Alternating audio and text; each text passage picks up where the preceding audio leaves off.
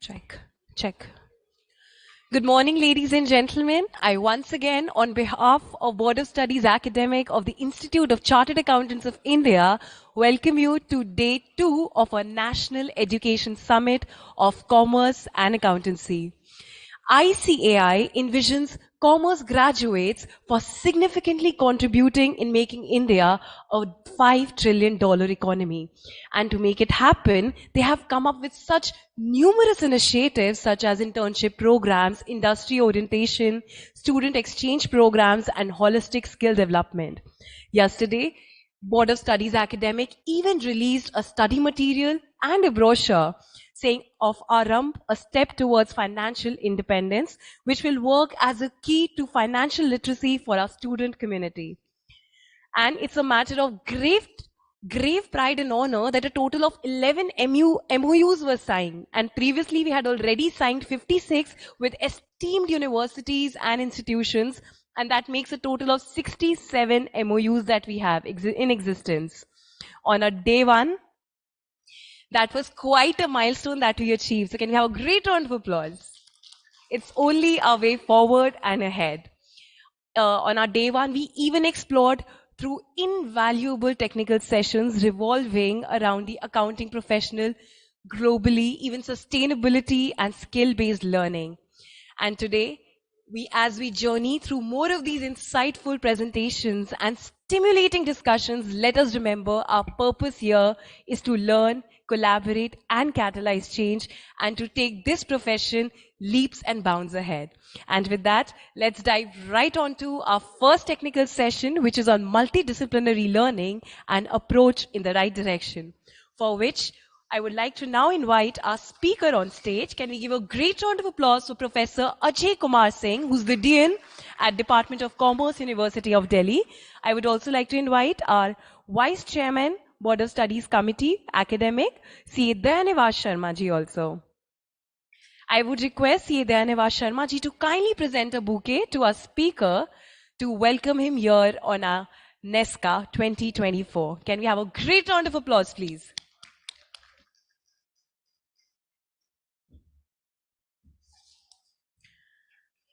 Professor Ajay is also the president of Indian Commerce Association as well as fellow and managing trustee of ICAI. He is Adhyaksh Delhi Prant Bharatiya Shikshan Mandal and is the honorary professor of John Van Neumann University, Hungary, and has served as vice chancellor of Sri Sri University, Cuttack, Odisha. He has more than 37 years of teaching experience in all with 237 publications, including 10 books, 1 international monograph, 126 research papers. So we are grateful for your presence, sir. Now to start this session, I would be requesting C.A. Dayanivas Sharma, sir, to kindly give the opening remarks to this session. Can we once again have a great round of applause, please?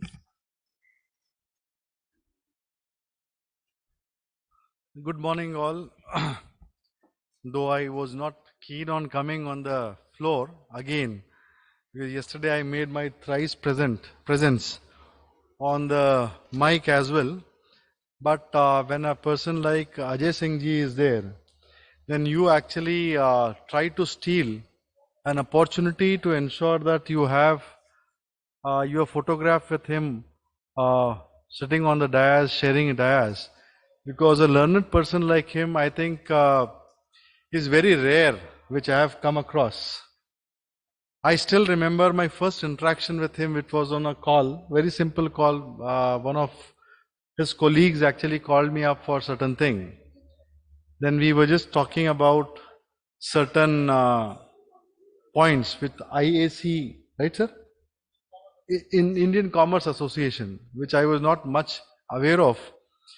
But the second call was a virtual call. And then Ajay sir was so kind enough to say that why not we meet in physical sometime. And then I was thinking, when do I meet in physical sometime? Then I came to Delhi for the council work. At that point in time, we just tried to reach out to Ajay sir and said that, sir, can we meet sometime? I'm keen. And you'll not believe, even my office colleagues who are there from the institute, they were so excited to actually walk into the Delhi University and the kind of reception and the professionalism with which we were being received is, I still remember that entire walkthrough which I went through the entire Delhi University and the campus when I was reaching out to his cabin. Sir, it was indeed a goosebumps for me, because Delhi University हम सिर्फ सुने हैं. But as a council member, just imagine, after so many years of experience also, when you walk into certain institution, you feel really pride about that institution as such. And that was a feeling which I was getting, sir. And really we are keen, I can tell you from this stage that, we are ICAI will be keen to actually have an MOU with Delhi University, because in 75 years, it has never happened, and if it is happening, I think this will be the biggest thing which will happen in the Delhi kind of, atmosphere. So thank you very much for giving all this opportunity and, having a detailed deliberation. Yes, I could contribute a little, I think, whichever way I could for your conference. When I got to know that he is the president of Indian Commerce Association, then whichever way possible we have done our bit.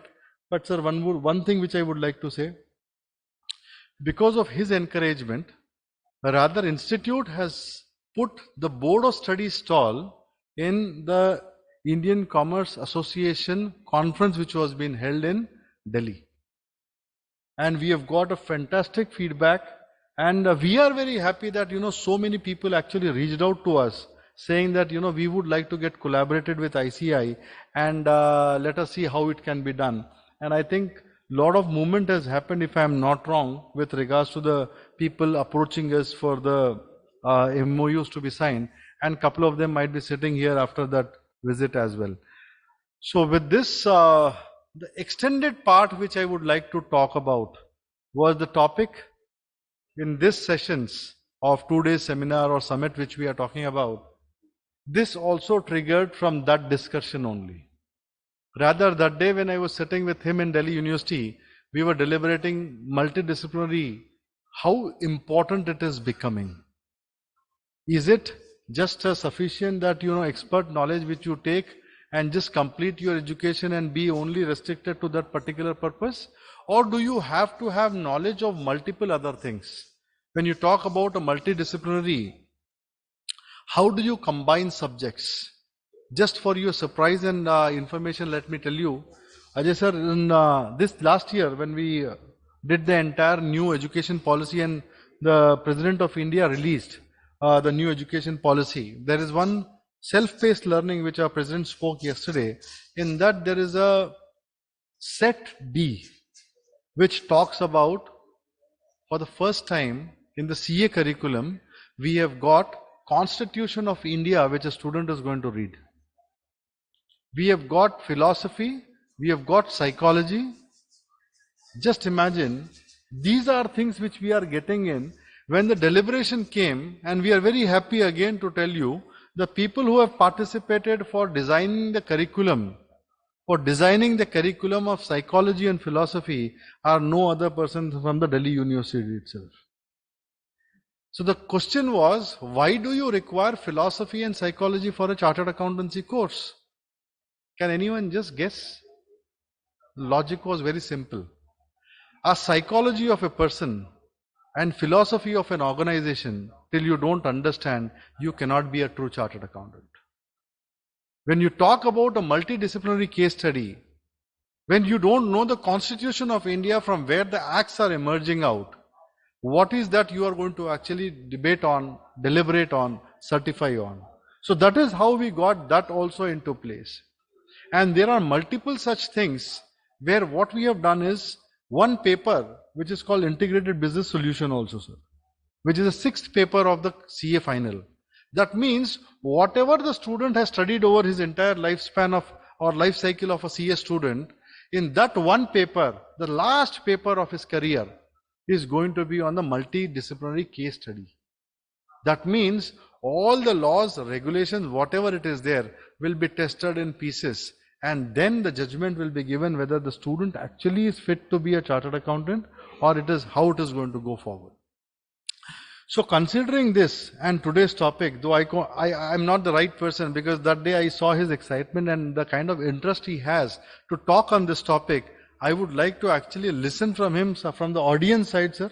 You should permit me, though I am been permitted to sit on this dais, but I would like to sit in the center of the sofa and like to listen to your discussion. With this, friends, let me just tell you one thing.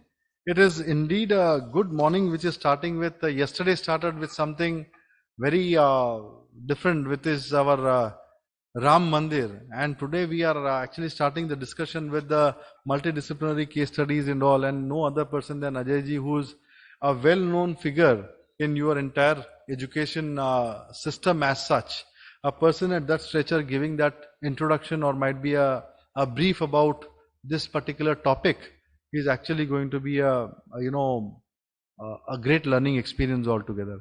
So, sir, I welcome you to the Institute of Chartered Accountants of India, and more importantly to the NESCA conference. And I think all your colleagues who are sitting on the other side of the stage are keen on listening to you. So I leave the stage for you, sir. Thank you very much.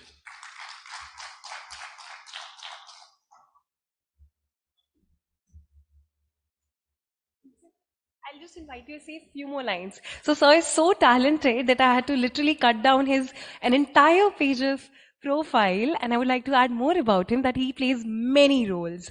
He is a blend of teacher, administrator, researcher and guide, coach and mentor, sadhak and yogi, counselor and healer. So we can imagine that he does impact everything and everybody around him. So sir, we are very eager to hear your insights on this technical session, which is on multidisciplinary learning. So can we have once again a great round of applause for Professor Ajay Kumar Singh.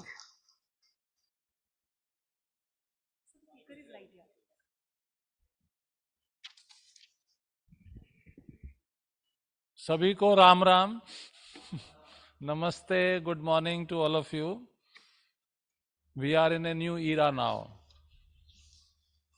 which has started from yesterday. A new Bharat has emerged from yesterday. Chartered Accountant Dayanivas Sharma ji, who is the Vice Chairman of Board of Studies of Academic Side Institute of Chartered Accountants of India, an institute which is revered by commerce students from ages. The kind of respect that this institute carries in the minds of commerce. I have been student of Shriram College of Commerce 1981-84, and at that time everybody wanted to be a chartered accountant only. So big round of applause to Institute of Chartered Accountants of India and people like Dayanivas Sharma ji, who is leading these initiatives, the president and all the other office bearers and team members. Distinguished colleagues, honorable vice chancellors, deans, heads, delegates of this conference, it's a pleasure for me to talk on this topic of multidisciplinary learning, which has become very prominent in the NEP 2020 syndrome. Although in the Gurukul system we were having this approach, but somehow we lost in between when we were not being governed by who we are, and our education system was destroyed systematically. We lost this multidisciplinary approach. So this is the agenda. I don't know how much time we would be able to, do full justice to this, because this itself is so huge area. So we'll go one by one on this. In pedagogy we generally use, which is methodology for learning. And when somebody becomes adult, we say andragogy for that. And for that we need to have deep listening, which is Shravan, Manan, which is contemplating, and Nididhyasan, which is committing to practice. So if all these three are not present, if a chartered accountant doesn't follow the ethics which has been taught to him and indulges into malpractices, or any employee of the organization, That means the practices which were supposed to be followed on a daily basis is not being ingrained in the DNA of that individual. So it is very important that whatever we learn, we practice that on a daily basis. That should become part of our DNA. So committing to practice is something which is very important. Chartered accountants get certificate of practice, which is issued by Institute of Chartered Accountants of India. But for teachers, we don't give any certificate of practice, but we need to practice on a daily basis the dharma that we learn over a period of time. एक अभी जैसे एक paper की बात बताई, course की बात बताई, इंटीग्रेशन करता है वो सभी चीज़ों का, जो भी नॉलेज आपने आज तक लिया, तो वो सारा जो कुछ भी सीखा वो टीचर को क्लास में रोल मॉडल की तरह अगर बच्चे नहीं देख पाते हैं, अगर वो वैसा नहीं सिखा पाता है, तो उसका कोई अर्थ नहीं है फिर से. So a teacher has to be a role model, leading from the front in whatever initiatives it is required to be taken. So a multidisciplinary approach in education is a way of learning which gives a major focus on diverse perspectives and different disciplines of learning to illustrate a theme, concept, or an issue. It is the one in which the same concept is learned through multiple viewpoints of more than one discipline. It helps the students to gain perspectives and knowledge in different ways. I was interacting with a professor of IIM Lucknow some time back in a meeting of the governing body of a college where I am the UGC nominee. It is an autonomous college in Indore, and that gentleman was a professor, still a professor there in IIM Indore. So he was sharing, from the day we have introduced integrated MBA program, wherein the initial 3 years is BA, not BBA or BCom, the students, those who come through that art discipline, are able to perform better in the MBA as compared to those who come from BBA and BCom and like that. So that was a learning for me, that somebody who is coming from a different background is actually able to perform better. Like in Shriram College of Commerce at that time, there used to be a section for science students, separate section. And we used to experience that science students perform better in CA, maybe because they think that it is new for them. We used to think like that at that point of time. So they work harder than us, those who are from commerce stream. Like I chose 11th, 12th commerce only, and I pursued commerce stream. So we used to think at that time, but now I realize it is because of the multidisciplinarity that they were able to perform better and qualify faster as compared to those who were coming from the commerce background. So if you develop yourself as a holistic person, you are a much better human being. There is a video at the end, I don't know whether they will be able to show it or not, which is talking about ambidextrous learning, which is done in a school in Madhya Pradesh, where children are taught to write from both the hands, using left and the right part of the brain differently for different subjects. And they can do that well. So that's what the video talks about. So that is the real example of using the faculties that one has of learning using different aspects. There are 3 domains of learning: cognitive, affective, and psychomotor, which deals with different aspects. One is the cognitive domain, as we say. Bloom in 1956 said it involves knowledge and the development of intellectual skills. This includes the recall or recognition of specific facts, procedural patterns, and concepts that serve in the development of intellectual abilities and skills. The cognitive domain encompasses of 6 categories, which include knowledge, comprehension, application, analysis, synthesis, and evaluation. This was the initial stages that he mentioned.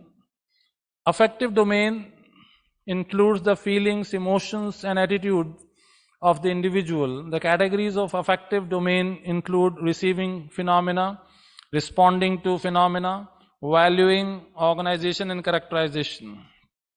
The psychomotor domain includes physical movement, coordination, and use of the motor skill areas. Development of these skills requires practice and is measured in terms of speed, precision, distance, procedures, or techniques in execution. Bloom's taxonomy we use nowadays a lot in our curriculum development process. Assessment also we use Bloom's taxonomy. This was developed way back in 1940s by Bloom, and his colleagues devised this taxonomy by categorizing a range of educational goals and arranging them into a hierarchy. Bloom believed that by classifying goals in this manner, it would make it easier for educators to more accurately assess student performance. So this is what Bloom's taxonomy talks about. And when we were designing our course curriculum, we were very conscious of this fact that unless we take the student to the level of evaluate and create, it will not serve the purpose of education.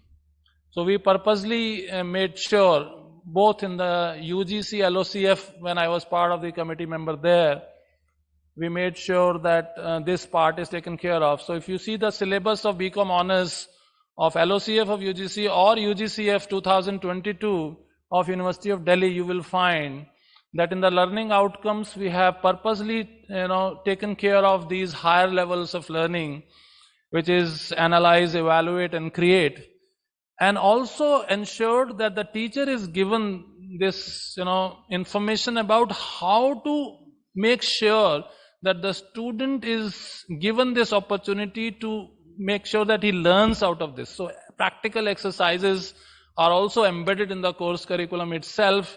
You will find there is a mapping between learning outcome and how to achieve that learning outcomes that helps the teacher which kind of exercise would result into this kind of a learning outcome.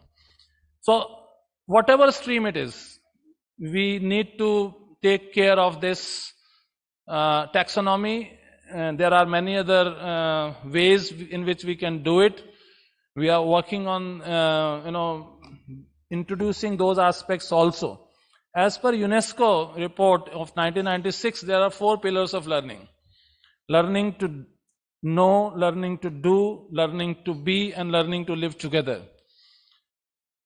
Our education system has been largely focused on learning to know part of it. We as teachers have been doing this in a manner that our job is to teach the students, and then at the end of the semester or at the end of the year, which used to be earlier, we will see the copy of 3 hours duration, and we will give marks to that individual. But that is only about learning to know part of it. Like Institute of Chartered Accountants of India has articleship. Still the name is same, na? Articleship, which is like internship of students. I have undergone that process for about 2 years, 1984 to 86 with Thakur Vaidyanath Iyer and Company, and did audit of good companies like Cement Corporation of India, Usha International, Swadeshi Politics, and all that. And it gives you deeper insights about how an organization works. I believe if you have been an auditor, then you know everything about the organization, because everything comes through the financial part of it. And if you scan through the documents, you will realize that how well or bad the organization is performing. So if you see the annual report, you can also have a judgment about how if you compare the annual reports, you would come to know how it works. So the best part of institutes like ICAI is that the focus on learning to do part of it more, as compared to what education system is currently missing. As per NEP 2020, what we have implemented, we are bringing it more and more as much as possible. We started this journey from CBCS actually. When the syllabus of choice-based credit system was being made, we made sure that practical aspects are incorporated and they are brought to the classroom level. But here, they go to the sites where the audit is being done, they visit the companies and see what is happening there. So there is more exposure of a real life scenario as compared to what we can bring it to the classroom. So there is no substitute of actually being on the job there. You can simulate that environment in the classroom, but there is no match between the two. Real life work is real life work only. So learning to do is something which is being focused by institutes like ICAI. But learning to live together and learning to be is something which needs to be given more attention to, which was more prevalent in the Gurukul system. So we need to bring the good aspects of the Gurukul system to the higher education institutions that we are having right now. And maybe, like what we say, industry institute interaction. Similarly, we should have industry education and Gurukul system interaction. So learning to know aspect, I'm not going to the detail, you all know this well, so I'm just skipping these slides. Learning to be is about independent judgment, sense of personal responsibility, tapping the buried treasure of hidden talents that one has. And learning to live together is understanding others. What is happening between Russia and Ukraine is the lack of learning to live together. India has never invaded any country. That means in our DNA it was, अभी राम राज्य की बात हो रही थी, लंका को जीतने के बाद भी राम राज्य, राम नहीं बैठे वहां पे, जो है राम ने बोला विभीषण तुम संभालो इसको, पहले ही बोल दिया था, पहले ही डिक्लेयर कर दिया था, सुग्रीव को बोला तुम संभालो यहाँ पे. So that is a model which India has established as Ram Rajya. Learning to live together requires this kind of a role model. ये जब तक हम बच्चों को पढ़ाएंगे नहीं, बताएंगे नहीं, उन्हें उस तरह के जीवन से रूबरू नहीं कराएंगे, तब तक वो आएगा नहीं उनके पास. So learning to live together is something which is being missed by countries like Russia, America, and all others. Those who are in a way directly or indirectly involved in these wars. India has never initiated any war on its own. That speaks of the culture of learning to live together. That is why Vasudev Kutumbakam is our philosophy that was demonstrated in G20 when India had the presidency of G20, and we have seen the kind of inclusive approach that was for the first time demonstrated. So leadership has to demonstrate learning to live together by just not speaking, but by actions. How African nations were incorporated into that, making them part of it, that we will become your voice, and they were onboarded on G20. So it is now actually G21 with so many nations into that. So these are the ways in which leadership can be taught by leading from the front. And similarly, for even yesterday's event, you must have witnessed how our Honorable Prime Minister has done up 11 days fasting without, just on नारियल के पानी पे रह के जो है तप करना हर एक के बस की बात नहीं है. तो ऐसे तपस्वी जब नेता बनते हैं तब नेता वर्ड की गरिमा बढ़ जाती है. वो प्रधान सेवक होते हैं, ना कि प्रधानमंत्री के तौर पे अपने आप को कहना चाहते हैं. So learning to live together has to be shown like this as leading by example. Each teacher has to play that role. We all know there is a right part of the brain, there is a left part of the brain. Left takes care of analytical thinking, logic, and all that, and right is about holistic thought, intuition, creativity, and all that. So we know how they are being developed. The ancient Indian Vedic education and the contemporary education principles were focusing on these aspects.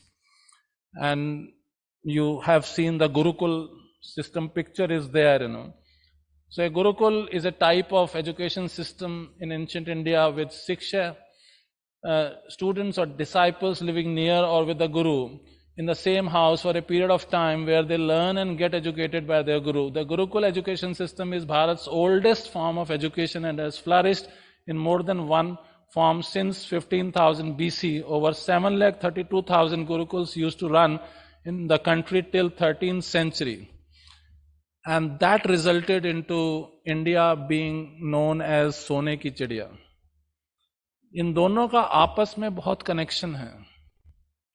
इसीलिए जब Macaulay ने report बनाई तो उसने बोला अगर भारत का विनाश करना है, अगर भारत पे राज करना है, तो हमें इस गुरुकुल सिस्टम को पहले इसका नाश करना पड़ेगा. उससे पहले भी नालंदा, तक्षशिला वगैरह की किताबों को जलाए. किताबों से क्या दुश्मनी हो सकती है? उस संस्कृति का विनाश करने की एक उसमें वो थी, पीछे जो कहते हैं ना अंडर करंट क्या था उसका, जो है किताब किसी की दुश्मन तो हो नहीं सकती जो है, लेकिन वो सिस्टमेटिकली उसको हटाया गया वहां से कि ये इसका रूट्स भी नहीं रहने चाहिए जो है। बट ये तो ऐसी चीज थी जो generation to generation pass on हो रही थी, श्रवण मनन और निधि ध्यासन के स्टाइल में जो है। तो जो चीज श्रवण मनन और निधि ध्यासन के हिसाब से चलती है उसको आप कितना भी डिस्ट्रॉय कर दो, शरीर भी जला दो, वो चलती रहेगी फ्रॉम जनरेशन टू जनरेशन। उसको आप कितनी भी आसुरी शक्तियां जो हैं वो प्रबल हो जाएं एक समय में, लेकिन वो बार बार जड़ तो वहीं पे है, वो आएगी आएगी जो है। So I'm not going into the details of this much. वैदिक एजुकेशन सिस्टम के बारे में आप लोग जानते ही हैं बहुत। The NEP, which emphasizes that students should be given autonomy and flexibility to choose his own career path by selecting the courses from various disciplines as per his desire for learning. Also, the emphasis on open distant learning somewhere facilitates the self-directed learning where a student learns as per his own interest, own pace and own time. पहले क्या था, गुरु बताता था कि अर्जुन तुम जो है धनुर्विद्या में ही पारंगत सबसे अच्छे हो सकते हो, इसलिए तुम्हें धनुर्विद्या का सबसे देश का जो है नंबर 1 हम बनाएंगे तुम्हें। जो भीम को गदा चलाने के लिए बोला गया कि हाँ, क्योंकि जो शिष्य की प्रतिभा जो सबसे अच्छी हो सकती है उसी पे फोकस करके, अभी स्टूडेंट के ऊपर छोड़ दिया हमने कि आप खुद देखो। गुरु का रोल कम हो गया इसमें जो है। आप अगर देखें जो NEP 2020 है वो कहती है आपको चॉइस दे रहे हैं जो। अब बच्चे का विकास अगर इतना हो गया कि वो अपना रास्ता खुद ढूंढ सके तो बहुत अच्छी बात है, लेकिन अगर गुरु का रोल हम उसी तरह से एनविसाज करें जैसे कि पहले होता था कि सबका टेस्ट लिया फिर बता दिया भाई तुम्हारे लिए ये, तुम्हारे लिए, तुम्हारे लिए, और सब मानते भी थे उसको, उसी हिसाब से चलते भी थे, तो वो भी एक एस्पेक्ट है जो अभी NEP 2020 में उतना उभार के नहीं आया। अभी तो ये है कि पहले टीचर सेंट्रिक सिस्टम था, टीचर सेंट्रिक से स्टूडेंट सेंट्रिक सिस्टम की तरफ हम आ रहे हैं। अब फिर वो गुरु और शिष्य परंपरा की तरफ जब हम जाएंगे तो वो वाली बात फिर आएगी कि what is your divine calling, are you able to uncover that, discover that और नॉट। उसमें गुरु और शिष्य की जरूरत पड़ती है। अभी हम ऐसा समझते हैं कि स्टूडेंट सेंट्रिक सिस्टम होगा, जैसे मार्केट ओरिएंटेड बात करते हैं कि पहले सप्लायर्स मार्केट था, बायर्स मार्केट है, market will take care of itself. Stock market में भी हम कहते हैं मार्केट अपने आप करेक्शन कर लेगा जो है। तो अभी हम उस रास्ते पे, डेमोक्रेटिक वे वाले रास्ते पे चल रहे हैं, लेकिन इन सब से ऊपर भी एक सत्ता है जिसको स्पिरिचुअल वर्ल्ड की सत्ता बोलते हैं, जो ग्रॉस से सटल की यात्रा है। जब हम उस यात्रा पे आगे बढ़ते हैं तो हमें रियलाइज होता है लॉजिक और रेशनैलिटी के अलावा भी कुछ और है इस दुनिया में। इन इंद्रियों से जो हम देख सकते हैं, इस लॉजिक से जो हम समझ सकते हैं, उसके अलावा भी एक दुनिया है। तो उसके लिए भी एक वीडियो है, चाहे तो अभी भी ट्राई कर सकते हैं। You can go to the end and show one video of intuition process and ambidextrous. I have given introduction of that. थोड़ा सा बीच में चेंज होता रहेगा तो अच्छा रहेगा, अगर हो सकता है तो यू कैन चेक दैट।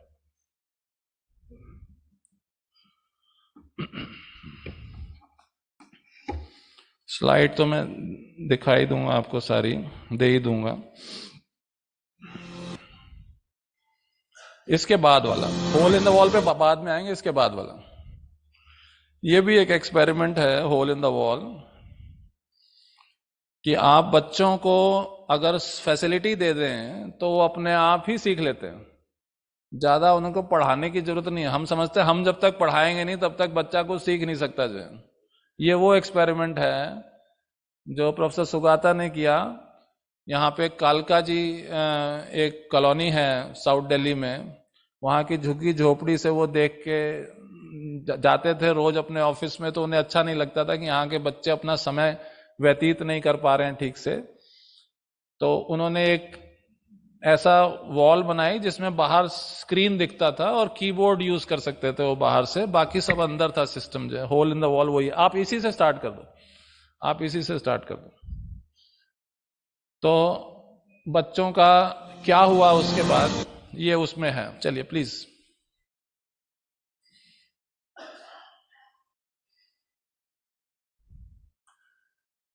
बिना किसी टीचर के, बिना किसी शिक्षक के उन्होंने क्या क्या सीखा, कैसे सीखा, फिर ये रेप्लिकेट किया गया है मॉडल कई जगह पे.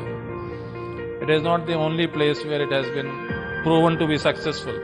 बच्चे कहीं के भी हों, स्किल वाली चीजें खुद सीख सकते हैं, जहां तक स्किल की बात है. The need of children in today's era stretches beyond the realms of education to the ability to deal with the increasingly connected world. To provide an inclusive education solution that complements the framework of traditional schooling, an exploratory research project in 1999 proved beyond doubt that children could be taught computers very easily without any formal training. An experiment conducted at NIIT's Delhi office, where the boundary wall of the office faced a slum, a window in the wall was carved and fitted with a computer, internet connection, and a touchpad. While it took just a few hours to draw curious slum kids to touch and feel the exposed part of the computer, a day was all they needed to start surfing the internet on their own.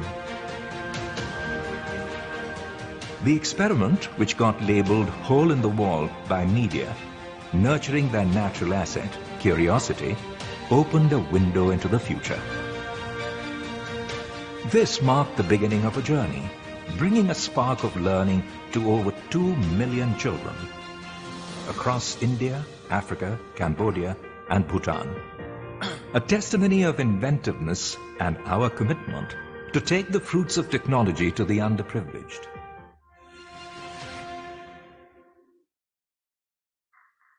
Yeah, you can clap for Professor Sugata, who has done wonderful work. He was given a lot of funding also for this. एक बार next वाली पे भी आ जाए, उसी के बाद थी next वाली, the next video. Go to the next video. तो हमें जो लगता है कि हम पढ़ाएंगे तभी कुछ दुनिया में होगा, क्लास में टीचर का रोल फैसिलिटेटर का हो तो बच्चे ज्यादा बढ़िया कर सकते हैं.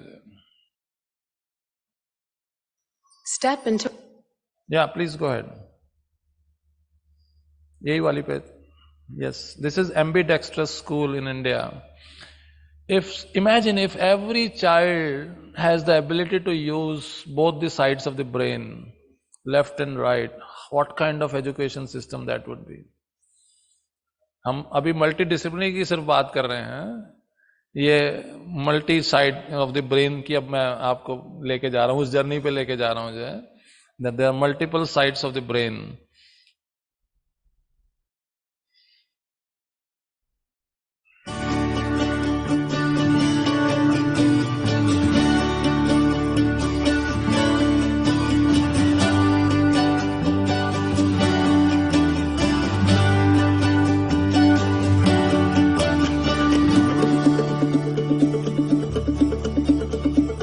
बच्चा जब स्कूल में मेरे विद्यालय में आता है तो उसको बैठाता हूँ, 2 दिन 4 दिन रोता है, धीरे धीरे उसको जब सेट करने लगते हैं, हाथ में कलम पकड़ाता हूँ, अपने आप देख लेता हूँ जिस हाथ से अधिक पकड़ने लगता है. फिर देखने के बाद धीरे धीरे जब वो एक हाथ से पकड़ने लगता है तो कुछ दिन बाद, 1 हफ्ते बाद, 10 दिन बाद, 15 दिन में, फोर्टनाइट में उसको क्या करता हूँ कि दूसरे हाथ से पकड़वाता हूँ. जब दोनों हाथ से लिखने का काम शुरू होने लगा तो 2 विषय भी हमने देखा कि क्या एक साथ लिखा जा सकता है, और आज हमारे बच्चे 2 विषय लिख लेते हैं.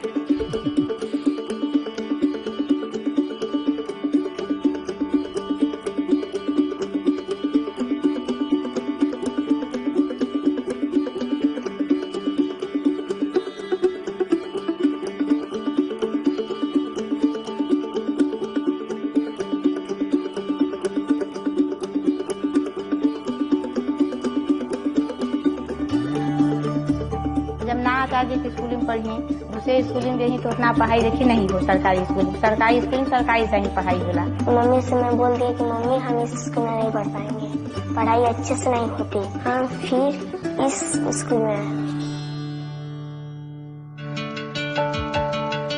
13 बच्चे थे, 13 से 60, 65 हुए, 90 हुए, 100 हुए, 125 टीचरों को जो हम पढ़ाए उन बच्चों को रखना. लेकिन हम सोचे कि इनको कुछ न कुछ जरूर इनकी आवश्यकता है, इनके लिए पेमेंट दिया जाए. अगर इसमें जैसे हमारे ना जो टीचरों को है उनकी व्यवस्था अगर कर दिया जाए, उनमें अगर फाइनेंशियल दिक्कत न रहे तो मैं जानता हूँ कि यहाँ से अनेक कास्टिंग पैदा हो सकती है.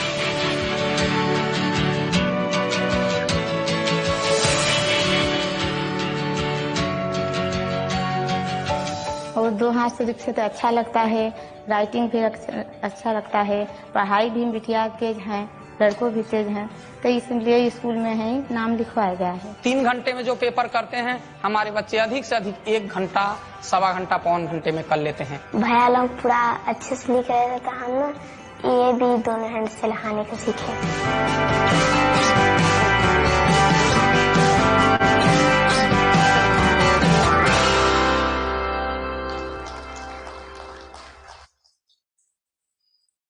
तो मल्टी फैकल्टी इंस्टीट्यूशंस को हम मानते हैं कि वो मल्टी डिसिप्लिनरी अप्रोच लाएगा, लेकिन ये अपनी फैकल्टी जो है ह्यूमन ब्रेन की, उस पे मल्टी डिसिप्लिनरी अप्रोच लाने की भी आवश्यकता है।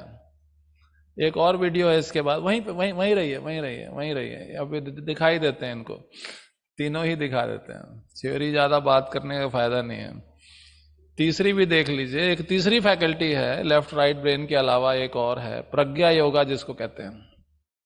प्रज्ञा योगा में आंखें हों चाहे ना हो, आप देख सकते हैं, पढ़ सकते हैं, या यू कैन स्टार्ट। तो ये जितनी फैकल्टी हमारे पास हैं पहले उसको एक्सप्लोर कर लें जो है, तब बाहर की मल्टी फैकल्टी को मल्टी डिसिप्लिनरी बनाने की बात करें तो एक अलग ही दुनिया का निर्माण होगा।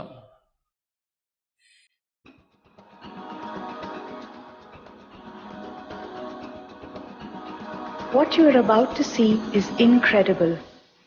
Believe it or not, these kids have developed a unique ability to see with their eyes closed.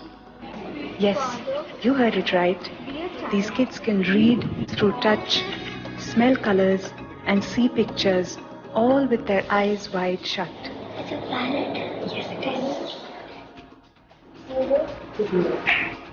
The Art of Living Intuition process is a specially designed program for children between 8 to 18 years of age. This powerful 2-day workshop kindles the latent, deep, and enigmatic faculties inherent in children. Here we have put a lot of cards. Yes. Okay. Now you have to pick yellow color cards in this and put it on your right. If it is any other color, you can drop it in the same bunch.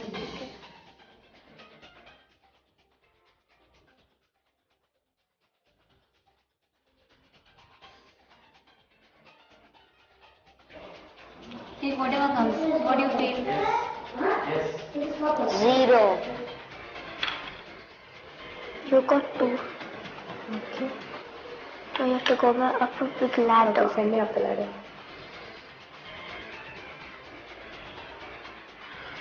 You've come to 84. You got 2.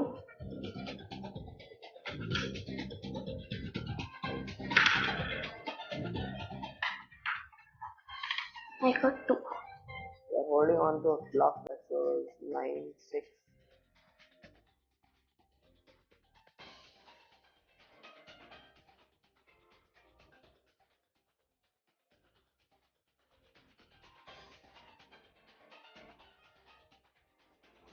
There's some flowers. और जोर से ताली बजा सकते हैं इन बच्चों Incredulous के it may लिए। seem, but it is true. They are doing amazing Apart work. from improving intuitive abilities, this unique process for kids and teenagers helps tap into subtler faculties of the mind, enhance sensory abilities, improve awareness and foresight, increase confidence, remove the fear of the unknown, and enhance their creativity and intelligence.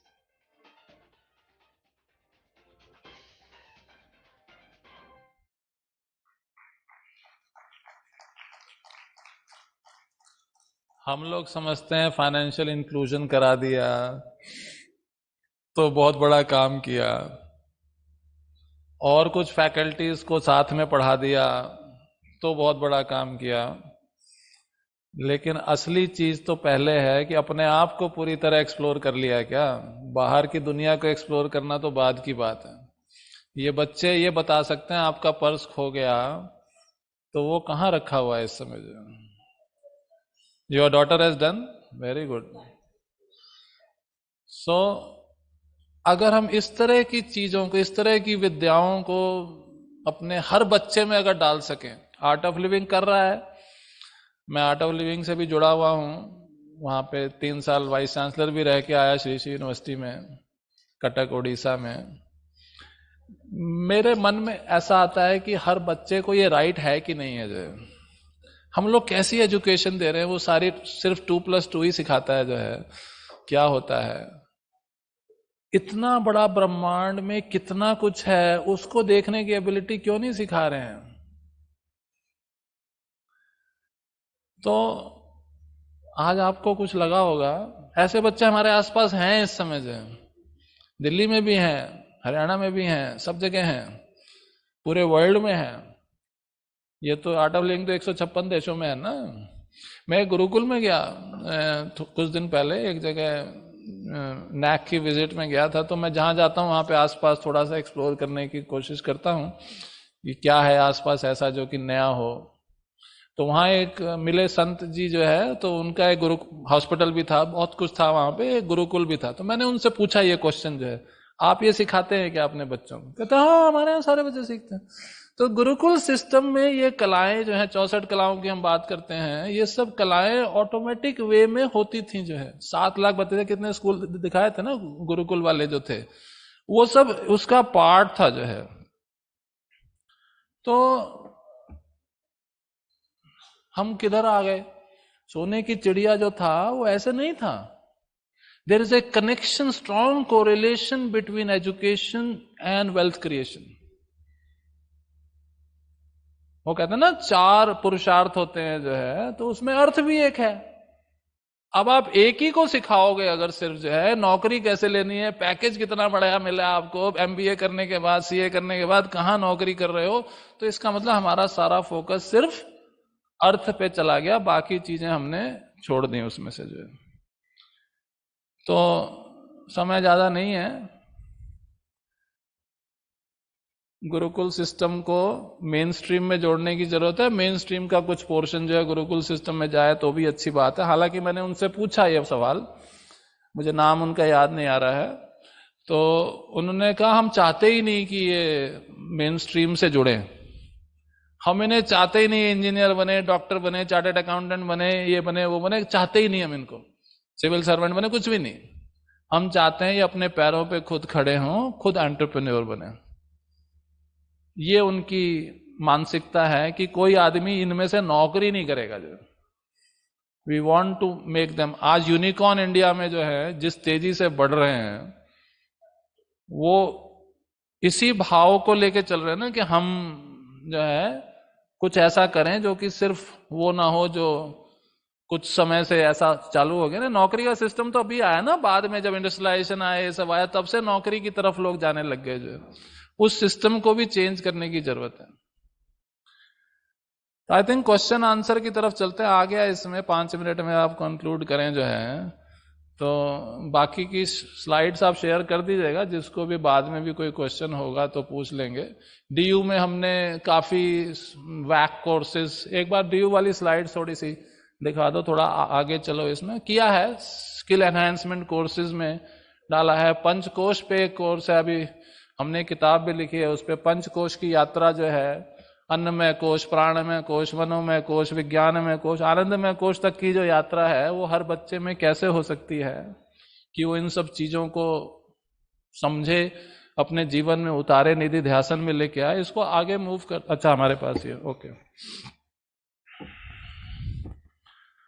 तो कर रहे हैं हम लोग ये सब 64 कलाएं, जो उस समय होता था कि 64 कलाएं, हमारे NEP 2020 में भी इसका जिक्र है। तो वो कैसे बच्चों को वो मौका मिले, स्कूल में ही ये सब हो जाना चाहिए, स्कूल एजुकेशन में ही प्रज्ञा योगा वगैरह सब कुछ पहले 10-15 साल में ही ये सारी चीजें हो जानी चाहिए। जो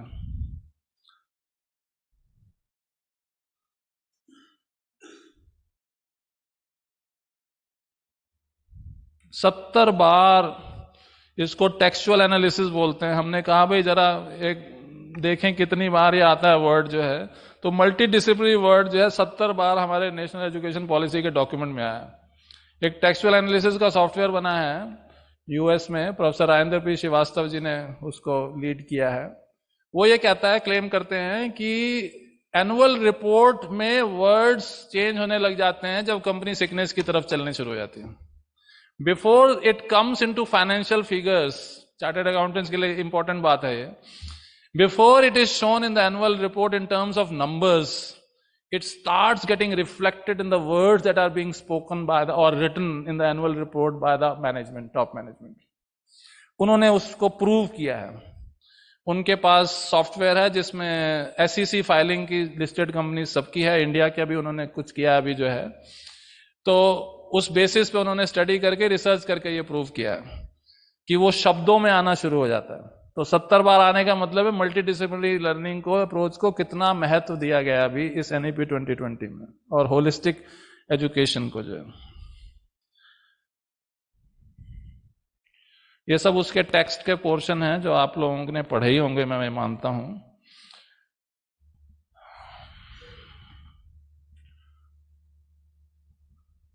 ये हम लोगों ने जो DU में स्ट्रक्चरिंग किया उसमें G जेनरिक इलेक्टिव है, एबिलिटी एनहांसमेंट है, स्किल एनहांसमेंट है, वैल्यू एडिशन कोर्सेज हैं, इन सब में उसको उतारने की कोशिश करी है हमने।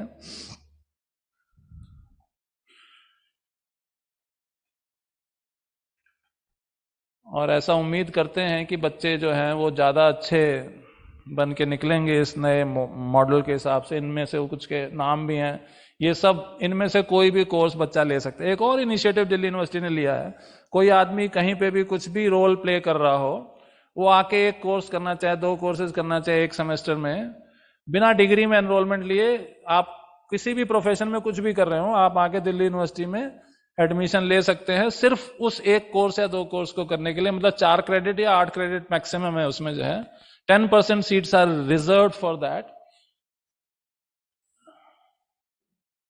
इसमें आयुर्वेदा, न्यूट्रिशन, वो सारी चीजें भी थी जो है। अभी नेशनल क्रेडिट फ्रेमवर्क ने एक बहुत अच्छा काम किया, उन्होंने एक फ्रेमवर्क बनाया है जिसमें वो कहते हैं एक आदमी जो गाड़ी को बनाना सीख, इंजीनियर से बोलो कि आप जो है गाड़ी को असेंबल कर सकते हो क्या, वो शायद ना कर पाए, ऑटोमोबाइल इंजीनियर। इलेक्ट्रिकल इंजीनियर को घर की ट्यूबलाइट चेंज करने को बोलो, पंखा चेंज करने को बोलो, लगाने को बोलो, रिफिट करने को बोलो, शायद ना कर पाए। लेकिन जो कर सकता है, क्या उसे स्किल फ्रेमवर्क में ला सकते हैं। ट्रेनिंग जैसे CA की ट्रेनिंग हो रही है, तो क्या हमारे पास, हम एक कमेटी के मेंबर थे जिसमें आया कि भाई CA जिसने किया है उसे क्या PG के इक्विवेलेंट मान के PhD में एडमिशन देना चाहिए कि नहीं देना चाहिए। बहुत साल से वो चल रहा था मुद्दा जो है, लेकिन अब की बार जब आया तो हम लोगों ने कहा भाई करना चाहिए, और NEP 2020 के कॉन्टेक्स्ट में तो बिल्कुल ही करना चाहिए जो है। उस समय नहीं शुरू हुआ था, उससे पहले की ये कमेटी थी, लेकिन हम लोगों ने रिकमेंड किया आज CA सीधा डायरेक्ट PhD में एडमिशन लेना चाहे तो ले सकता है, PG के इक्विवेलेंट उसको मान लिया गया है। इस तरह से जहां पे जितनी भी स्किल्स हैं उनको रिकॉग्नाइज करने की जरूरत है, उसका क्रेडिट देने की जरूरत है।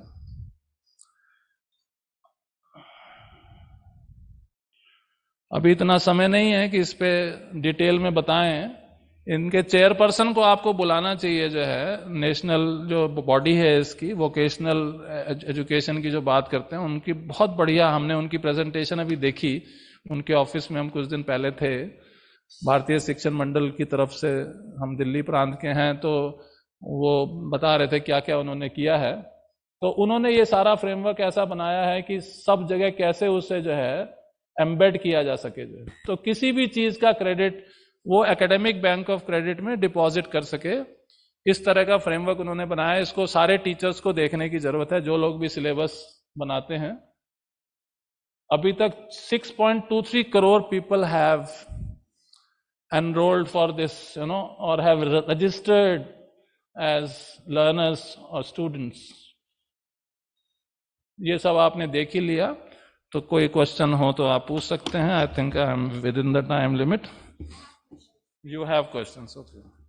So, you can ask. Thank you so much, sir. That was, I think, one of the brilliant sessions we've had.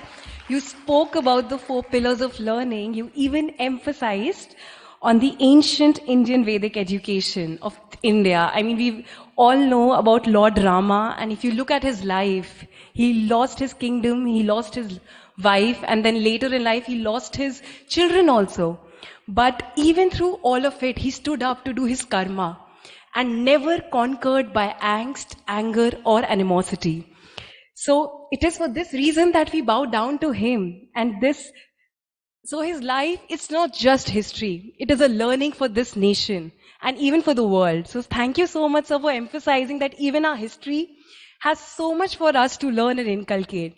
And moving forward to our questions part of it, we do have questions from our audience.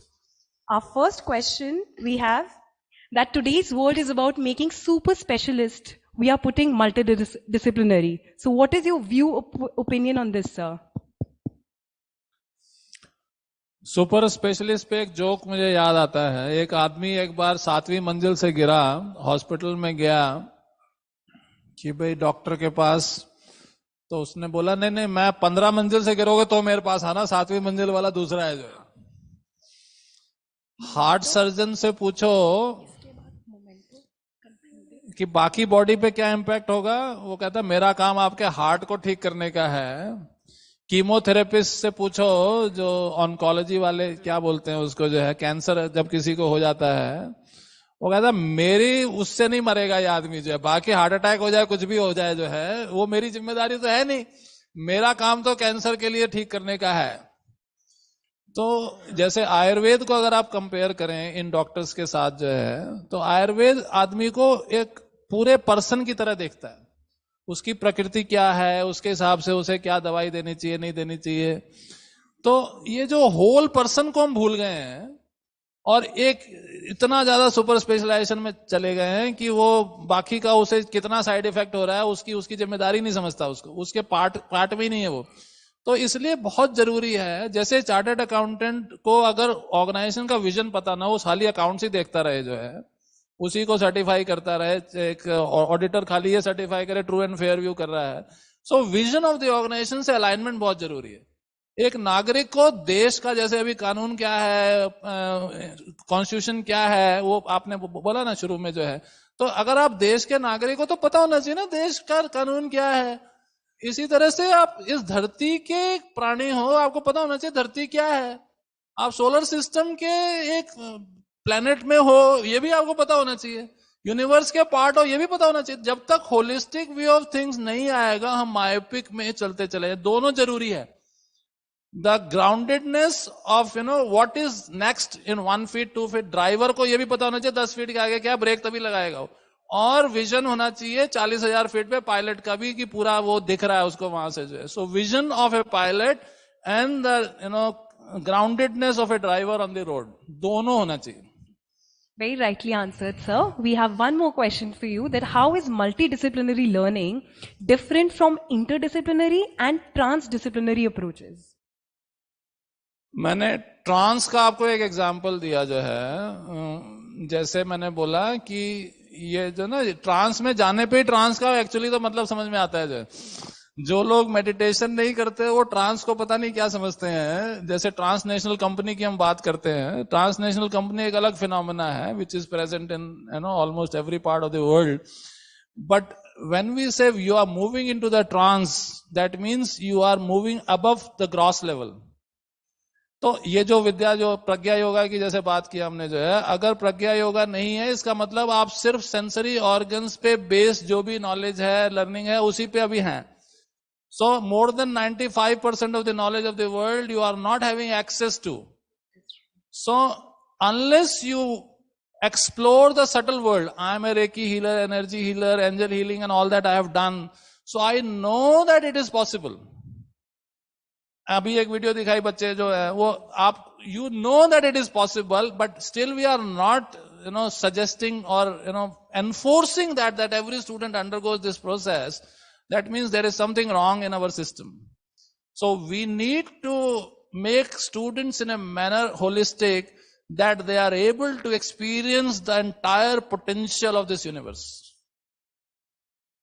So trance means going, Very rightly said, sir, that even the holistic approach is one of the major ingredient when it comes to multidisciplinary learnings.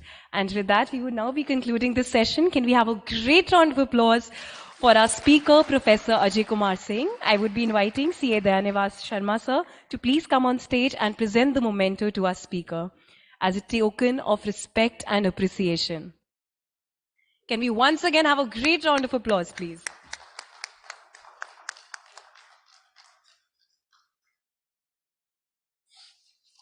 I would now request CA Dayanivas Sharma, sir, to kindly give the concluding remarks for this session.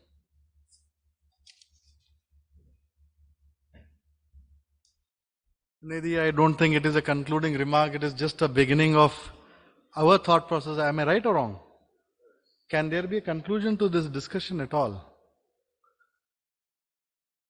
Yes or you agree or not? This is just a beginning, I think, sir.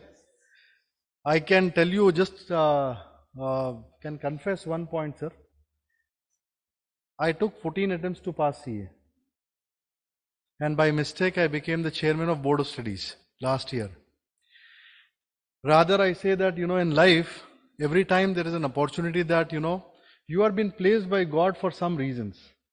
Somewhere, we don't know the reason. I never expected that ever I'll be a chairman, Board of Studies, I'll be a vice chairman, I'll be part of examination committee. I'll be interacting with the professors like all who are sitting here, professor like you. Today I feel so low that, from the education point of view, we think that you have achieved so much. But what all you have lost in the process is something which we can't even imagine.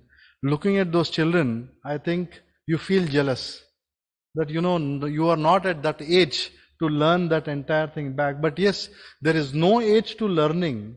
That is also very important for all of us to understand. And if we all, sir, over a period of time, I don't have much to talk on the concluding part, but just to share my thoughts, today I feel that NESCA, the thought which we actually created, the idea which we created is coming out to be a good thing. And this discussion I think I am going to carry with me when I am going to speak in multiple forums, whenever an opportunity comes, how much we are losing on the education system.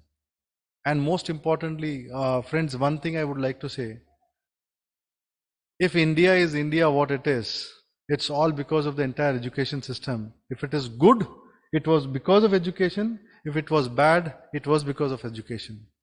And if you think that we can make it much better and reach a newer success and newer horizons in time to come, I think it is all you gurus who can actually get that, that change in the ecosystem. So my folded hand request to you all people is, might be every day when we look at, if we are able to see that, I'm sorry, these all disturbances of life have actually spoiled all of us actually.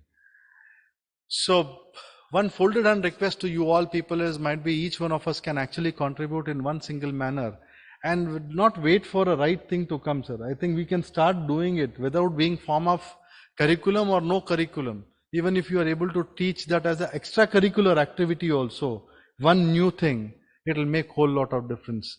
Multidisciplinary, I think, sir, is a smallest word in the entire discussion, what we had, but what you showed is, if it is multi-brain usage, where we all can be. And this knowledge which is there in India, you talked about the 64, kalas, which I am actually going to put it in my house also, and give it to my father so that he can teach his grandchildren what are all this meaning. And slowly these children are going to go in a right direction. And that is what we need to look at. Rather than changing a huge ecosystem, it is better that we start contributing from our side as a teacher, as a father, as a parent, what I can actually imbibe in that education system. Today children, when we are looking at, sir, this education is somewhere else. We are today even not able to tell our children that, get up early, go to the school on time, and which college or which school they want to get in. And this is a real fact, sir. But I think I take a lot of message from your discussion, and I am really thankful that, you could actually touch upon certain things. And the percentage of your, my love for you is always increasing every time, and it continues to be there. I hope All you people will agree. And how many of you have seen that kind of videos in past? Can anyone raise your hands? If you can just raise. So those videos in past you have seen, right? If you have seen, what is that you have done also is a question which we should ask each other and then move forward. So thank you very much for making it possible to come to Institute of Chartered Accountants of India. Really, we feel that, NESCA is actually going in a right direction when we talk about the multi-discussions which we are going to have. There are two speakers who are sitting here who are actually coming from a different background. And one such person is Patabhai Ram sir, under whom I studied myself doing my course. And today he is one such person who is giving a lot of message to the society in a different form. Knowledge is something which he is pushing in, which he gained over, I think, few thousands of people he taught, sir. And they're all chartered accountants, whether they have been successful, not successful, but the liking for this gentleman has always been there. So it's the same case with you also, and might be other faculties who are sitting in. Thank you all. Thank you very much for making it possible. Thank you, sir. Thank you very much.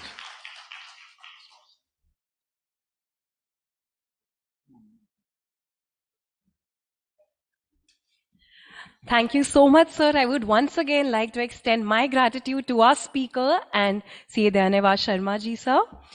They did indeed shed a light on such aspect of education which is often not given as much importance, but it is as crucial.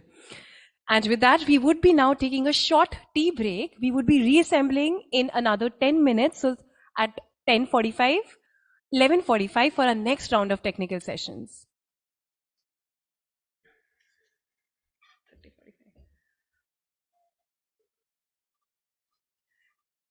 You can just bring your tea and coffees inside also only as soon as you get it so that we can start our next session timely. And here's the magic touch, our user-friendly platform.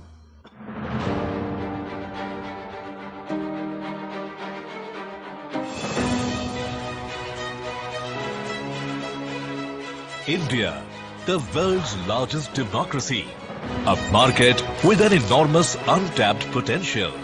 A preferred hub of new age innovation and startups, and the most favorable destination for global investors.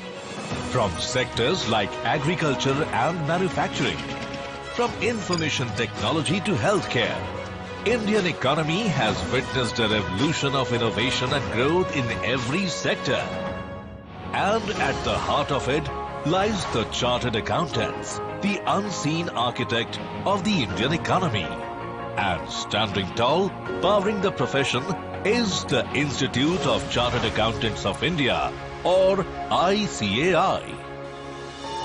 Established by an Act of Parliament in 1949 to regulate and develop the accountancy profession in India, working under the jurisdiction of Ministry of Corporate Affairs, Government of India, ICAI has always remained an integral part of the Indian economy and sustained stringent examination and education system for accountancy in India. ICAI is contributing to the nation's growth path with a model that defines excellence, independence, and integrity. With strong commitment, hard work, dedication, and upholding the traditions of quality services to the nation in public interest, ICAI stands today as the largest accounting body in the world. Some of the key functions performed by the institution are regulating the profession through robust disciplinary mechanism, education and examination of chartered accountancy course, formulation of standards such as accounting, auditing, valuation, forensic and social audit, laying down ethical, sustainable and technology-driven best practices, monitoring quality through peer review, tax audit review and financial reporting review, continuing professional education of members. ICAI has been constantly contributing towards the development and implementation of various initiatives of the governments towards fostering economic reforms in the country. ICAI also plays a pivotal role as a partner in nation building by providing inputs on policy matters to government. providing training to the officials at center and state levels in professional areas, strengthening sustainability reporting ecosystem in the country, ensuring and enhancing the quality of audit and assurance services, spreading education on financial literacy among society, promoting transparency in public finance through support to government in adopting accrual system of accounting, proactively supporting all endeavors of the government aiding towards better governance. ICAI actively partnered for smooth implementation of various flagship schemes like nationwide rollout of GST, Startup India, Digital India, Swachh Bharat Abhiyan, towards nurturing MSME and startups ecosystem and much more. ICAI's commitment to education and training and towards the skilling of the young talent is unwavering. ICAI's curriculum is updated from time to time to keep pace with changing times. The new scheme of education and training launched in 2023 is in sync with the National Education Policy of 2022 and international education standards that provides holistic learning experience to create the next generation of chartered accountants. ICAI also offers a gamut of resources to support student learning, information technology labs, digital resources, study materials, and free live learning classes.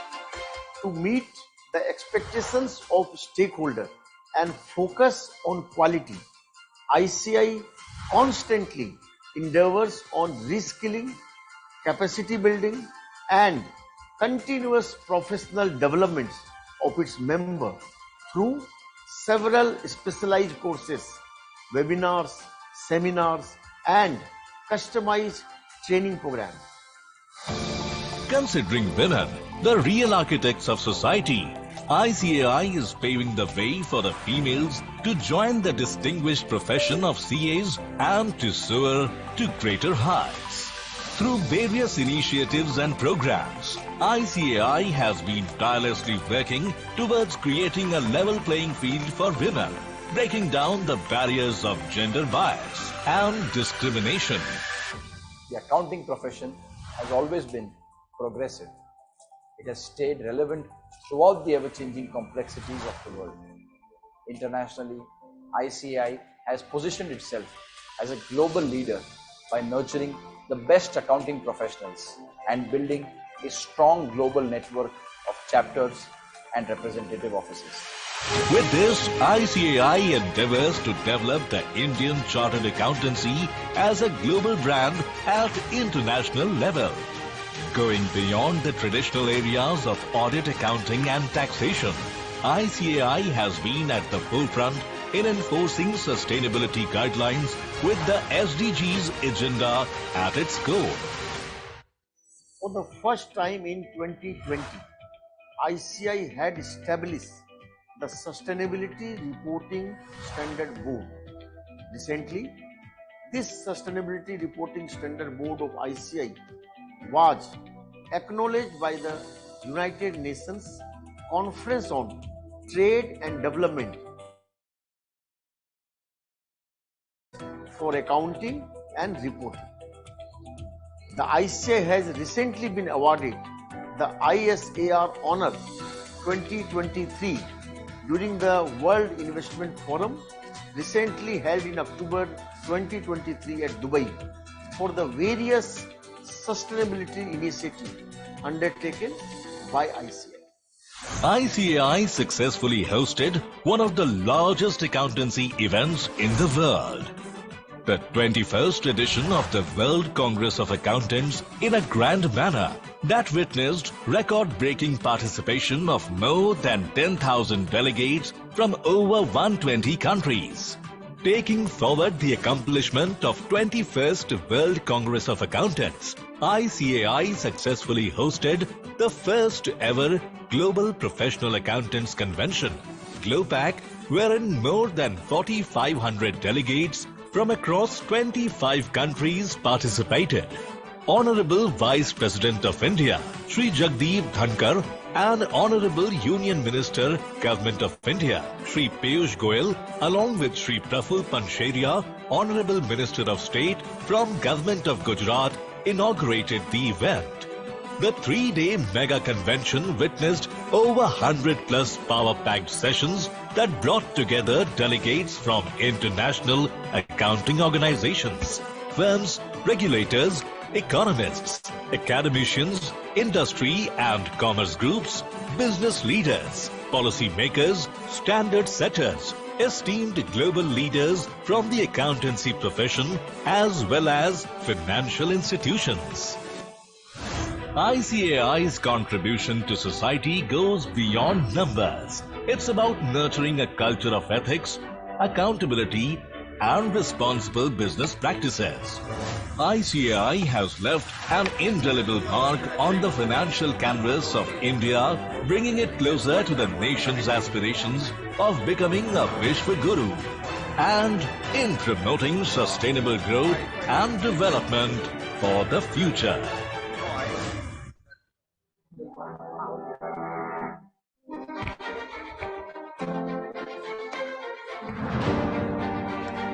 In the ever-evolving landscape of education, the Institute of Chartered Accountants of India brings you an exciting way to learn. Say hello to multiple choice questions, or MCQs. A captivating method that keeps you hooked while you grasp essential concepts. And here's the big news, starting July 1st, 2023. The new scheme of education and training will assess you with case scenario-based MCQs for 30 marks at intermediate and final levels. But wait, there's more. Introducing the multiple choice questions paper practice portal by the Board of Studies. Your gateway to a more interesting way of learning. Dear student, have you taken a dive into this learning adventure? If not, don't miss out. The portal awaits you through the BOS Knowledge Portal and ICAI mobile app. Now, let's talk about what makes this portal a game changer. This unique learning platform simplifies your journey by allowing you to attempt simple,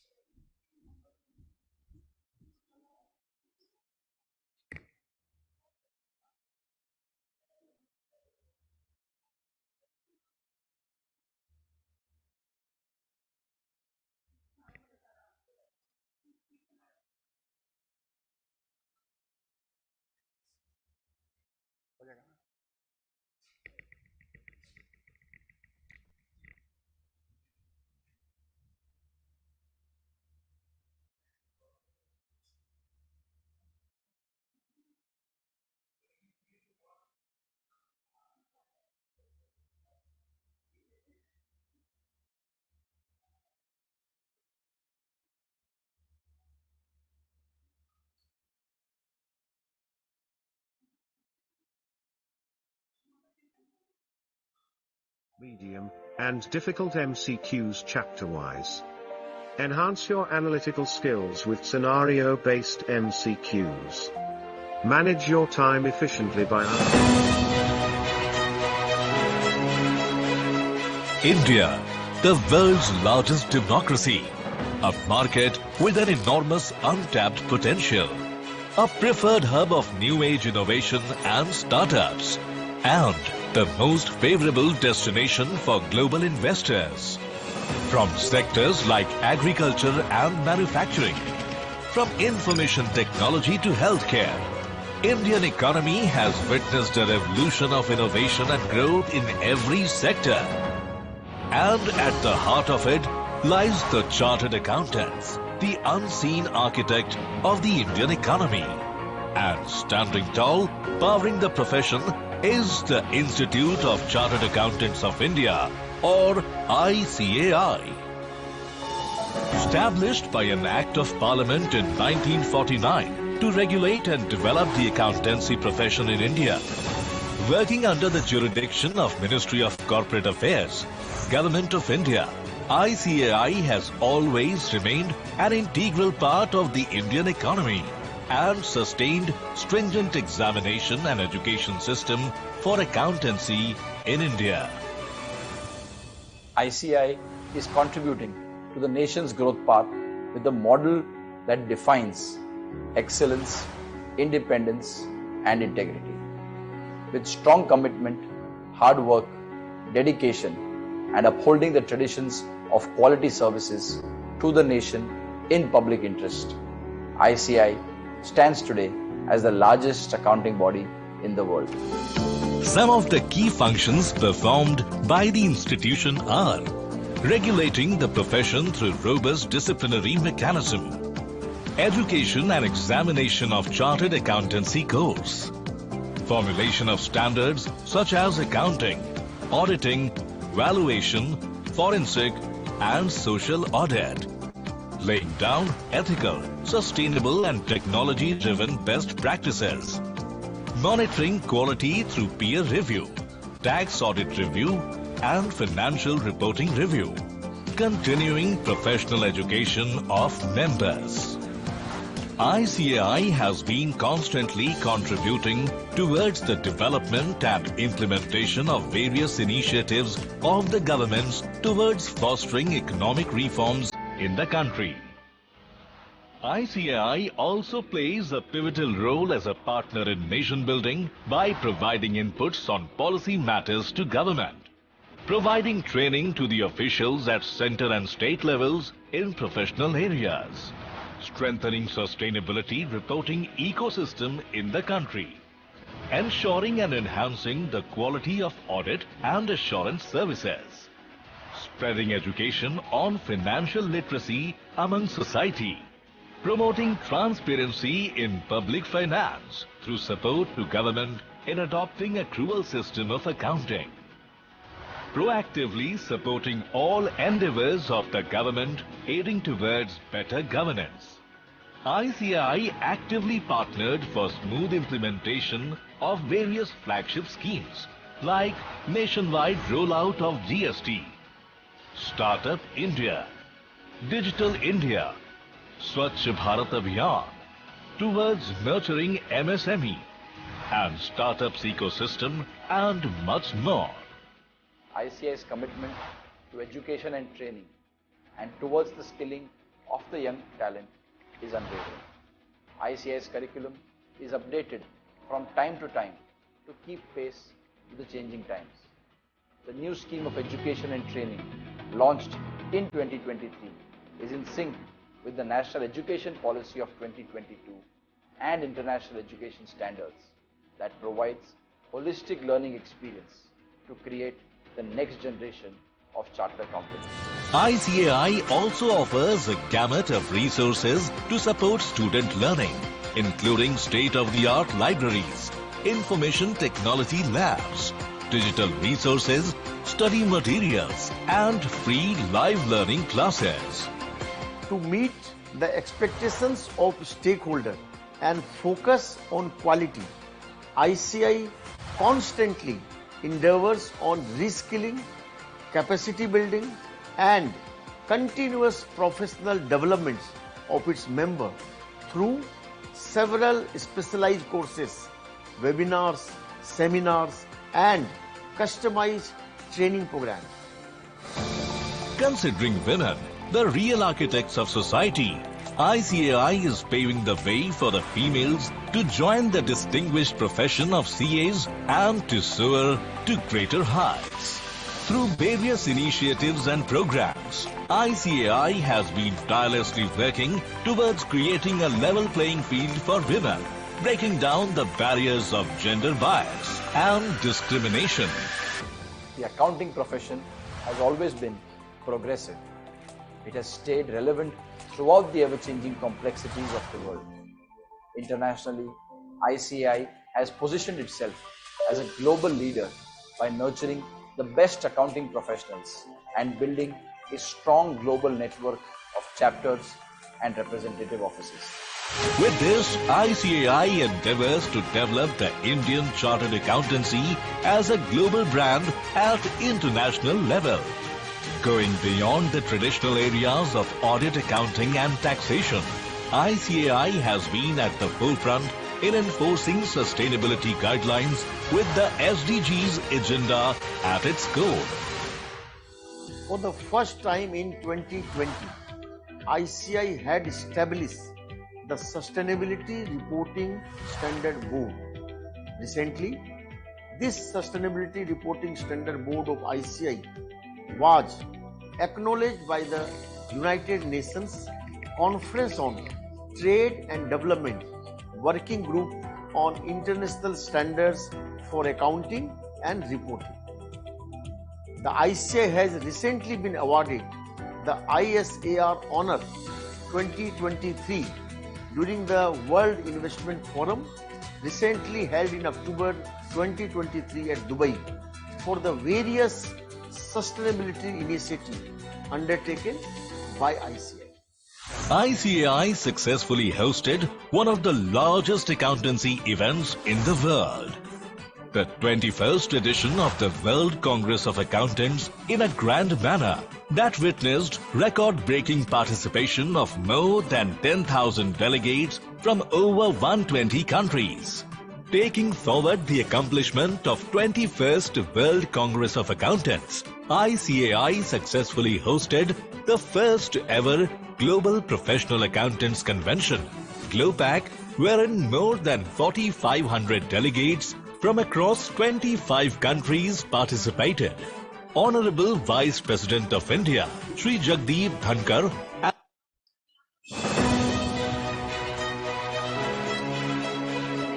India, the Check. I request all our delegates to please take your seats, and also to all of those who haven't yet checked out from the Pullman rooms, I request you to kindly check out. We have been told to notify you that. Once again, for this upcoming session, in case you have any question or doubt or query from our speaker, you can simply scan the QR code mentioned on your table. Now we'll start. Sure.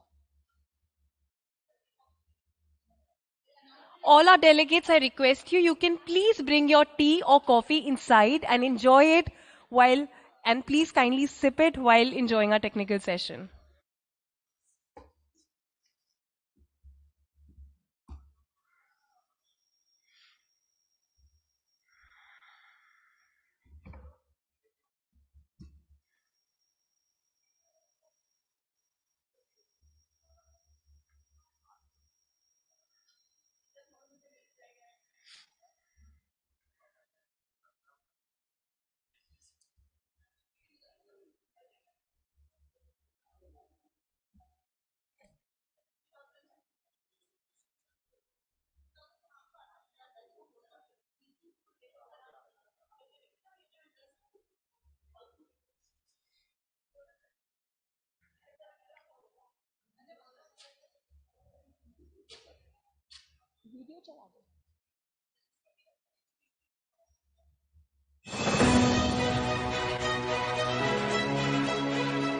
India, the world's largest democracy, a market with an enormous untapped potential, a preferred hub of new age innovation and startups, and the most favorable destination for global investors. From sectors like agriculture and manufacturing, From information technology to healthcare, Indian economy has witnessed a revolution of innovation and growth in every sector. And at the heart of it lies the chartered accountants, the unseen architect of the Indian economy. And standing tall, powering the profession, is the Institute of Chartered Accountants of India, or ICAI. Established by an Act of Parliament in 1949 to regulate and develop the accountancy profession in India, working under the jurisdiction of Ministry of Corporate Affairs, Government of India, ICAI has always remained an integral part of the Indian economy and sustained stringent examination and education system for accountancy in India. ICAI is contributing to the nation's growth path with a model that defines excellence, independence, and integrity. With strong commitment, hard work, dedication, and upholding the traditions of quality services to the nation in public interest, ICAI stands today as the largest accounting body in the world. Some of the key functions performed by the institution are regulating the profession through robust disciplinary mechanism, education and examination of chartered accountancy course, formulation of standards such as accounting, auditing, valuation, forensic and social audit, laying down ethical, sustainable and technology-driven best practices, monitoring quality through peer review, tax audit review, sustainability reporting ecosystem in the country, ensuring and enhancing the quality of audit and assurance services, spreading education on financial literacy among society, promoting transparency in public finance through support to government in adopting accrual system of accounting, proactively supporting all endeavors of the government aiding towards better governance. ICAI actively partnered for smooth implementation of various flagship schemes like nationwide rollout of GST, Startup India, Digital India, Swachh Bharat Abhiyan, towards nurturing MSME and startups ecosystem and much more. Check, check. I once again welcome you to NESCA 2024. After our tea break, we now have a very interesting session on the cyber security. I mean, it's one of the major concern and a very critical concern as technology is constantly evolving. Cyber security emerges of paramount concern. I mean, something as essential as a smartphone also, now we all know how a number of scams are happening. So to be aware about it and how to protect our devices and all, I think it's one of the most integral part when it comes to technology. And to tell us more about it, we now have a speaker with us, CA Ashish Thantri, who's a consultant and a trainer in cybersecurity. Can we have a great round of applause, please? I request CA Priya Subramaniam, Head Border Studies Academic, to please come on stage and welcome him with a bouquet.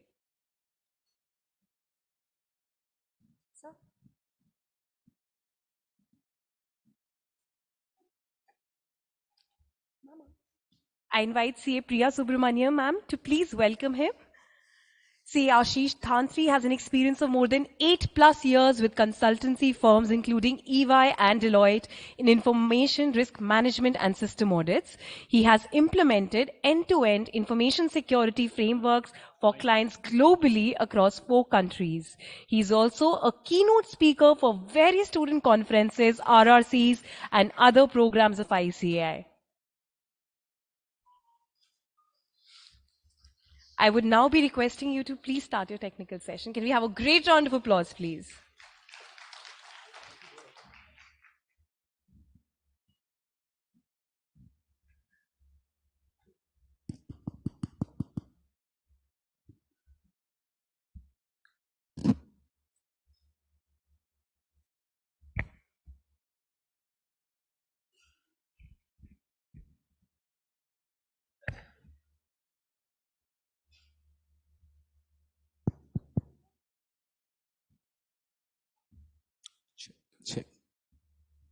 All right. Hello, everyone.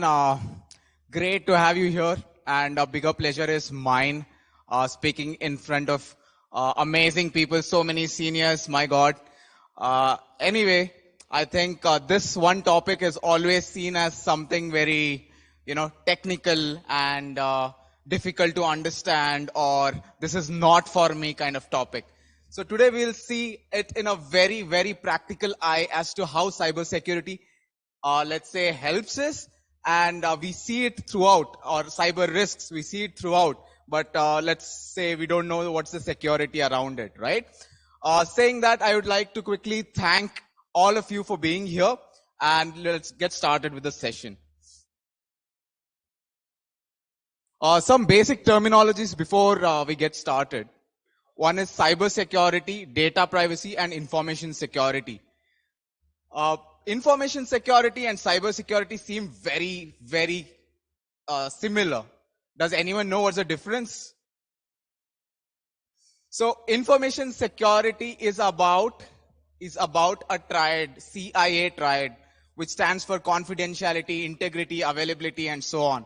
But cyber security is a part of information security, which has it in its name itself. We used to have cyber cafes, right? Why did we have cyber cafes? It was not just the computers, it was the internet.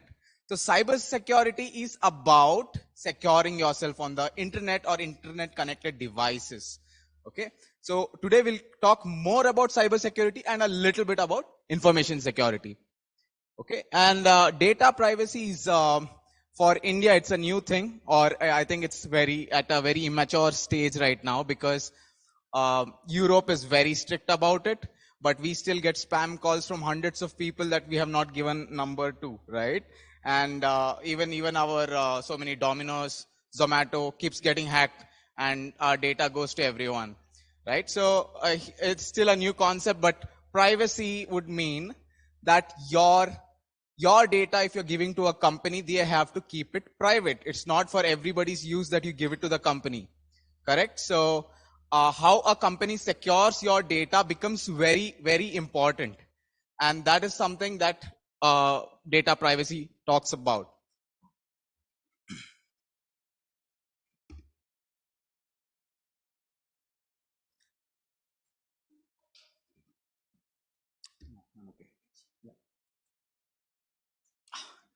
So before getting started with the examples, just a little bit of theory as to what is confidentiality, integrity, and availability. You go to your office, it's your birthday, and you only got the cake apparently, and it's an ice cream cake. So you go and give it in the kitchen and tell the office boy, please keep it in the fridge. I'll need it later, right? Now, what is confidentiality? Does anyone know what is confidentiality? Apart from me, who is the authorized person, he should not give the cake to anyone else. That is confidentiality. It should be protected from everyone else. My friend goes and tells, give me the cake, he should deny. So that is the concept of confidentiality. What is availability? The cake should be available all the time? Yes? Yes? No.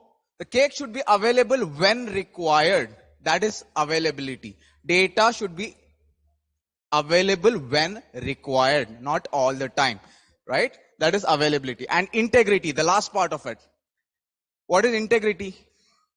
I gave the cake should be still a cake by the end of the day.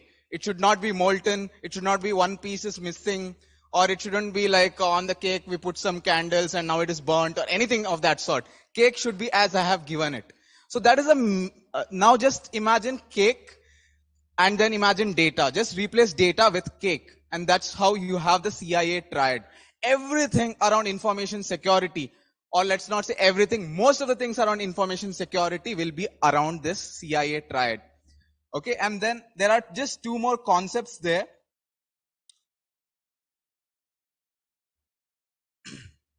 Which is repudiation, non-repudiation, and authenticity. Does anyone know the difference between authenticity and authorization? authenticity and authorization? Authentication and authorization. Yes? No? Okay.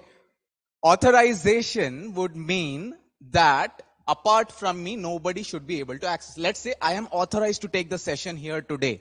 So that's why I'm standing here. But what is authenticity? How are you verifying that it is me who has come in? Someone else has come to the hotel and told, okay, I want to take the session. My name is Ashish, and they just let him come and take a session here. So that is not the authentic person. Authenticity is different and authorization is different, right? Now, how do we, there are ways to check authenticity. There is something called as, okay, how many factors of authentication are there? One or two? One or two? Two. Okay, wrong. There are three factors of authentication. Alright? There are three factors of authentication, and by that you will verify that the person is the person who he is claiming to be. Okay, we can get to authentication later, but it's better I tell you about it right away. There are three factors of authentication. Can you tell me the most basic one which is used everywhere? Most basic, easy one. Password. Password is used everywhere. And what is it? It comes under, there are three categories I told you, right? It comes under the category of what you know. Passwords are something you know. Are there any other kinds of authentication? Sorry? OTP. What is OTP? OTP is what you have.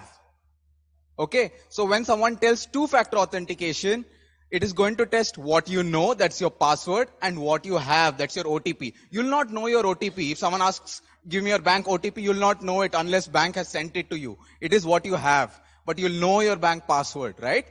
Then there is a third factor, which is who you are. So who you are is generally tested with biometrics, with scan, retina scan, iris scan. It's there in that movie, Krish, yeah, Krish only. He'll just stand, and so many English movies. Go to a bank, first he'll scan, then he'll put swipe a card, then he'll, I don't know, put some password and all those things. So in very secure environments, all three factors of authentications are used. In less secure environments, two-factor. Now for me, when I came here, how did they check that I'm authentic? They took my Aadhaar card, the hotel took my Aadhaar card and checked, like, okay, this is the same person, right? So Aadhaar card is again what I have, right?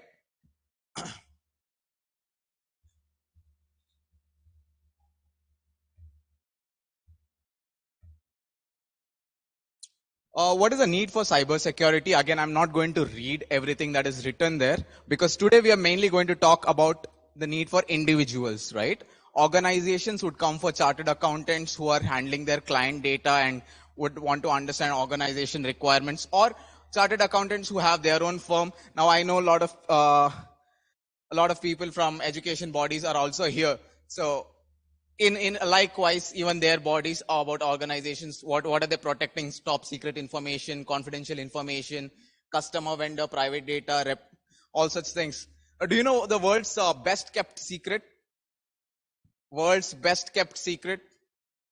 It is Coca-Cola's formula, which has not been revealed, and it is very difficult to get into their actual formulation. Coca-Cola's formulation is the world's worst kept secret so far, right? And how it is guarded is again by using the principles of information security.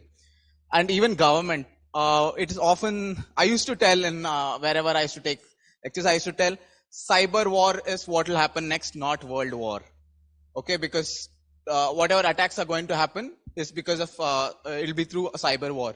I've stopped telling that looking at the recent news and events, but it's still very much possible that a warfare is entirely through the cyber world.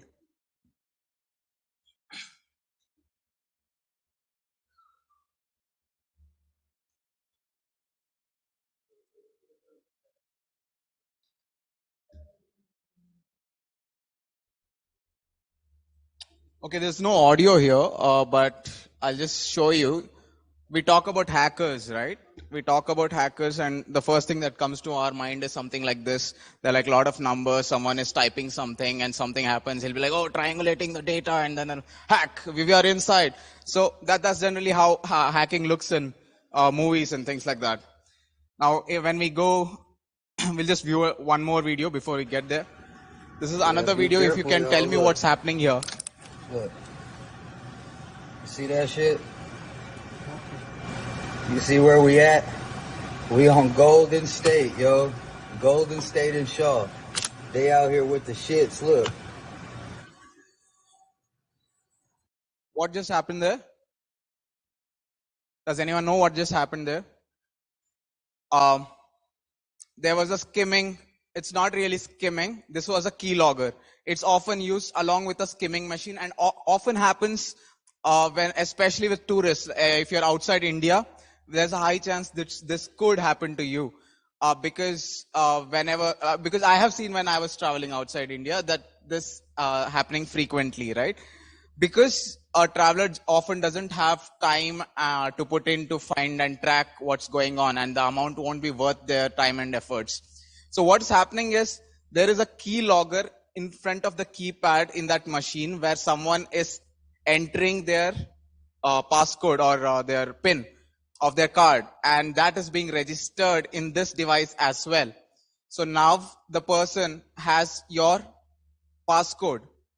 The scanning machine, swiping machine will also have a skimmer through which the person will have your card details. So now the person has your card details and your PIN.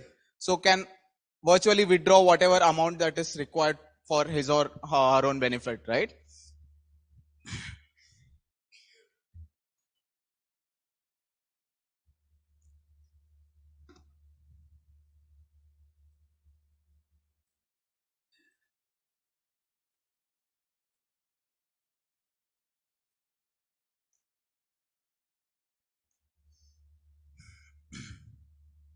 Okay, this is one of the colleges in India, and similarly I have something, I think this is a cargo site from Pakistan.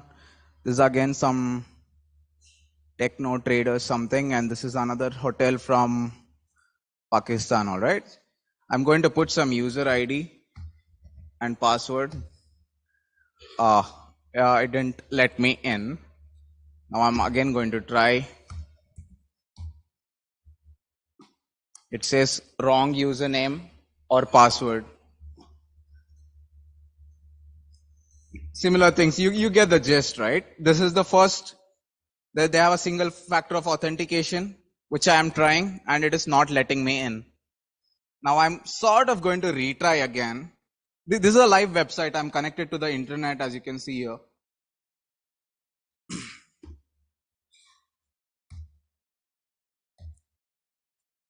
So I'm inside the college website, and let's again try it here.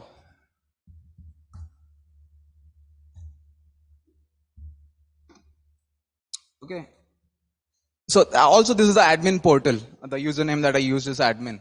And here again, let's see what's there in the college.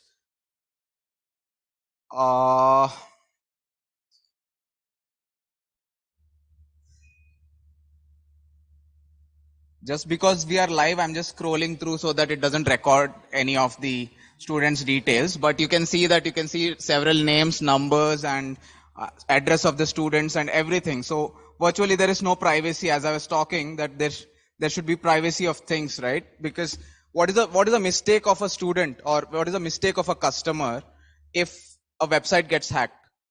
And it is so easy to access and get so many details. And what did I take? Did it take so many machines for me to log in, hack, and do such things? Nothing at all. So most of the websites are protected in this manner where it's easy to bypass them. In fact, one of the, I don't know how many of you are from Mumbai. There's a place called Mulund, and there's a college there, and the principal of the college is a chartered accountant. In the previous session in a RRC which I had given, so he mentioned that during admission, a student who didn't get admission hacked into their website and enrolled himself in the college which they found out much later and obviously got him removed. But personally, I believe the student deserved being in the college, right? Because it also shows the dedication that student had. So similarly, you can see that it's possible to enter not most, but many of the websites. I had done one session in Raipur where, okay, it's not working on this now. Great. Okay. But you get the gist that I had done one session in Raipur where I had hacked a stockbroker's account in Pakistan. So that came in the newspaper and so on, after which I stopped doing all such things. But these are, a smaller level things that we can see that. And if you can imagine stockbroker being hacked like that, of course, in India, we have SEBI regulated stockbroker audit. But again, that goes, I don't know how many of you have been exposed to that. That goes in a very checklist sort of level. The auditor doesn't apply his mind while performing that audit because SEBI has given a checklist. You're just going and putting a tick mark against all those things. So that's where we stand. That's where India stands when it comes to cybersecurity. Apart from, let's say, military and few of the government websites, we are not so well prepared yet.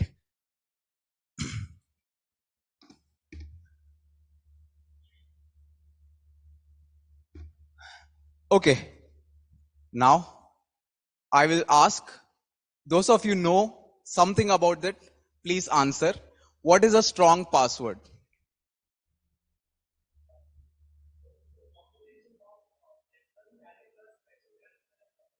Great. There are so many answers in one. There are few other attributes that we can add. Password life. Let's say it shouldn't be more than 1-2 months. Bank keeps logging you out and telling you change password, right? And there are other few parameters like you cannot use a repeated password. You cannot use the same password once again. You cannot use dictionary words in the password. So all these things make password strong. But does it also give you convenience? Absolutely not. I just hate it when some website tells me to go change your password. I'm not going to remember 100 passwords, right? And you don't know how secure are these password managers who are going to remember all your passwords. Although I use a password manager after learning a lot about it, but password is something which is right now getting, there's a good chance that it will be completely removed. There's an initiative by Google and Microsoft together, if I'm not wrong, which is working on authentication, which does not require password anymore.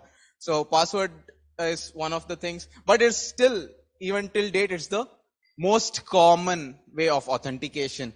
What is brute force is the threat that password has. I have that luggage bag, and I often forget the code of that luggage bag, which then I start with 000, 001, 002, and I keep trying. It'll take around 5 to 10 minutes, but there are only 999 digits, or 1000 if I consider 000. And in 5 to 10 minutes, I can open my bag whenever I forget. So brute forcing a password is something similar, and it does not require a human to do it. There are so many tools that can continuously retry passwords, different passwords into an account and until the account is opened, right? So what do we generally use for during the brute force or to avoid brute force attacks?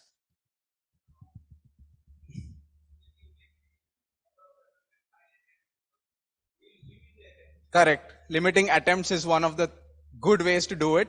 But have you also been locked out? You have tried 5 attempts and you have been locked out. That also happens very commonly, right? The most effective way is using CAPTCHA code. Type this before entering the password, or there's some image, click on all the traffic signal, click on all the cars. Have you ever clicked the wrong ones? And did it still let you enter? Has it happened? No? I'm surprised because it does. It shouldn't be completely wrong, but sometimes, it tells click on all the cars, and then there's this small part of the car's tire in one of the tiles. Now, if you click it also, it'll let you enter. Even if you don't click it, it'll let you enter. How is that the case? Because nowadays, CAPTCHA is not just about CAPTCHA. It is about how you are entering it. So, the way you enter the CAPTCHA is identified by the website to decide whether it's a human or a bot trying to access it. Okay, so that's why this becomes, CAPTCHA is one of the most effective ways today to avoid brute force attacks. Okay, coming to antivirus, let me just ask few questions. Two antivirus are better than one. True or false? Sorry? False. So one antivirus is better. Okay. So if you have all computers, laptops come with, or Windows computers, laptops comes with a antivirus called as Windows Defender. So is that enough, or do you need an antivirus? Windows already comes with an antivirus. Is that enough, or do you need to purchase an antivirus? Sorry? You used to purchase. Do you still have, do you still use the third party, or do you use the Windows one? Sorry? Third party. Okay. Anyone else using third party antivirus? 1, 2, 3, 4, 5, 6, 7, 8, 9. Okay. So again, the question remains, does anyone know what is better? Is it Defender or is it a third party antivirus? Or is Defender enough? Defender is enough. Okay. It should be updated frequently. Okay. Which Defender? Third part. Either one should be updated frequently. Okay. Okay, just to answer it, either of them is fine.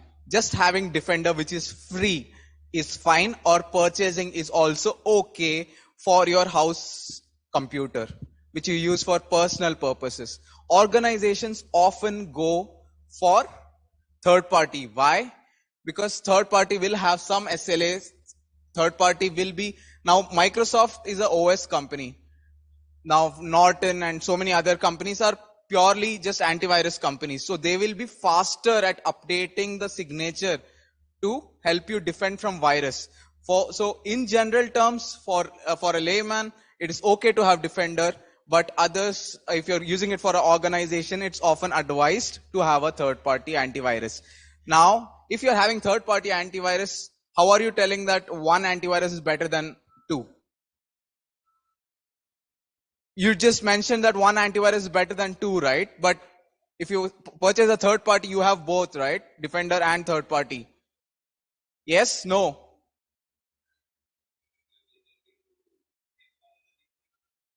Correct. So it is not exactly the default one, but when you install a third party, automatically Defender gets deactivated. Okay. You have also, if you have two antivirus active at the same time, there'll be often clashes and performance issues, because of which we keep only one antivirus at a time. You have the best antivirus software and you update it daily. Every day, morning you'll wake up and update it.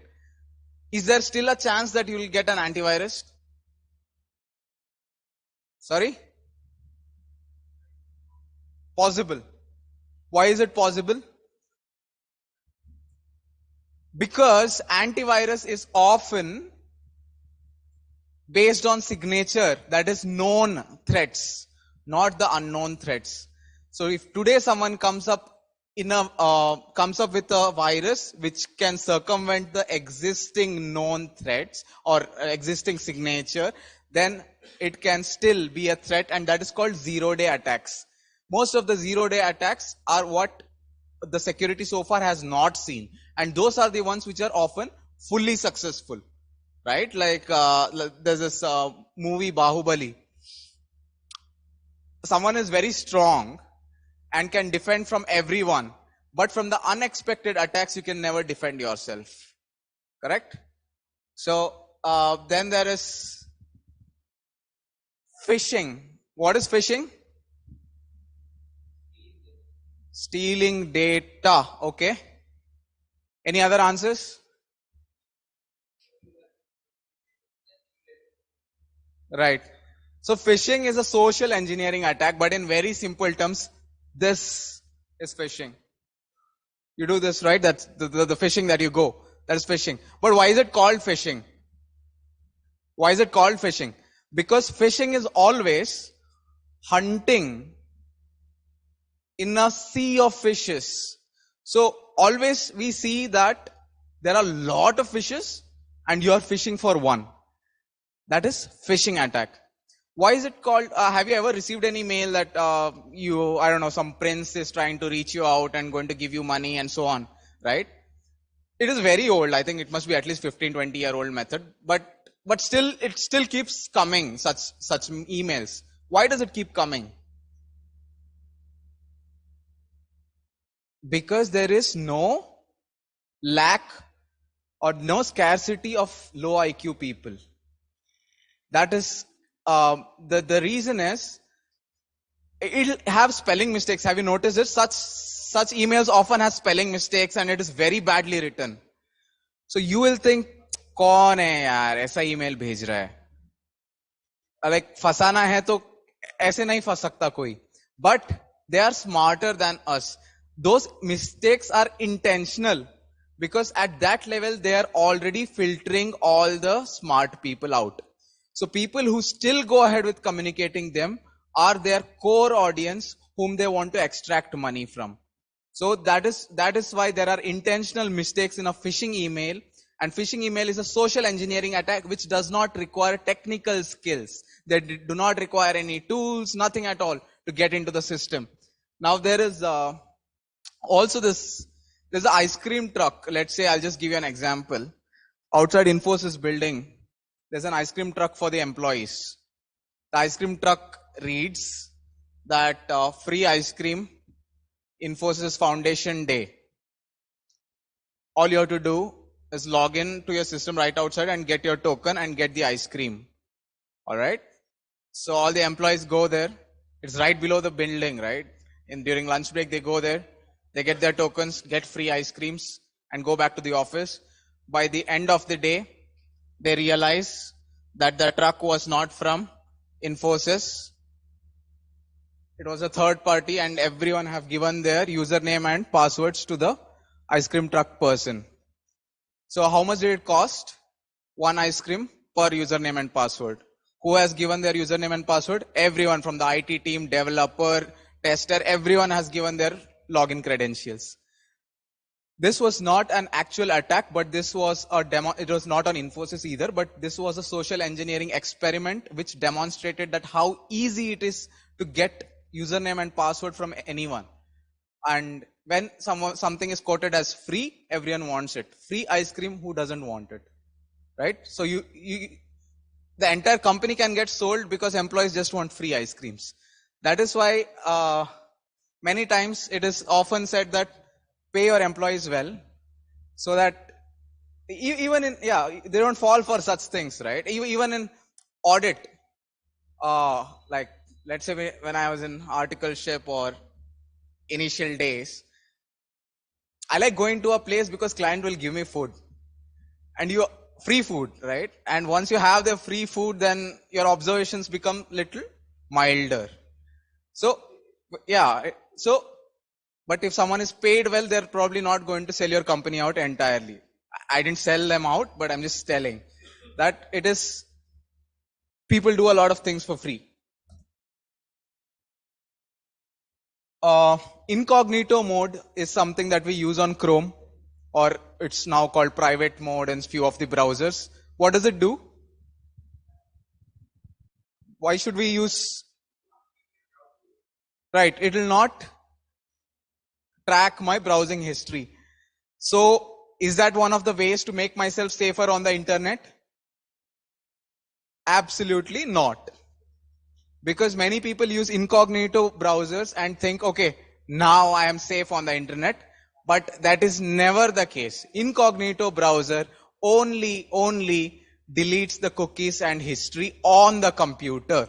So anyone else browsing the same computer may not be able to see what you have done on the computer.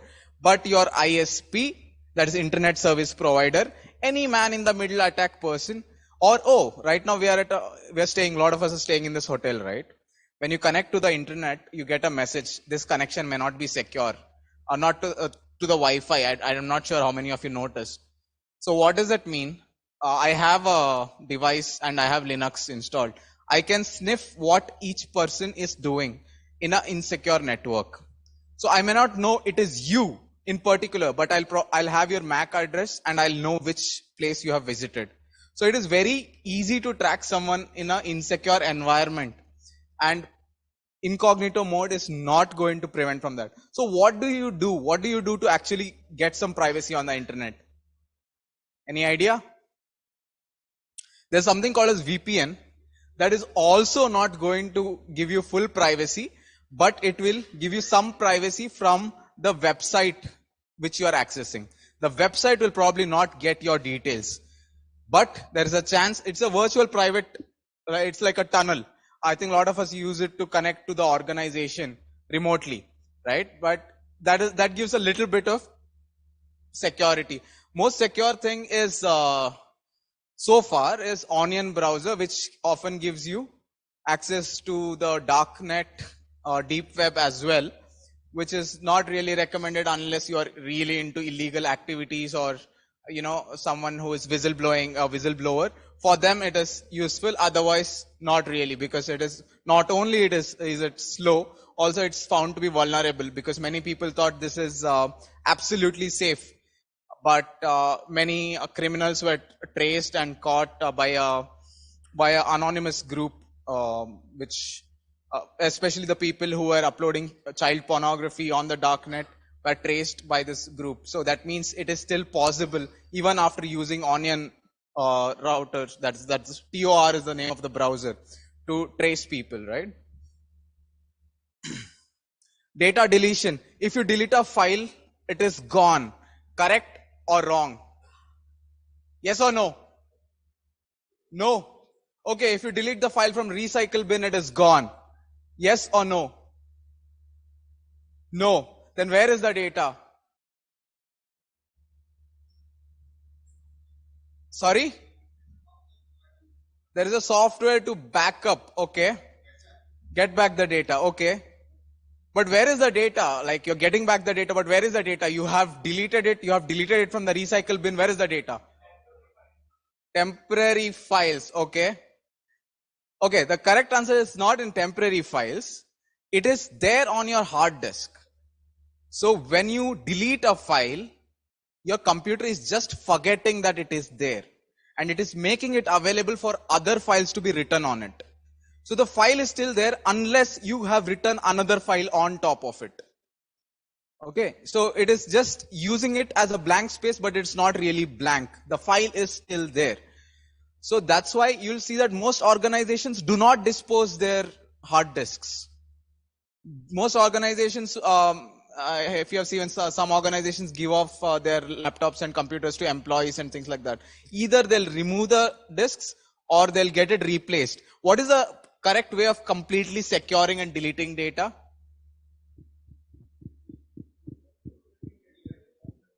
Format, rewriting. Okay, format is something, a very common answer. No, formatting is not going to help, because even after formatting, you can retrieve the data. The best way to do it, one is rewriting, but in rewriting also there are chances that the header information is still retrieved. It may not give the entire file information, but it's still possible. The best way is to actually destroy the hard disk. There's a process called degaussing or destruction. Like magnetically, you can completely turn all the data into zeros, or you actually destroy the hard disk. Many companies go for destruction because it's cheaper and faster than other methods of data deletion.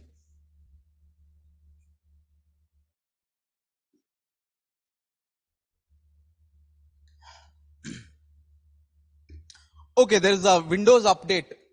You get Windows update. You have to tell me when you get a notification that Windows want to update itself, should you ignore it or should you accept all the updates? Accept all. Accept all? Sorry? You have to ignore some. Which are those some? Do you know? Sorry? Which take lot of space. Okay. Okay. So primarily there are two types of updates to most softwares. One is a security update, other is an enhancement, a product enhancement or a bug fix. You can most often, I most often ignore the updates, enhancements, but it is very essential to install the security updates. So you can see even in Windows, you'll be able to see that which are the security updates and which are the enhancements. You can opt to go only with the security updates, and you can ignore, you can install enhancements once in a, let's say once in 6 months, once in a year, and enhancements are the ones which generally take a lot of space, correct? So security updates is something that we need to, especially if you have an organization, it is very essential to keep it updated all the time.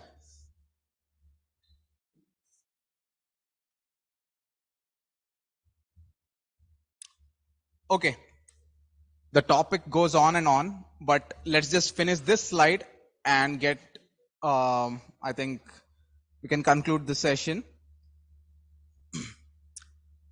Now, there are some things called as USB condoms. What do they do? Especially for CXO level executives, there is a chance, this has happened in an airport as well. You just want to go and charge your phone.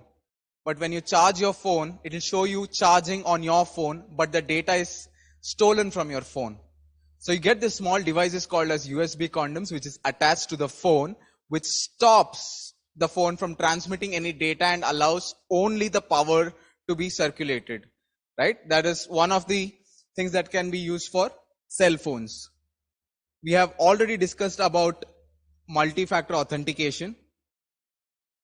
IoT, I would still not place it on priority. There's one topic that I would just wanted to take before concluding. That is DOS and DDoS attacks. DOS is denial of service, DDoS.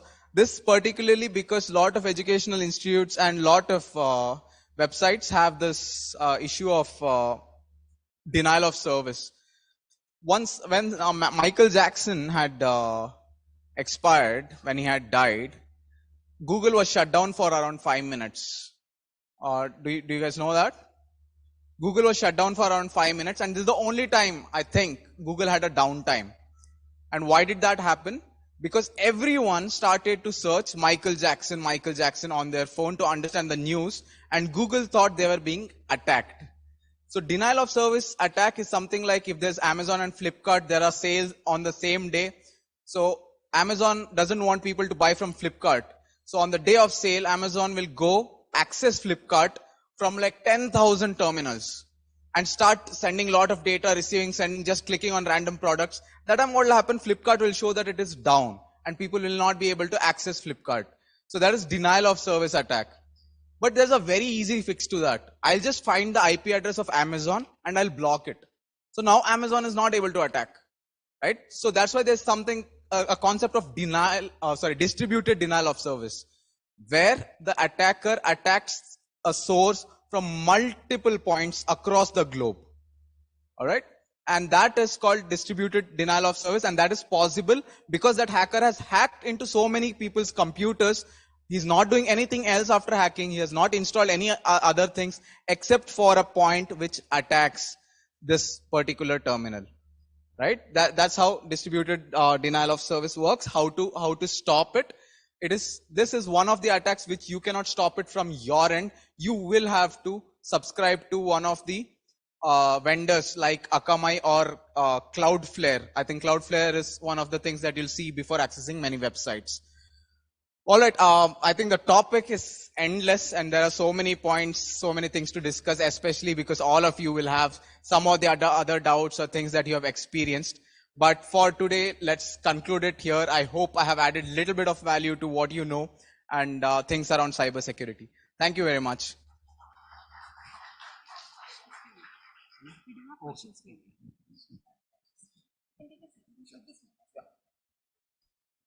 Thank you so much, sir, on your brilliant presentation on such a crucial topic. We also have with us our Central Council member, C. Charanjot Singh Nandaji. I request you to please come on stage.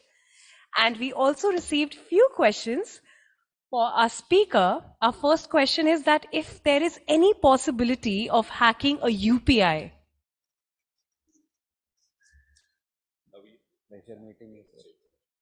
Yeah. So, is there any chance of hacking UPI? Now, by UPI, we mean UPI servers. Again, like most, as I mentioned, military, banking, UPI, these are some of the most secure environments. There's some part of the slide that we still didn't get to is how a network secures, like what are the different layers of security. There are different layers of defense within an organization. So it becomes very hard to hack into UPI, because UPI has multiple verifications that happen for a transfer, and hacking into their servers would require multiple levels of entry, which is as good as hacking into a military database or so many other secure networks. It's never impossible. Hacking into anything is never impossible, because there's always a smarter person out there, but it is highly improbable is what I would say. We have another question for you, that how ethical hacking is useful in terms of a learning process, and are there any ethical hacking in finance? I'm sorry, I'm not sure about ethical hacking in finance. I'm not sure what we mean by that, but there is CEH, a course called Certified Ethical Hacker, which can help you understand, get into hacking. But then again, it is a very easy course to, let's say, study, and I think anyone can pass it even without studying. So to get a deeper knowledge for the people in finance, a better entry point would be something like CISA, then something like CISSP, and then CEH. So we have much detailed knowledge about it, and it's not something very difficult either. I think a lot of people can do it even from although we are not from a technical background. Yeah. And a final question for you, that how secure is the chat GPT? Are we not unintentionally leaking our personal information there? Oh, okay. That's a very nice question. I used to hear this thing, all right. दीवार के भी कान होते हैं. अभी कान actually नहीं होते हैं. हम लगाते हैं, like we'll put an Alexa and like we'll keep a Google Home, and it records everything that we are talking, even when it is not in the command mode. So similarly, even ChatGPT, I think we put a lot of things just which could be. I've seen people around me, or even chartered accountants for that matter. It's not a very good practice, but they'll put client information on ChatGPT and ask questions, or how to respond to this notice. They'll often forget to remove the name of the client as well, right? So a lot of our personal data is going on ChatGPT, but ChatGPT's source of learning is different from what we are putting as input. So some things that we have put in ChatGPT will be stored, but most likely than not, the training that model is given is not from what we have typed. That being said, not at all. I would never recommend anyone to put any confidential information, because it's as good as any other site putting confidential information on any other site. I'm not sure if any of you have heard about, there's this documentary called The Social Dilemma, in which there are tech experts from the Silicon Valley, and they alarm us on the dangerous of how dangerous it is that social networking sites are using in terms of manipulating us and influencing each other. I remember, if I'm talking to my friend about shoes, the next 1 week all I'm seeing is ad about shoes only. So we're constantly being monitored, even unconsciously.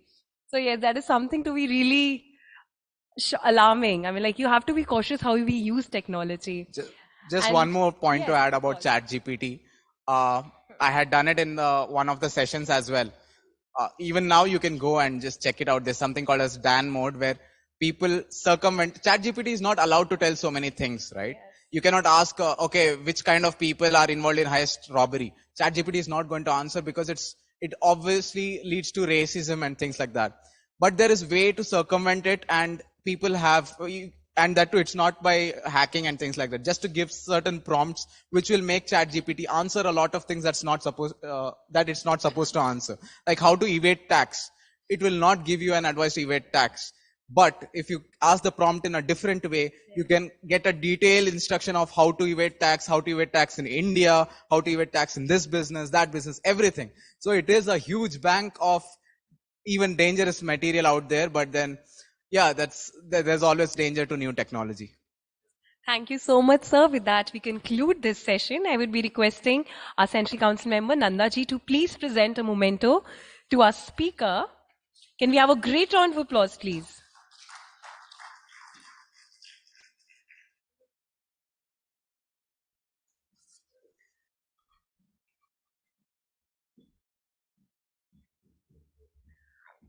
Once again, a great round of applause for our speaker, CA Ashish Thantri.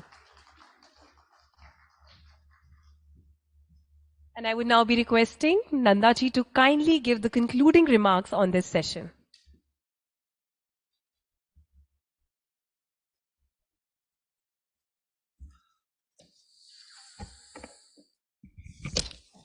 A very good afternoon, ladies and gentlemen. I am truly honored to be amongst you, and I'm sorry, traffic is creating havoc today. All my council colleagues were late. I took 2 hours to reach to you from Vishwas Nagar. Today's session, I came at the end, but I could make out it was a very interesting session, putting in perspective the things which we need. Cyber security, a basic education need, is one of the most important things which CA Ashish Thantri could put in a very simple way. Ladies and gentlemen, with advent of technology, we have learned so many things, and more importantly, we need to learn how we can use technology to our benefit and how we can mitigate the risks arising out of technology. COVID gave lot of facilities, but number of people were duped. Duped because they were not aware of cyber attacks, they were not aware of information technology security or electronic information security. I would like to put across certain areas where you can help yourself and ensure that you do not become a part of the cyber attack. The first, keep your software and operating system up to date. You get so many regular updates. You have to ensure that the latest security patches are put for enhanced protection. The second important thing, utilize anti-virus software. Employ security solutions which ultimately render you fearless of using technology and information that can come from anywhere. Third, strengthen your passwords. I'll share an interesting thing.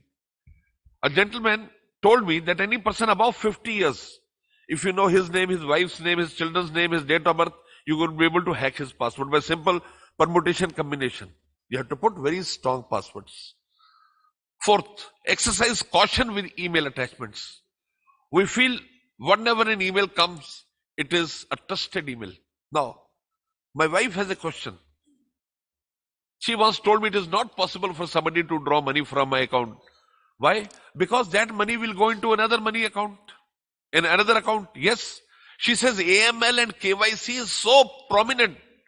They'll be immediately be able to hack, nab any person who has done that. You also think money which goes from your account goes to some other account.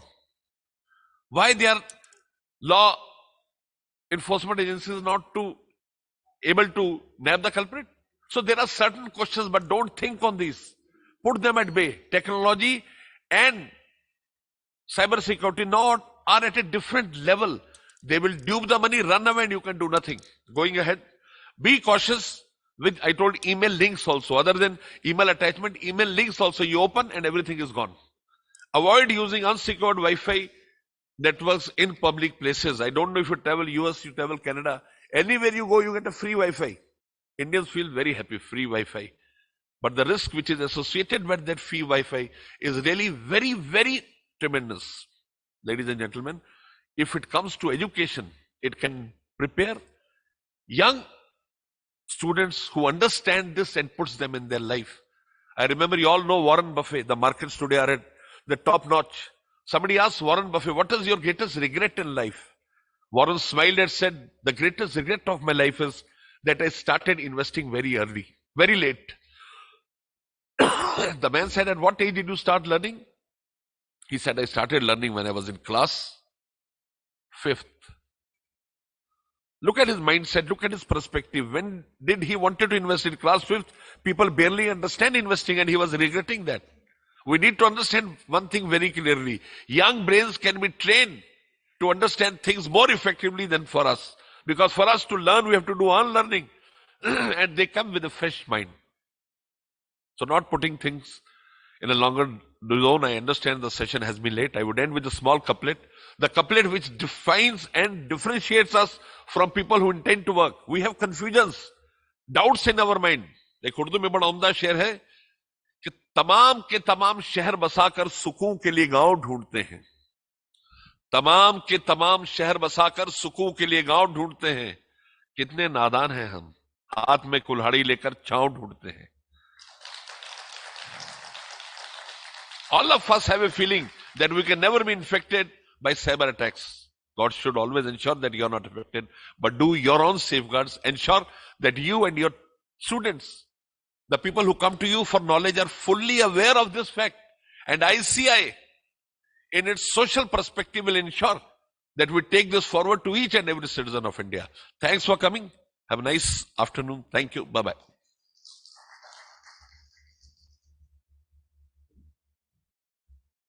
Thank you so much, sir. I would once again like to extend my gratitude to our speaker and Nandaji for sharing their dedication and enriching this conference with their knowledge. Thank you so much. Yeah. So without any break this time, we would be doing our... We would be moving on to our next technical session, which is on the university education synergy with professional accountancy education.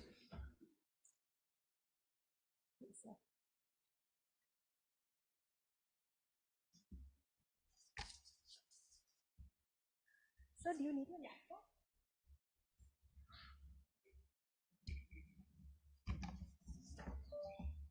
But you can keep it.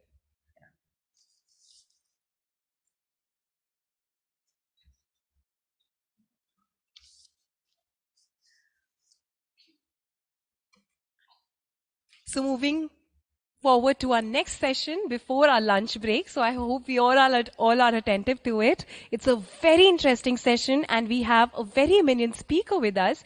We have with us CAV Patabhai Ram, who's the founder partner of Yoganand and Ram LLP. Can we give a great round of applause?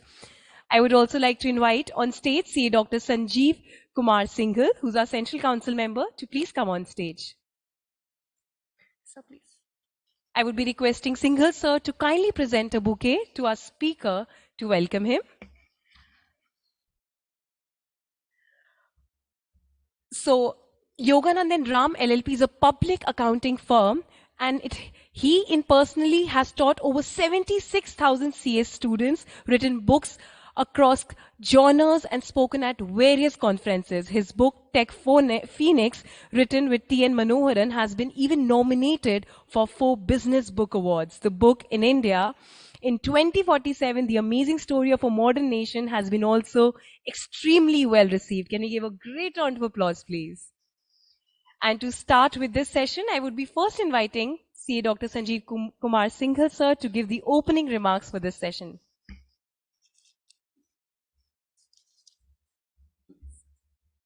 Thank you, Nidhi. Very good afternoon to all of you friends. In fact, at this program, I feel more attached because I've been a professor myself, first at the Indraprastha College and then at Ford School of Management.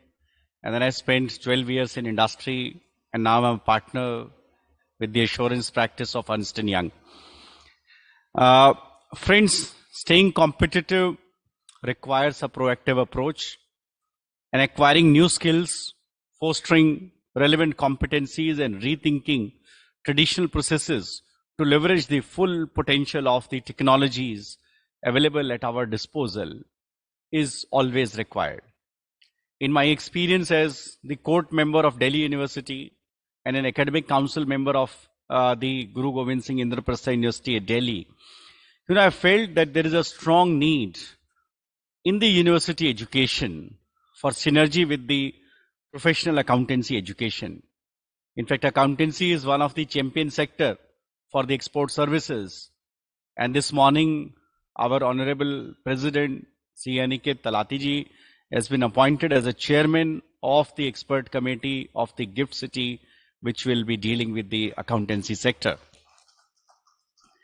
Friends, this is indeed an opportunity for us, for all of us in this room, and those who have been here yesterday, to link the two, to link the commerce education with the professional accountancy education. When I was a student at the Shri Ram College of Commerce, I have seen that there was an alignment when a professor was teaching, he was talking about the contemporary accounting standards.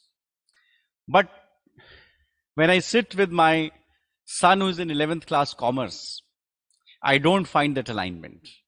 One day I called up Mr. G.S. Grewal, who is a chartered accountant and who is now revising the book T.S. Grewal, the famous T.S. Grewal book. And I said, this is at variance with the accounting standards. He said, yes, you're right. But you know, the teacher will not give marks if the student write on the basis of the accounting standard. So we are teaching wrong concepts at some places because whatever has been prescribed, say by CBSE in 11th and 12th, and then by certain universities that are being taught.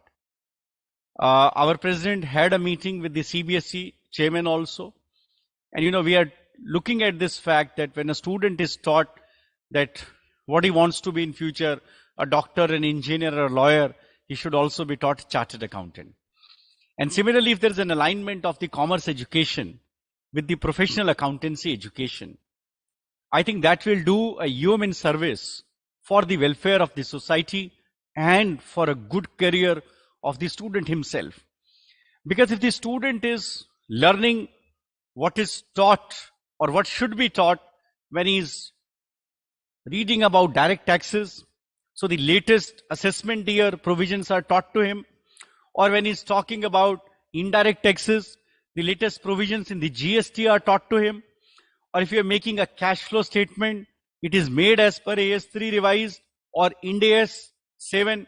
And similarly, when depreciation is being talked about, we use the latest AS 10, which says that a change in the depreciation method will be looked at prospectively and not retrospectively, which was historically the case. I think that will make a lot of difference. Being a professor myself, you know, I know that teaching pedagogy makes a lot of difference. Similarly, we need to incorporate technological skills. My very learned senior council colleague Charanjot Singh Nandaji just spoke before me. He looks at technology in the institute. He's the chairman of DAB. It is very important that we keep ChatGPT in mind. We keep artificial intelligence in mind, because now what was required to cram thousands and thousands of pages. I've also done my master's from Delhi School of Economics. I know that a reading list was being given. So Anna Kutsani's book or NC Ray book will tell us so many things on microeconomics. So, but then now, do we need to remember all those things? That also needs to be seen. In my time, calculator was not allowed in the exam. I don't know what is the status today, but do we really need to restrict the calculators in the exam? Can we not align the course? Institute has done a great job last time of giving a model commerce curriculum to the universities last year. If we can really integrate the curriculum, and if we can also look at that any student who is passed our CA intermediate exam, if the universities can give them exemption of certain papers, the intake in the commerce stream will increase manifold, because we teach the world's best syllabus as far as professional accountancy is concerned. So if your universities can consider A, the alignment of the syllabus, and second, giving exemption to the students who have cleared our CA intermediate exam, or on the lines of IGNOU, for example, while doing masters in commerce, if you are a chartered accountant, you are required to do only 1 year. They integrate all the papers in 1 year. If you can do those things, most of the universities have recognized CA for doing PhD. Even in PhD, if we can exempt certain things, I know that research methodology will always be taught, but otherwise, you know, if we can look at certain courses, certain core courses which are required in the first year, or if we can give an exemption from the entrance exam to the chartered accountants, then, you know, there will be a mutual benefit to both the academia and to the professionals, because this academia and professional combination is a very unique combination. You will find chartered accountants in Harvard. So Mr. Datar is a chartered accountant. I went to ISB to take a session on ESG. It was full of chartered accountant. You go to IIMs, you'll find full of chartered accountants. So our chartered accountants are in academia also, and we give a lot of respect to the professors because professors are the backbone for any educational course. So can we imbibe upon this alignment and work for the mutual benefit of both the student and the society, and ultimately for the benefit of our great country, India? Friends, with this, may I invite the keynote speaker for this session, CA V. Patabhai Ram, co-founder, author and trainer, for his remarks. Thank you.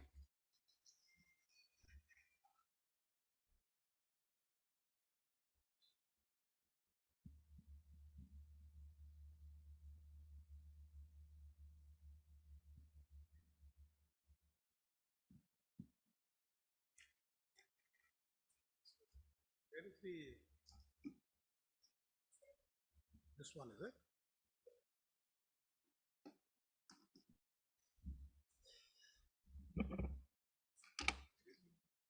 This one, huh?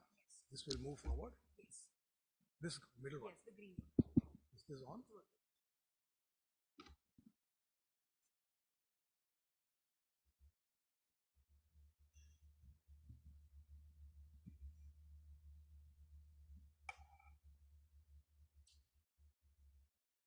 An association between the Institute of Chartered Accountants of India, the country's top accounting regulator, and universities, be it public or private like yours, which are the temples of learning for young collegians, is an idea whose time has actually come. Good afternoon, ladies and gentlemen. Across the next 30 odd minutes, I'll try to talk to you about how the synergy is required, why the synergy is required, and how it works. I'll split my talk into 5 parts. In part 1, I'll talk to you about the power of the teacher. In part 2, I'll speak to you about the power of the chartered accounting education in the transformation that has taken place in the last many, many years. In part 3, I'll quickly run you through the role that universities can actually play.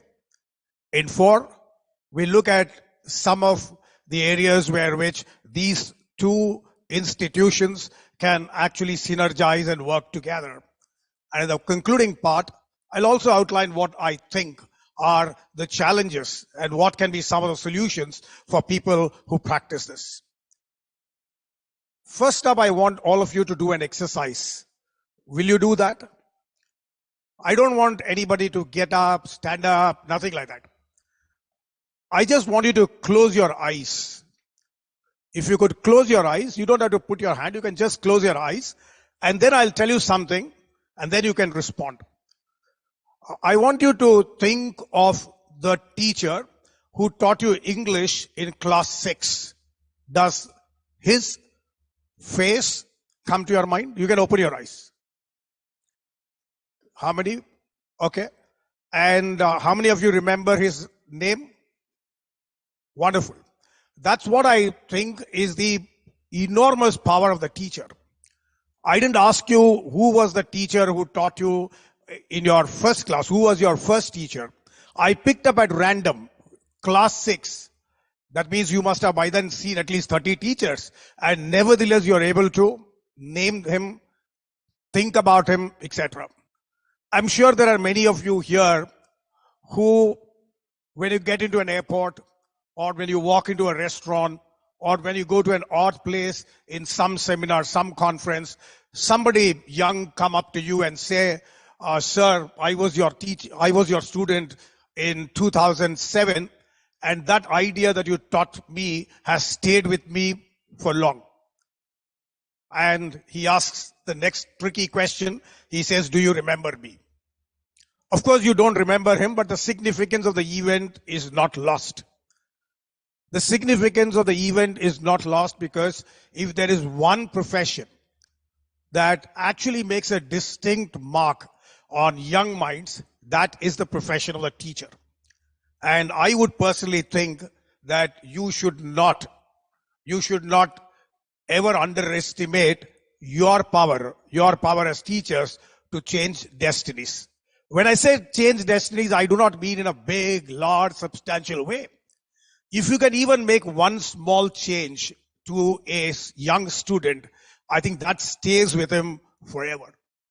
And I'll close out this part one by telling you that if I were today, and I'm sure this must resonate with many of you, if I were today given an opportunity in a hall like this, where I'm meeting my class 6 teacher after many, many years, and there is someone like SRK, Shah Rukh Khan out there, and I'm given the opportunity to go up to one of them and shake hands, not with both, I would on any day prefer the teacher rather than Shah Rukh, notwithstanding the fact that Shah Rukh Khan is perhaps one of the most acclaimed actors of our times.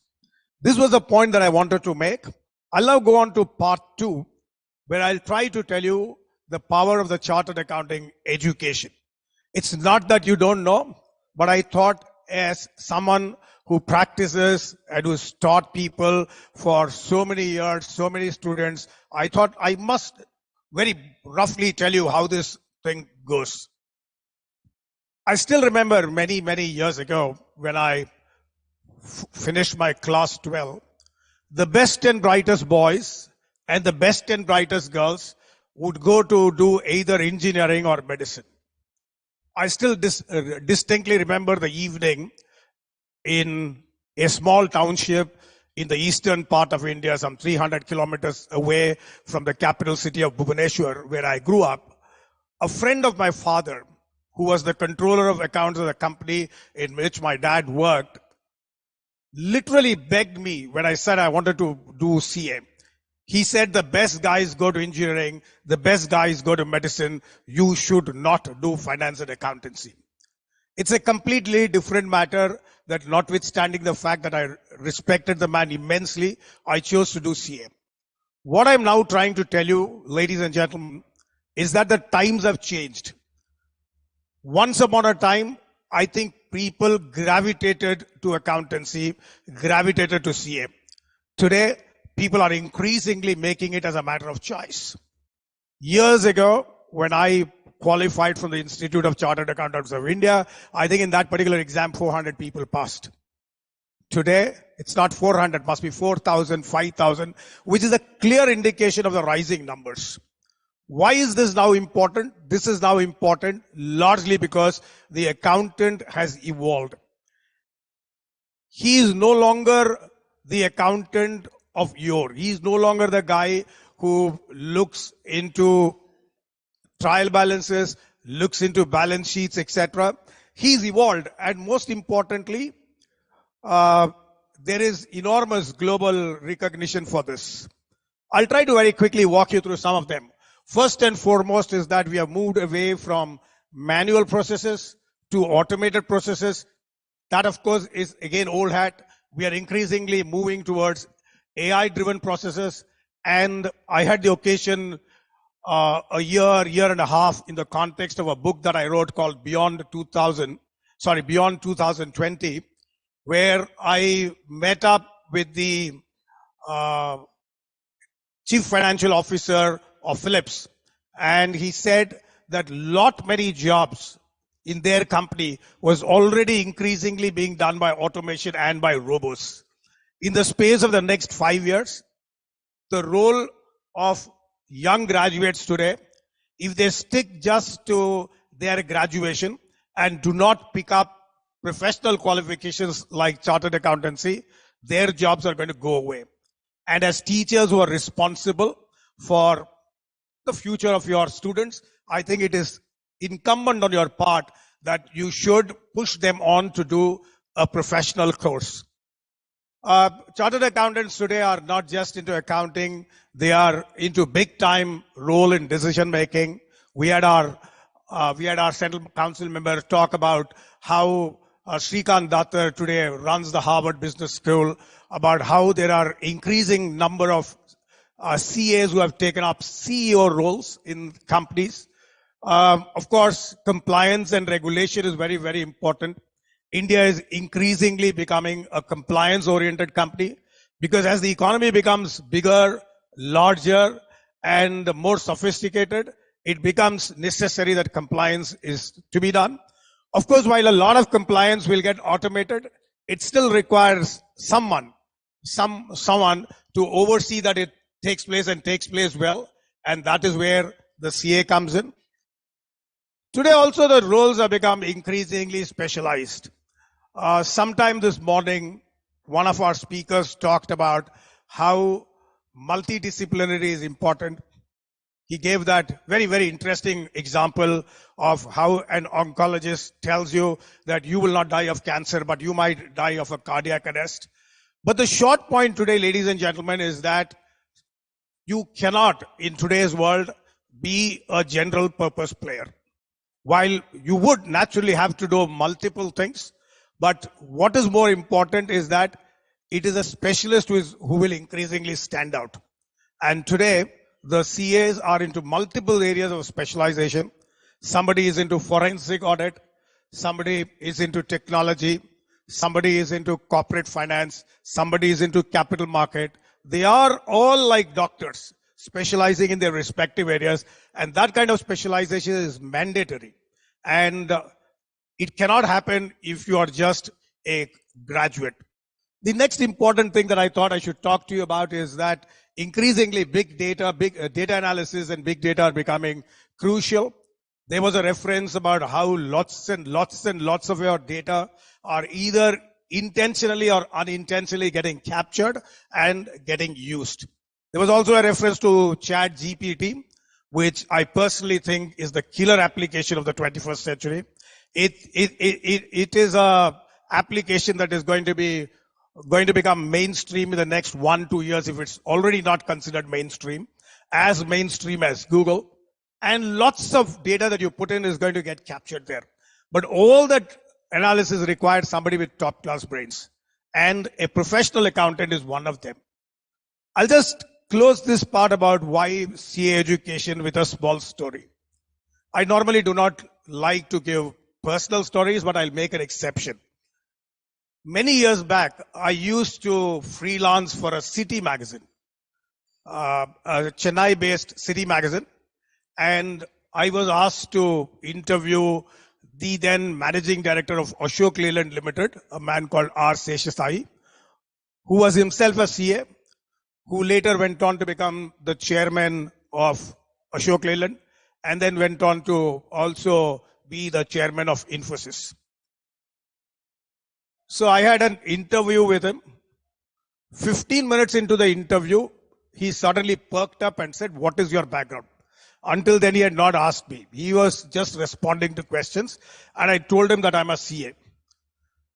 Notwithstanding the fact that Mr. Seshasai is so much accomplished in the industry, he almost was surprised, stood up and said, "Somewhere I thought you would not be a regular journalist because of the kind of questions, the depth with which you have brought queries to me."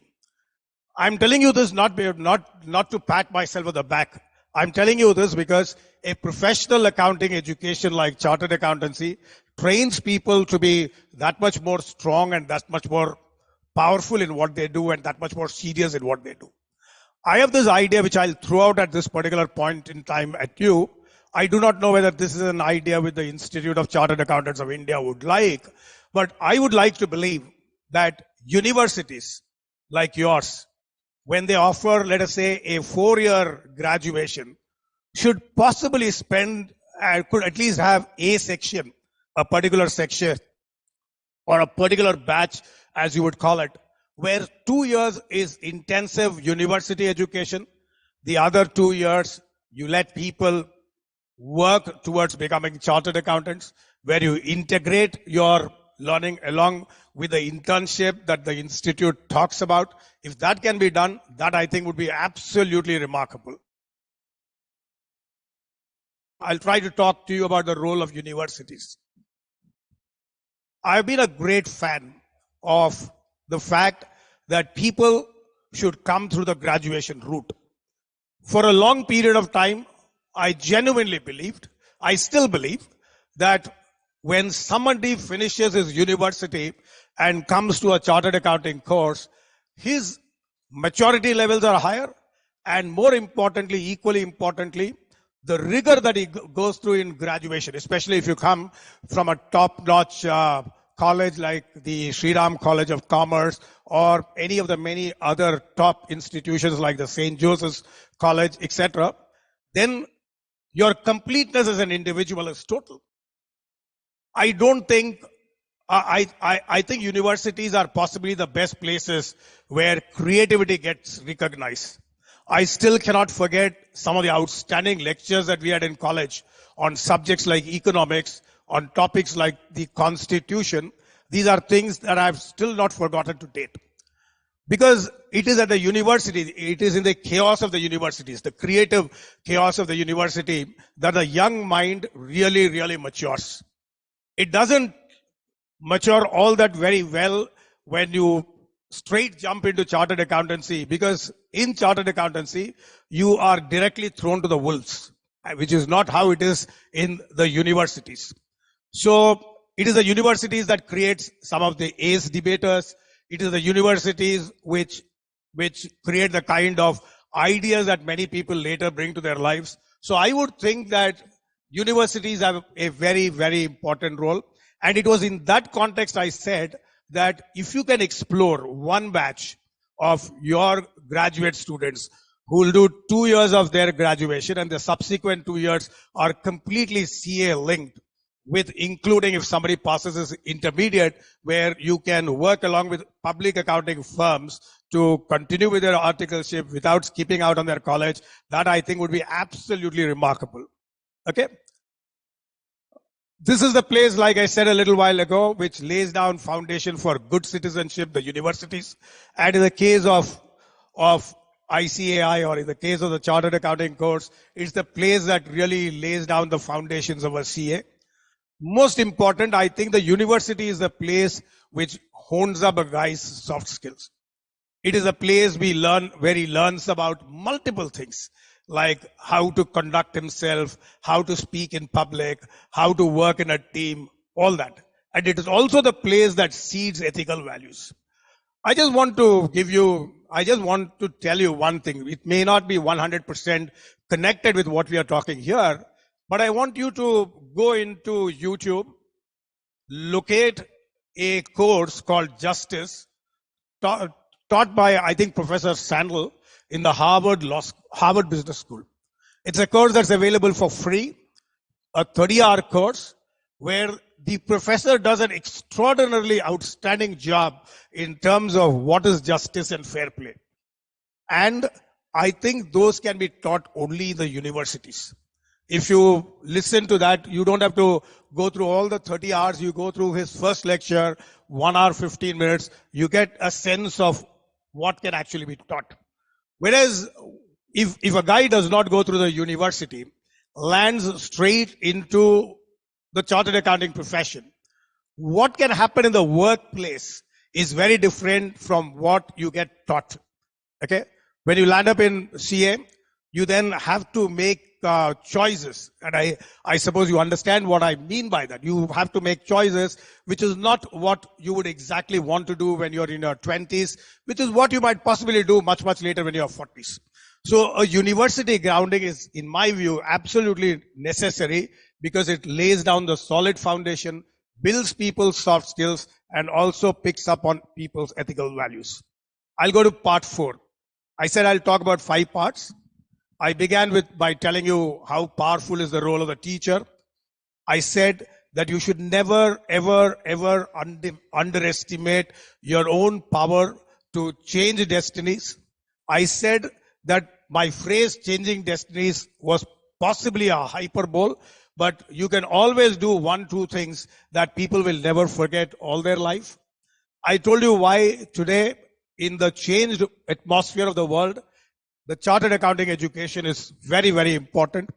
I said how the best and brightest boys who once went to medicine and engineering today are choosing chartered accountancy by choice and not by accident. I said that the universities have a very, very powerful role to play because they are the nursery. They are the foundational place where learning really, really happens.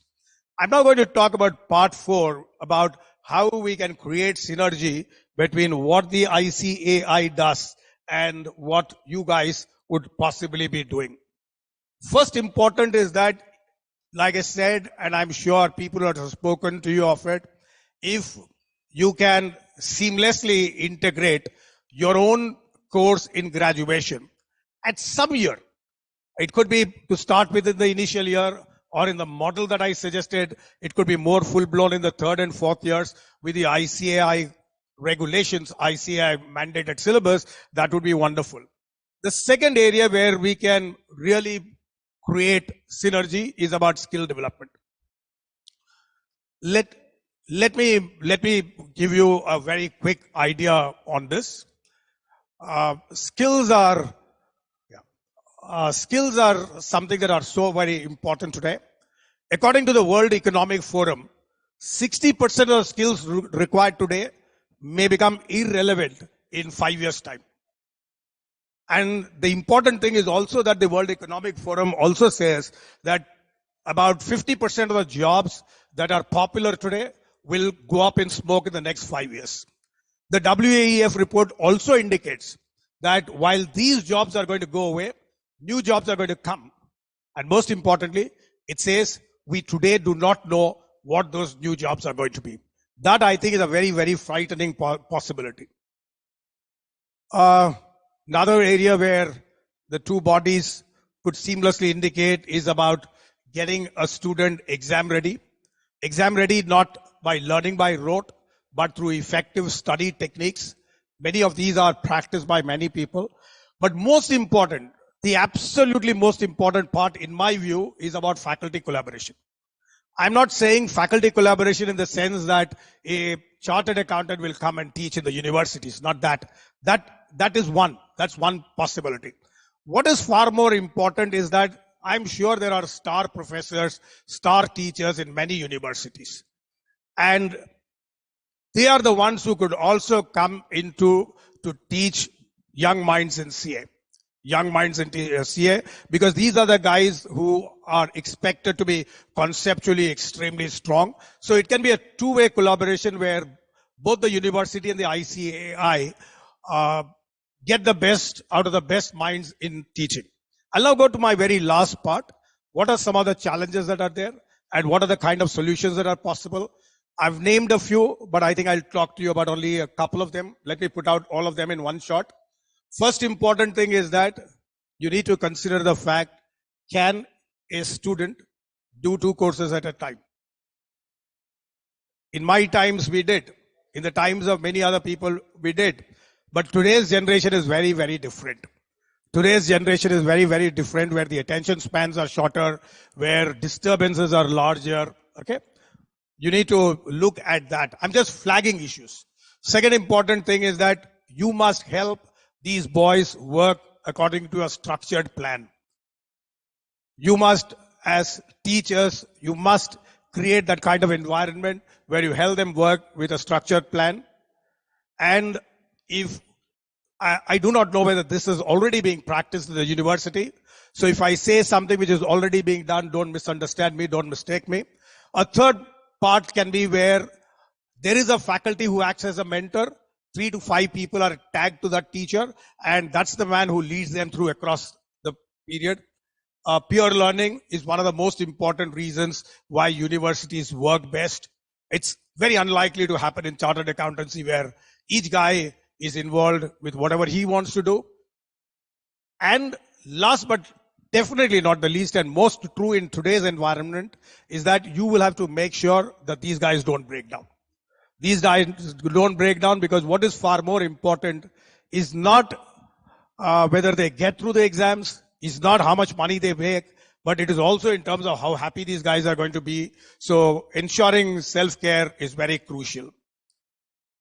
I'll close out, ladies and gentlemen, by trying to tell you something we all know. The world around us is changing. It's changing at an extremely fast pace. It's changing at a pace 10 times the pace at which it changed even 10 years ago. And in this changing world, what however remains constant is that it is going to be the young guys who come out of the factories of our universities who will lead the charge tomorrow. Because what I'm trying to hint at is that human beings are not going to change. Whatever might be the advent of machines, whatever might be the advent of AI, there is going to be still the power of the human being. And as someone like you who is there at their most, what should I say, most, I wouldn't say productive, at their most reflective age, at the age that these students learn best, it is incumbent on people in the universities to guide these students to a more secure and a more advanced future. And it is in that context, maybe if there are students who have their mindset in commerce, you should lead them to doing professional accounting courses, because the jobs of a pure play traditional graduate is now dead and gone. Thank you very much for your attention. Thank you so much, sir. And very rightly said that never underestimate your power to change destinies. With the education world, there is so much that we can do, so much that we can make better. And moving forward to the question part of it, we do have one question for you, sir. And the question is, in case the curriculum is aligned with the CA curriculum, how the challenge of capacity building of teachers can be dealt with? Okay, sorry, can you repeat it? I'll repeat the question. So the question is that in case the curriculum is aligned with the CA curriculum, how the challenge of capacity building of the teachers can be dealt with? Does the question mean are teachers competent to teach? Okay. I think the university.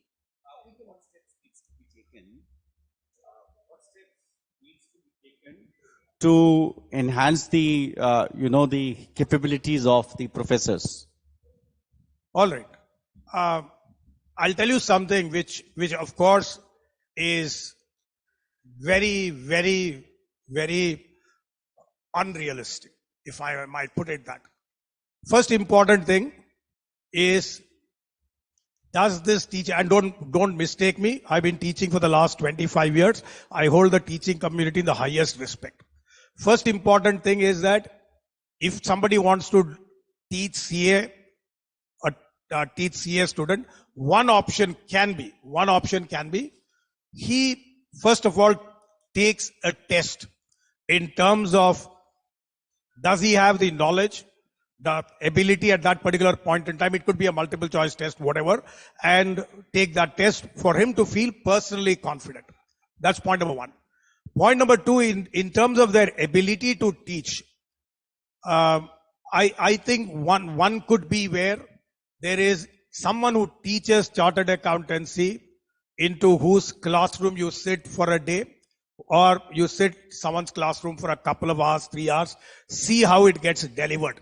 Okay, see how it gets delivered, because how you deliver in university and how you deliver in college, in CA is substantially different, for the simple reason that in the CA education, these are boys who are actually seeing practical work. These are two important things. One is the theory part where you take an exam. That's just a wildcat idea. Okay. And second is the practical part where you sit through some people's sessions, see how they handle, and see whether that gels with you. The last thing is that it could still be possible that the way you teach is what is appropriate in CA as well. Thank you so much, sir. I will add to the answer to this question that, if there are any challenges on the capacity building, you can rely on Institute of Chartered Accountant of India. We have done last year, I think about 8,200 CPE programs. So for us to launch a program on a physical mode with a virtual classroom in any of the 174 branches in India and across and outside India, across the globe, or do it in a virtual mode will not be a problem at all. So please feel free. My learned council colleague, Dayanivas Sharma ji, is the vice chairman of the Board of Studies. And I can tell you that ICAI will leave no stone unturned to ensure that this challenge of capacity building is met. So once again, as we conclude this session, I would like to thank our speaker for sharing with us your depth of understanding and knowledge on this session of university education. I will be requesting CA Dr. Sanjeev Kumar Singhal to kindly present the memento to our speaker, CA V. Patabhai Ram. Can we have a great round of applause, please?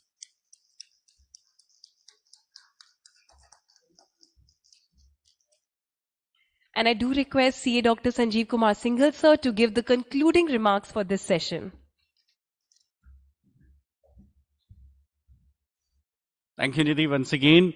I think this was a great session by CA Patabhai Ram to enlighten us on the university education. And his first sentence was that ICAI is one of the premier institute for the chartered accountancy education. Let me tell you, it's the only institute for chartered accountancy education in India. And it is the largest professional accounting body with 4 lakh students and 8.5 lakh members. And every year, nowadays, we are producing about 25,000 chartered accountants. And I think once we start giving our BAA degree, that is to those who have qualified CA intermediate, I think we'll have about 16 lakh or 17 lakh BAA. So there is a need to synergize the professional accountancy education in the universities. Please go back and think that how can we align the curriculum? What are the exemptions that you can give to the CA intermediate students for your undergrad course? And what are the exemptions that you can give to the chartered accountants for your postgrad course?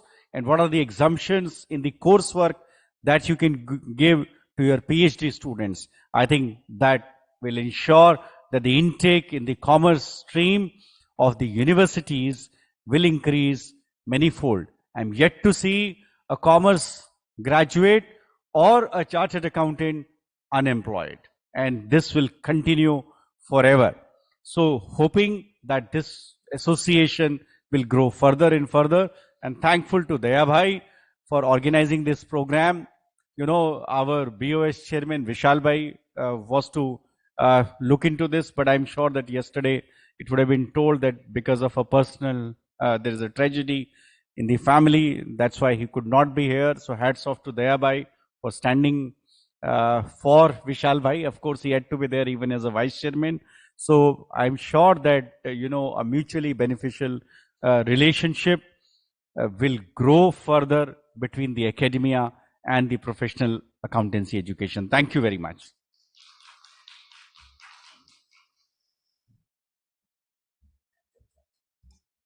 Thank you so much, sir. Okay, so I request you to stay back. We have amongst us Professor Gauri Dutt Sharma. I request you to please come on stage, and I also invite on stage CA Dayanivas Sharma, sir, our Vice Chairman, Board of Studies Academic. We would be now felicitating Professor Gauri Dutt Sharma with a bouquet and memento. Thank you so much, sir, for also gracing this NESCA 2024 with your presence. Can we have a great round of applause, please?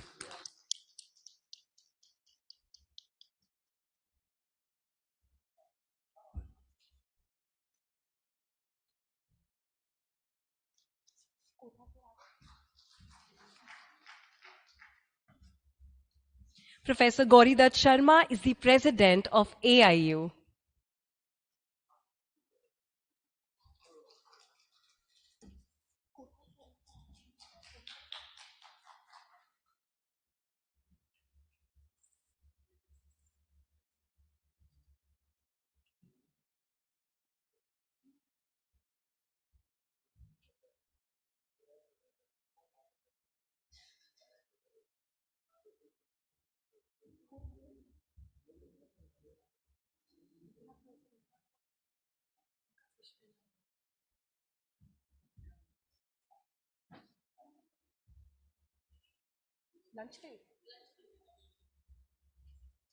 So now, thank you so much for being with us. And now, I request you all to please join us for our lunch session. Post-lunch, we have a special address on the MOUs with the universities that we've had for enhancing the commerce education. I request you all to please reassemble at sharp 2:30 p.m. so that we can start our next leg and the concluding leg of our NESCA 2024 sessions. Thank you so much.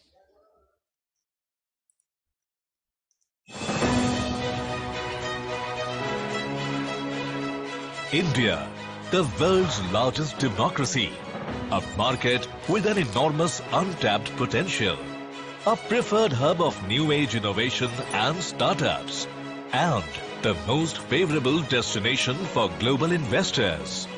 From sectors like agriculture and manufacturing, from information technology to healthcare, Indian economy has witnessed a revolution of innovation and growth in every sector. And at the heart of it lies the chartered accountants, the unseen architect of the Indian economy. And standing tall, powering the profession, is the Institute of Chartered Accountants of India, or ICAI. Established by an Act of Parliament in 1949 to regulate and develop the accountancy profession in India, working under the jurisdiction of Ministry of Corporate Affairs, Government of India, ICAI has always remained an integral part of the Indian economy and sustained stringent examination and education system for accountancy in India. ICAI is contributing to the nation's growth path with a model that defines excellence, independence, and integrity. With strong commitment, hard work, dedication, and upholding the traditions of quality services to the nation in public interest, ICAI stands today as the largest accounting body in the world. Some of the key functions performed by the institution are regulating the profession through robust disciplinary mechanism, education and examination of chartered accountancy codes, formulation of standards such as accounting, auditing, valuation, forensic and social audit, laying down ethical, sustainable and technology-driven best practices, monitoring quality through peer review, tax audit review and financial reporting review, continuing professional education of members. ICAI has been constantly contributing towards the development and implementation of various initiatives of the governments towards fostering economic reforms in the country. ICAI also plays a pivotal role as a partner in nation building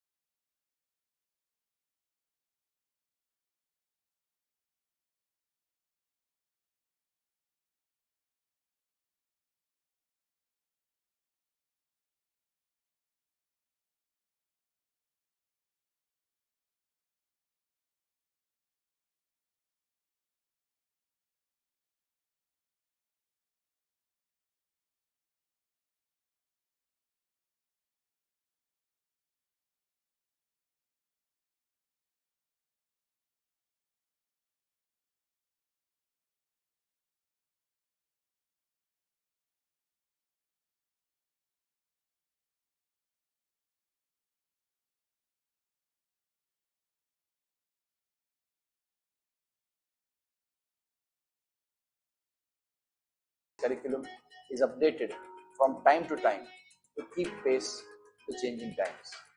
The new scheme of education and training launched in 2023 is in sync with the National Education Policy of 2022 and international education standards that provides holistic learning experience to create the next generation of chartered accountants. ICAI also offers a gamut of resources to support student learning, including state-of-the-art libraries, information technology labs, digital resources, study materials, and free live learning classes.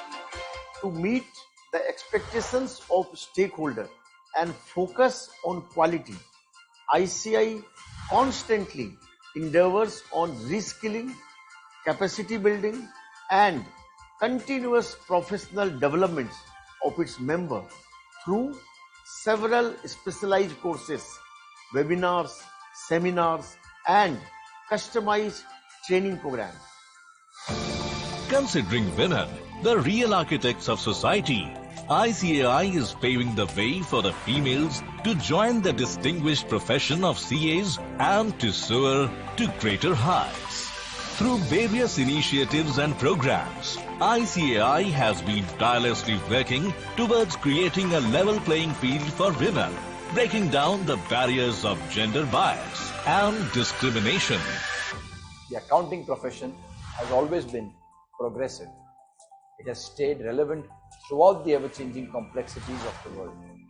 Internationally, ICAI has positioned itself as a global leader by nurturing the best accounting professionals and building a strong global network of chapters and representative offices. With this, ICAI endeavors to develop the Indian Chartered Accountancy as a global brand at international level, going beyond the traditional areas of audit, accounting and taxation. ICAI has been at the forefront in enforcing sustainability guidelines with the SDGs agenda at its core. For the first time in 2020, ICAI had established the Sustainability Reporting Standard Board. Recently, this Sustainability Reporting Standard Board of ICAI was acknowledged by the United Nations Conference on Trade and Development Working Group on International Standards for Accounting and Reporting. The ICAI has recently been awarded the ISAR Honor 2023 during the World Investment Forum recently held in October 2023 at Dubai for the various sustainability initiatives undertaken by ICAI. ICAI successfully hosted one of the largest accountancy events in the world, the 21st edition of the World Congress of Accountants, in a grand manner that witnessed record-breaking participation of more than 10,000 delegates from over 120 countries.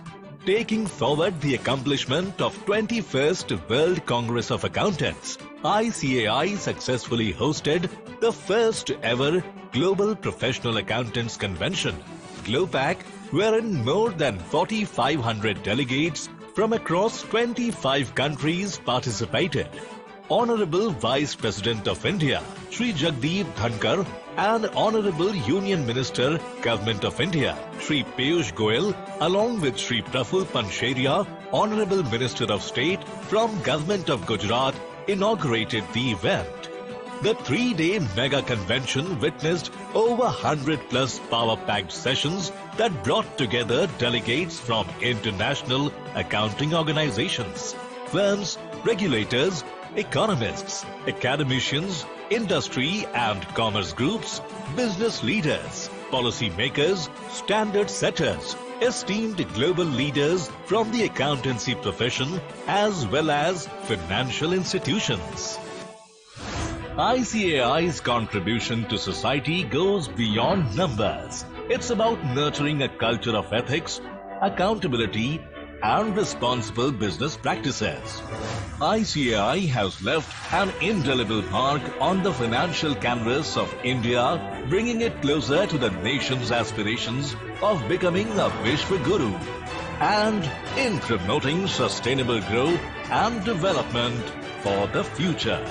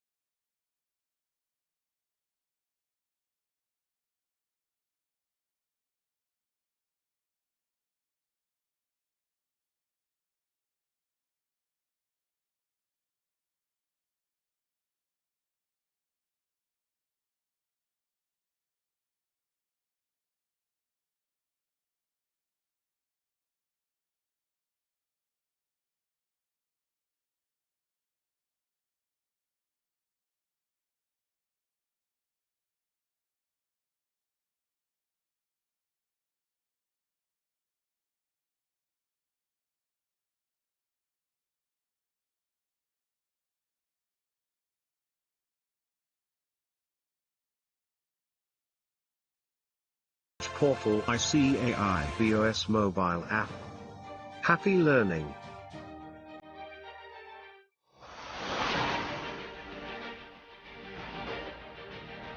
Dear student, in the journey of preparing for examinations, the Board of Studies Academic of ICAI presents a powerful tool for building your confidence: the mock test papers, held twice a year. Ever wondered why those who attempt mock tests tend to perform well in exams? It's simple: mock tests follow the same pattern as the actual examinations. So, why should you take a mock test? By attempting one, you can identify your strengths and weaknesses, focus on areas that need improvement, manage your time effectively, reduce exam anxiety, and approach the exams with confidence. Now, let's dive into the special features that make these mock test papers invaluable. 2 series of mock test papers are conducted for each examination at different levels. To simulate the actual examination experience, students are encouraged to attempt mock test papers in physical mode at ICAI, regional councils and their branches. For flexibility, mock test papers are available on the BOS Knowledge Portal and ICAI BOS mobile app, allowing you to attempt them anywhere, anytime. Answer keys are uploaded within 48 hours, providing you with the tools to scrutinize your performance. And here's a valuable tip: watch the BOS for your success sessions delivered by the BOS faculty. They cover key concepts, highlight common mistakes, and guide you on effective time management. So, if you haven't already, download and attempt the mock test papers. Self-assess your performance, learn from the experience, and gear up with confidence for the upcoming examinations. Remember, the mock tests are your stepping stones to success. Happy learning.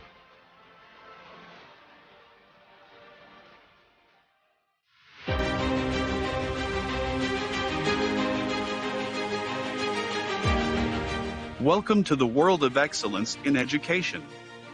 The Institute of Chartered Accountants of India is a premium accounting body having national and international prominence and, for the last 75 years, is a pioneer in providing distance education to students pursuing the Chartered Accountancy course. ICAI stands committed to providing students with comprehensive educational resources, ensuring they are well equipped to face the challenges of their examinations.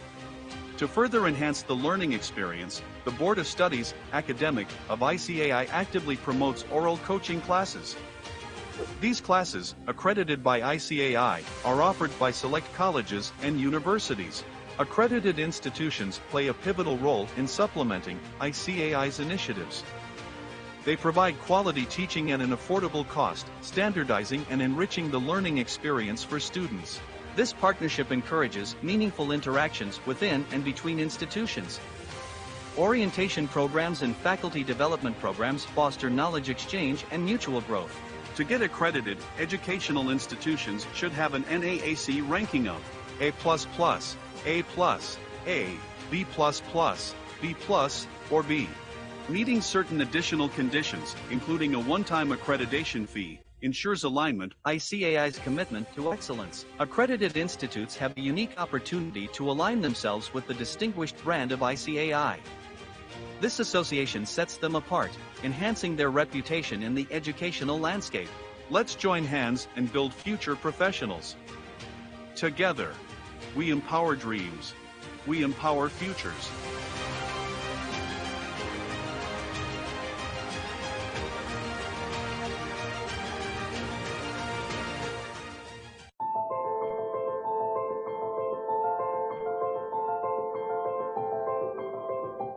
In the realm of education, comprehensive study materials are essential for detailed and thorough learning. But what if there was an easier way to grasp and revise these subjects? Enter Saranch, Last Mile Referencer, a brilliant initiative by the Board of Studies, academic wing of the Institute of Chartered Accountants of India.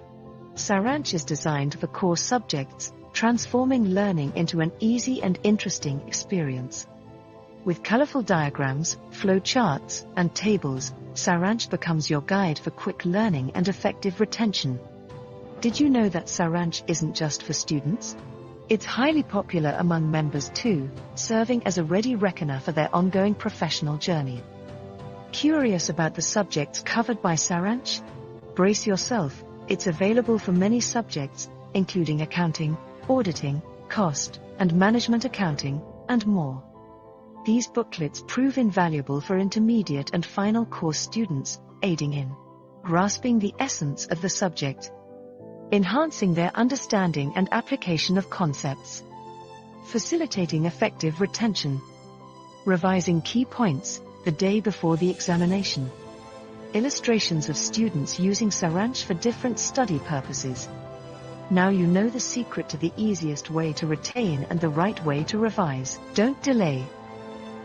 Order your copy of Saransh from the CDs portal or download it from the BOS Knowledge Portal or the BOS mobile app. Saransh, your last mile referencer. Unlocking knowledge, one colorful page at a time.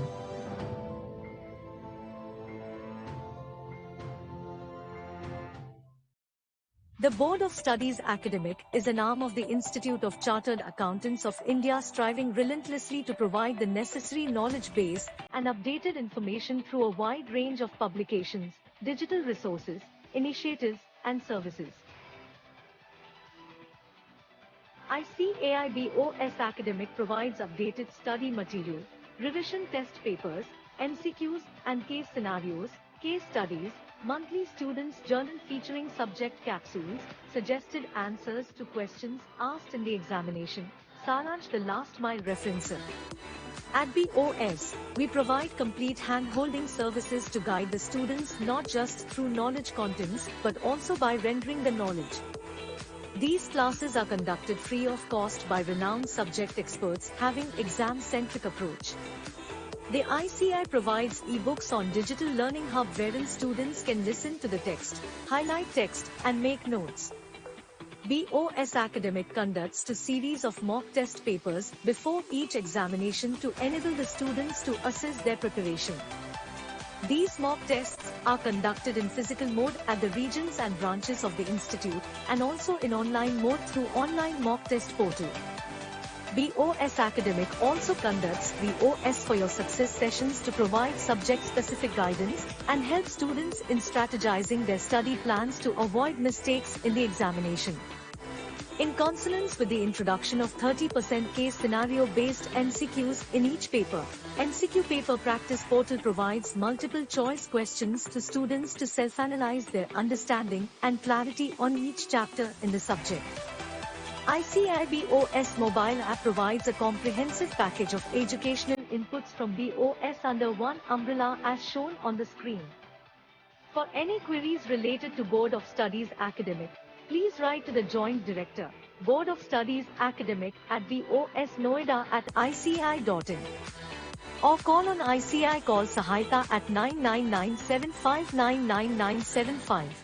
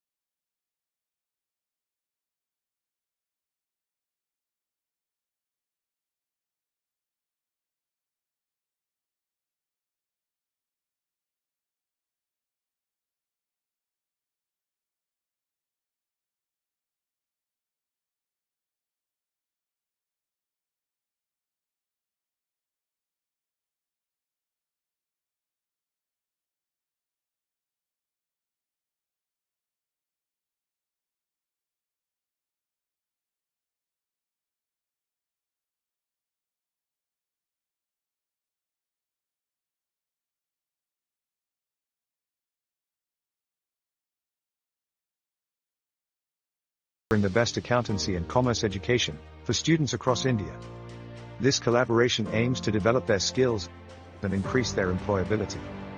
Through these MOUs, ICAI, as a true partner in nation building, is contributing to the vision of making India a $5 trillion economy. Together, let's empower the future, one student at a time.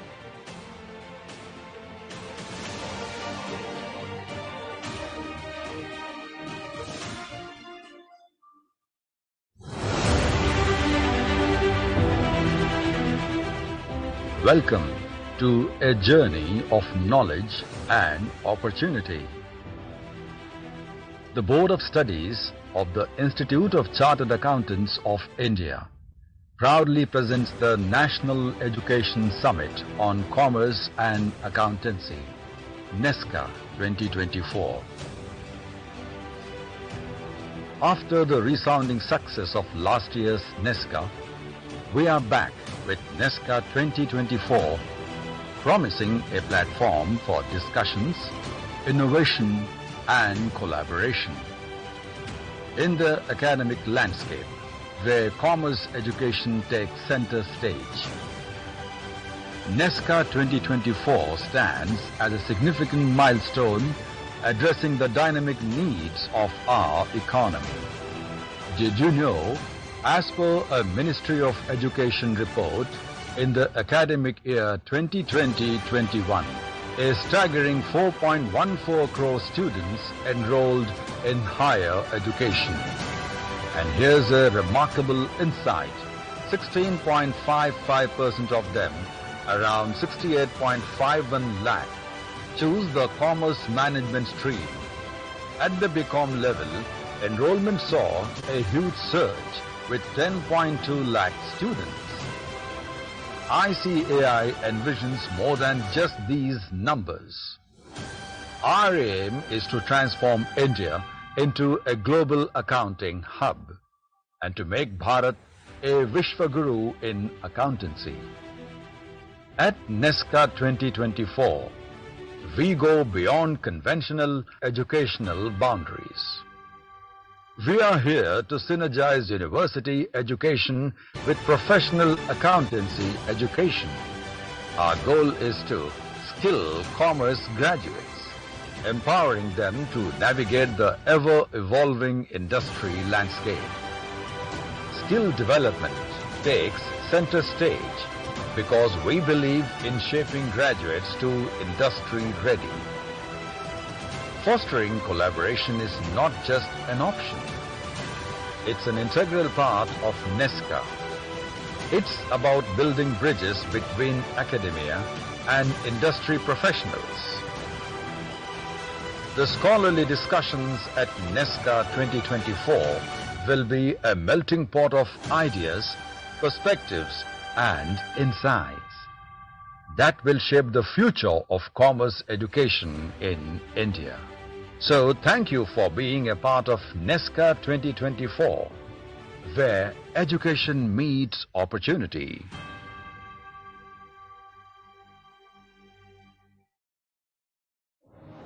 Words matter. Ideas drive change. And wisdom can transform the human action. These are the words, ideas, and wisdom that transformed profession of chartered accountancy over the years. Our forefathers and their vision of modern India, driven by strong economic foundation, led to the setting up of Free India's premier accountancy institute. The Institute of Chartered Accountants of India, or ICAI, in the year 1949.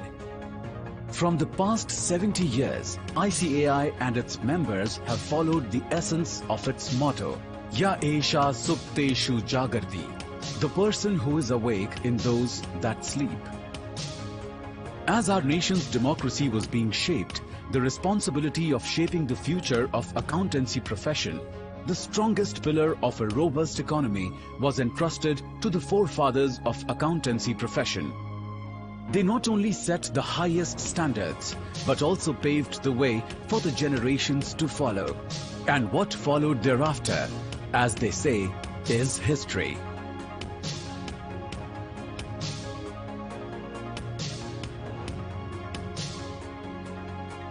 This 70 years journey has indeed made ICAI a treasure trove that will enrich the path of future generations to build a resilient new India.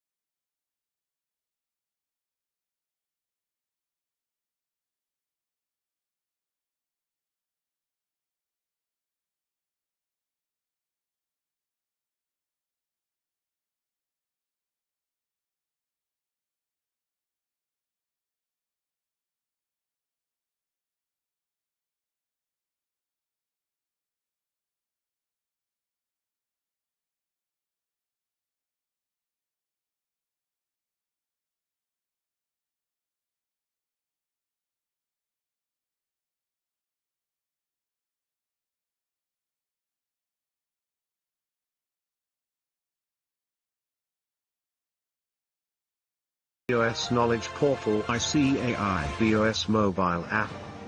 Happy learning.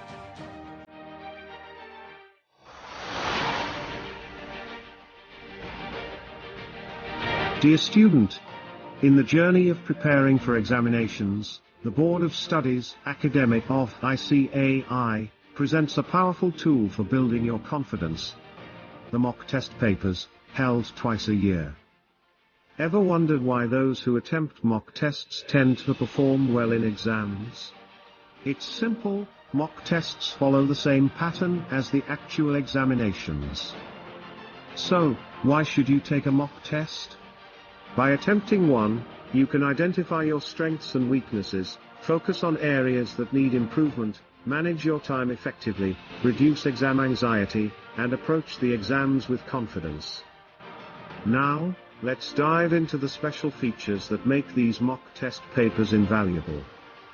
2 series of mock test papers are conducted for each examination at different levels. To simulate the actual examination experience, students are encouraged to attempt mock test papers in physical mode at ICAI, regional councils and their branches. For flexibility, mock test papers are available on the BOS Knowledge Portal and ICAI BOS mobile app, allowing you to attempt them anywhere, anytime. Answer keys are uploaded within 48 hours, providing you with the tools to scrutinize your performance. And here's a valuable tip: watch the BOS for your success sessions delivered by the BOS faculty. They cover key concepts, highlight common mistakes, and guide you on effective time management. So, if you haven't already, download and attempt the mock test papers. Self-assess your performance, learn from the experience, and gear up with confidence for the upcoming examinations. Remember, the mock tests are your stepping stones to success. Happy learning.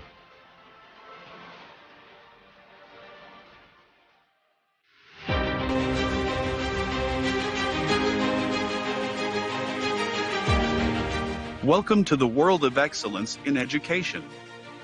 The Institute of Chartered Accountants of India is a premium accounting body having national and international prominence and, for the last 75 years, is a pioneer in providing distance education to students pursuing the Chartered Accountancy course. ICAI stands committed to providing students with comprehensive educational resources, ensuring they are well equipped to face the challenges of their examinations. To further enhance the learning experience, the Board of Studies, Academic, of ICAI actively promotes oral coaching classes. These classes, accredited by ICAI, are offered by select colleges and universities. Accredited institutions play a pivotal role in supplementing ICAI's initiatives. They provide quality teaching at an affordable cost, standardizing and enriching the learning experience for students. This partnership encourages meaningful interactions within and between institutions. Orientation programs and faculty development programs foster knowledge exchange and mutual growth. To get accredited, educational institutions should have an NAAC ranking of A++, A+, A, B++, B+, or B. Meeting certain additional conditions, including a one-time accreditation fee, ensures alignment. ICAI's commitment to excellence. Accredited institutes have a unique opportunity to align themselves with the distinguished brand of ICAI. This association sets them apart, enhancing their reputation in the educational landscape. Let's join hands and build future professionals. Together, we empower dreams. We empower futures.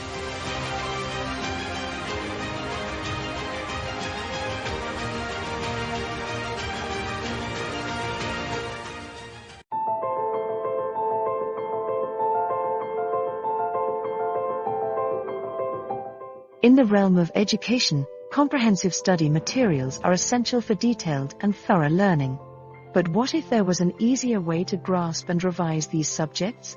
Enter Saransh, Last Mile Referencer, a brilliant initiative by the Board of Studies, academic wing of the Institute of Chartered Accountants of India. Saransh is designed for core subjects, transforming learning into an easy and interesting experience. With colorful diagrams, flow charts, and tables, Saransh becomes your guide for quick learning and effective retention.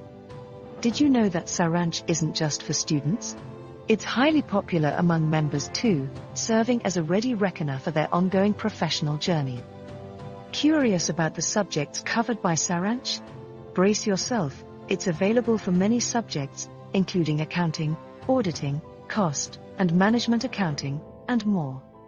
These booklets prove invaluable for intermediate and final course students, aiding in grasping the essence of the subject, enhancing their understanding and application of concepts, facilitating effective retention, revising key points the day before the examination, illustrations of students using Saransh for different study purposes.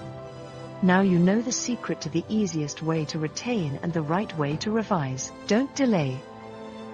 Order your copy of Saransh from the CD's portal or download it from the BOS Knowledge Portal or the BOS mobile app. Saransh, your last mile referencer. Unlocking knowledge, one colorful page at a time.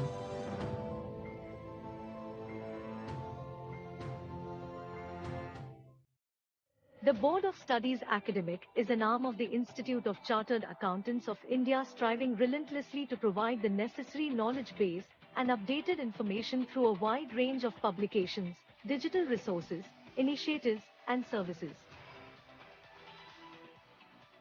ICAI BOS Academic provides updated study material, revision test papers, MCQs and case scenarios, case studies, monthly students' journal featuring subject capsules, suggested answers to questions asked in the examination, Saransh the last mile referencer.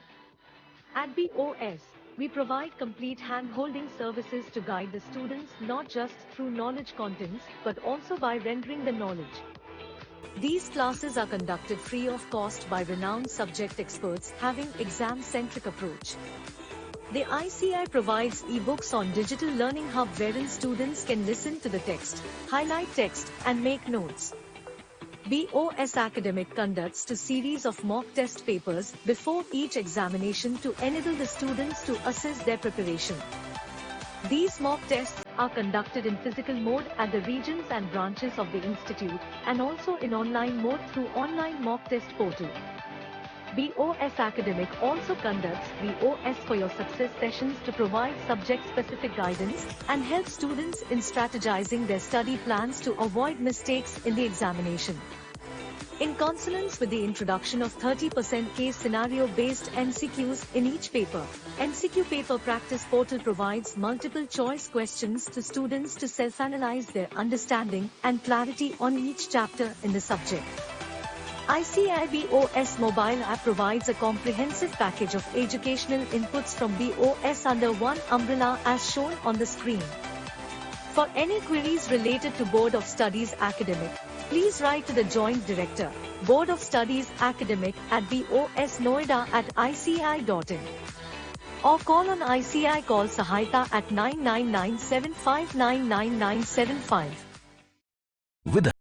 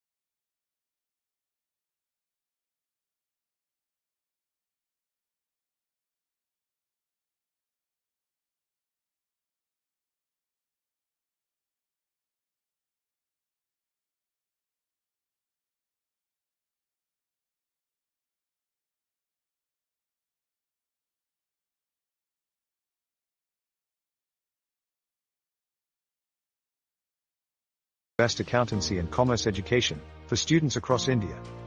This collaboration aims to develop their skills and increase their employability.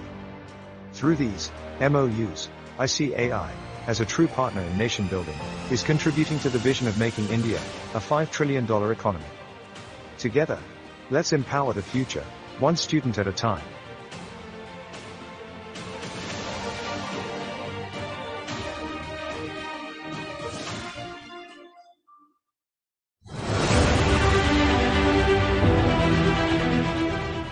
Welcome to a journey of knowledge and opportunity.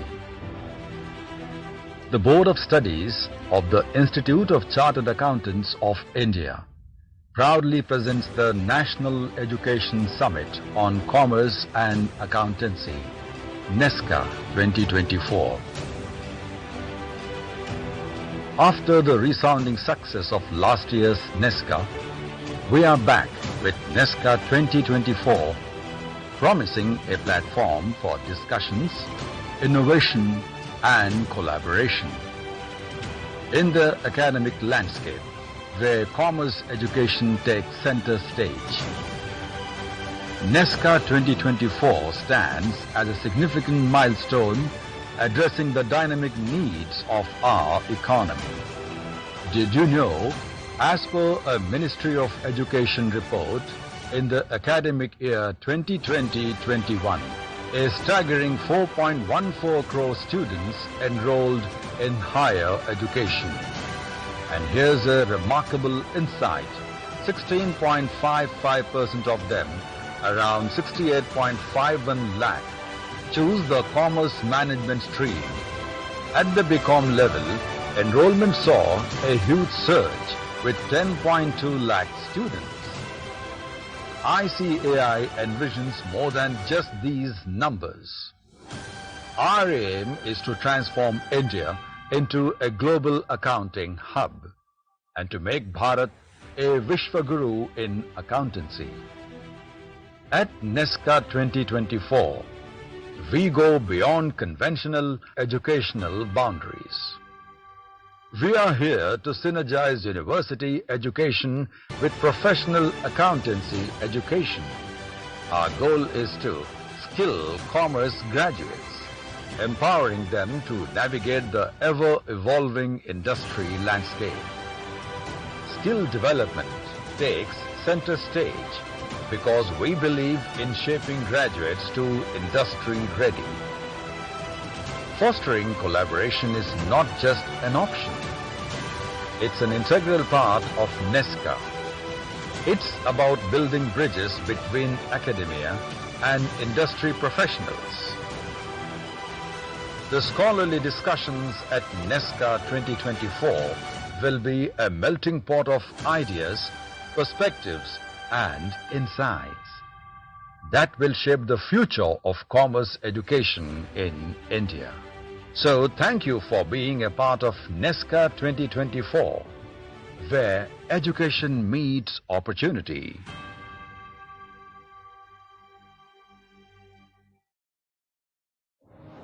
Words matter.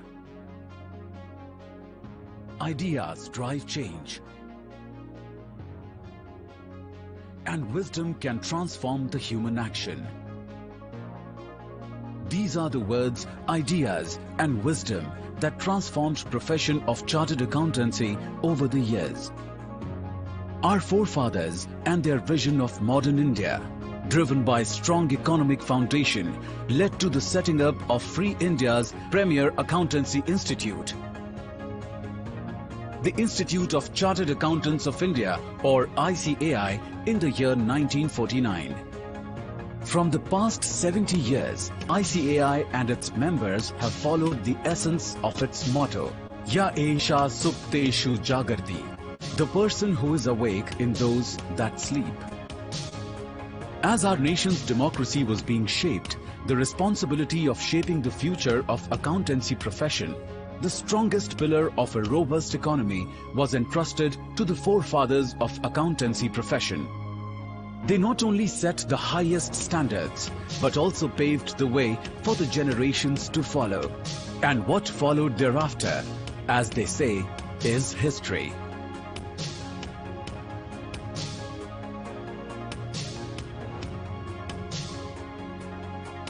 This 70 years journey has indeed made ICAI a treasure trove that will enrich the path of future generations to build a resilient new India.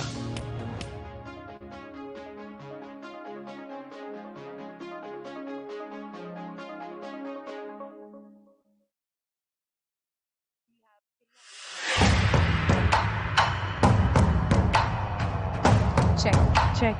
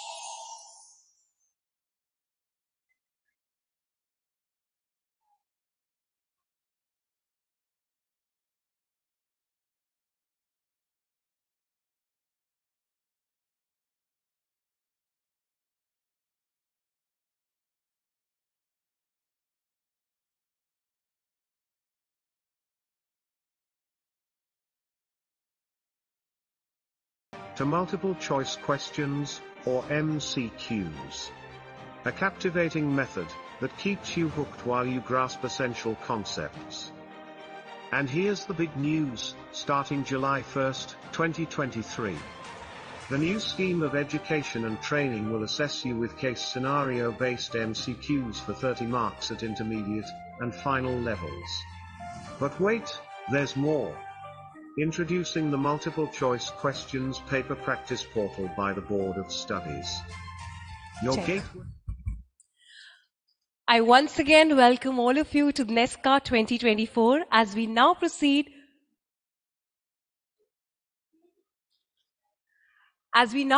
to our concluding session. I would now like to invite on stage, can we have a great round of applause for CA Dayanivas Sharma, Vice Chairman, Board of Studies Academic. Our speaker, CA Himanshu Vasa, who's the Chief Compliance Officer of Kotak Mahindra Bank, CA Dr. Durgesh Pandey, who's the Professor at Practice at National Forensic Sciences University, and I would also like to invite CA Kotha S. Srinivas, our Central Council member. Can we have a great round of applause, please?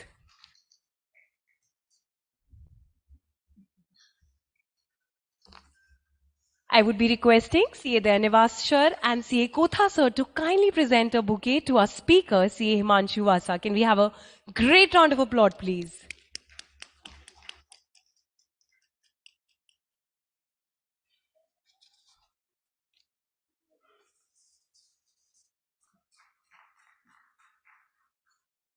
I now request them to present the bouquet to CA Dr. Durgesh Pandey. Can we have a great round of applause, please?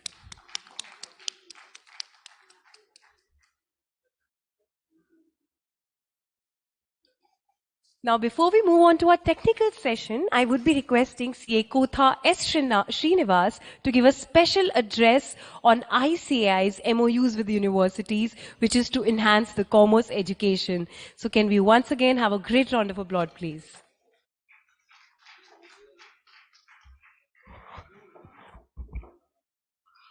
सभा को नमस्कार. सभा में उपस्थित सबको नमस्कार. So dignitaries on the dais, we have the Vice Chairman of Board of Studies Academics, CA Dayanivas Sharma.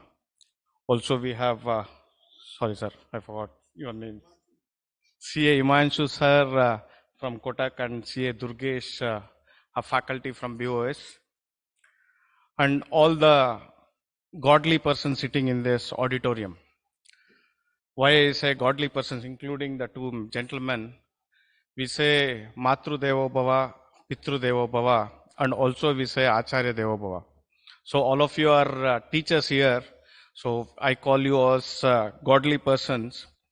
And the second thing also I should say godly person, because you're all our guests for this particular program for 2 days. We also call Atiti Devo Bhava. So welcome to each and every one of you who have been participating in this 2 days NESCA conference. A big round of applause to all the godly persons. Well, I'm supposed to talk about the MOU. I hope most of the universities which you are representing have already entered into MOU with ICAI. As on today, ICAI has entered into around 66 MOUs with various universities. This happened when we had NESCA in the last year in 23 January under the chairmanship of Dayaniva Sharma, where we invited chancellors and principals of various universities across India, where it was earlier it was only 10 MOUs. After this NESCA last year, we have entered into 56 MOUs. Probably his target may be 75 because we have achieved 75 years of our existence. ICS completed 75 years of its existence. Probably they are trying to do this 75 MOUs and then going forward to 100 MOUs. Now, I hope all the universities where we have entered into MOU, that representatives are here. Am I right? Any person representing a university where IC has not entered into MOU in this auditorium? Only one, but majority have already entered into with ICAI. Now we organize an event, we discuss with you people, we exchange that document also. What next? What next? How many of you have come forward to ICAI and contacted that we want 1, 2, 3, 4, 5? Of course, there are certain things in the MOU. Only one hand has been raised. 2, 3, okay. Yeah, few more are there. But what I am saying is, of course, we have entered into 66 MOUs and we may enter into 75 MOUs also.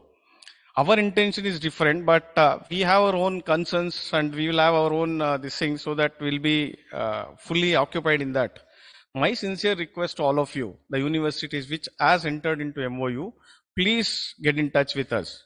Please get in touch with us, because it's a committee. This year, the Anivas will be there. Next year, he may not be there in that committee, or XYZ will come. It's not that committee will not be there, but you should get in touch with ICAI and ask what you want. Just entering into MOU will not suffice everything. The reason why I'm saying is you play a very, very important role in this MOUs. In fact, to tell my one personal story, when I wanted to join my first PUC after 10th standard, I went to college. At that time, we didn't have much knowledge, I should say. There was a thing called HECA. That combination was there. When I joined for first PUC, that was in 1986, I should say, or 1984. It said HECA was there. I didn't know what is HECA. That is History, Economics, Commerce and Accounts. One of the teacher who saw my mask card, she said, "Why are you taking HECA? You can take SECA." I didn't know what is SECA. That was Statistics, Economics. I had scored some 72 marks in SSLC mathematics. Seeing that, the teacher said, "You join for SECA." I joined for SECA, and maybe that may be a turning point in my life where I could complete my BCom, ICAI, SCA, and I'm standing before you. So you are the people where you can identify a person, what is his potential. See, it's we get a student at the time of entering into a professional education, but you are the people who can identify a student what he is capable of. So you have a much more important role to play in the universities than what we do at the institute level as such. There was one chartered accountant in Chennai. He had one vision. one village, one CA. So you should also, you may be dealing with so many rural areas, rural students. You may be interacting with so many people. It's your duty to educate them about these professional courses and see that they will join professional courses. It's not only CA, any other professional course as such, but of course, we are talking from this podium. So we seek your indulgence and what I should say, you have to tell about this ICA course and see that the students will join. Now, what is the benefit of joining to this CA course or any professional course? Of course, we know our economy is at 3 to 4 trillion by 31st of March 2024, and we are expecting to move forward. Yesterday, we know that Ram Mandir was inaugurated or Prana Pratishthapan happened, and the PM was talking about Rama Rajya for next 1000 years. And also, we know our economy will grow in the next 20 to 25 years. For that, commerce students or commerce stream students are very, very important. Now today we are in the 3 trillion economy, maybe 25 years down the line, we may be touching 30 trillion economy or 30 or even 28 trillion economy. Every year our economy should grow by 1 trillion. So we have to tell the importance of this, and definitely the CA students or professional students are very much required. Now coming to the MOU, what are the things that we enter into? One is design and development of commerce curriculum. So the main intention of ICA is that, even I was talking to some of the people, some of the faculty members, they feel that the syllabus, what is there, commerce syllabus, may not be in line with the actual things that is happening. Today the business structures are changing, the taxation systems are changing, but the syllabus what you are having may be outdated or old syllabus. So one of the intention of this NESCA is, or MOU with ICA, is that we want to bring some uniformity in commerce education or commerce syllabus as such. Then if you feel that the new syllabus is difficult for you to teach to the students, then we also have this faculty development program. So we will train the faculties in your universities so that they can get used to those subjects and they can teach the students. Then still, if you feel that there are certain topics which you cannot learn and teach to the students, we have some free video lectures on specified topics. Like we have video lectures we may prepare for income tax, GST, or even if you want a specified lecture, expert lectures. ICA, I think all of you must be aware, we have around 171 branches across India. 171 branches are there, and we have 4 lakh chartered accountants are there in India. So if you feel that a chartered accountant can come and teach you as an expert faculty, even when I was doing my degree, I remember we used to get some expert faculty to teach income tax. So he was a lawyer, but now we have chartered accountants. Most of the cities where your universities are there, we have branches. Please get in touch with those branches, the chairman of that particular branches, and anything is required, please get in touch with them so that they will, in either if they can help on their own, they will help, otherwise they will get in touch with the head office and we can help you out. So even you can think of having certain expert faculty in the form of professionals to come and teach your students. Then after completing CA, like we have various things where we can give some scholarship for doctoral education. So if you have that particular benefit, even the chartered accountants can come and join your universities and they can do PhD. Not only the chartered accountants, even we have a scheme where if universities are interested to do research on a particular topic, you can just apply.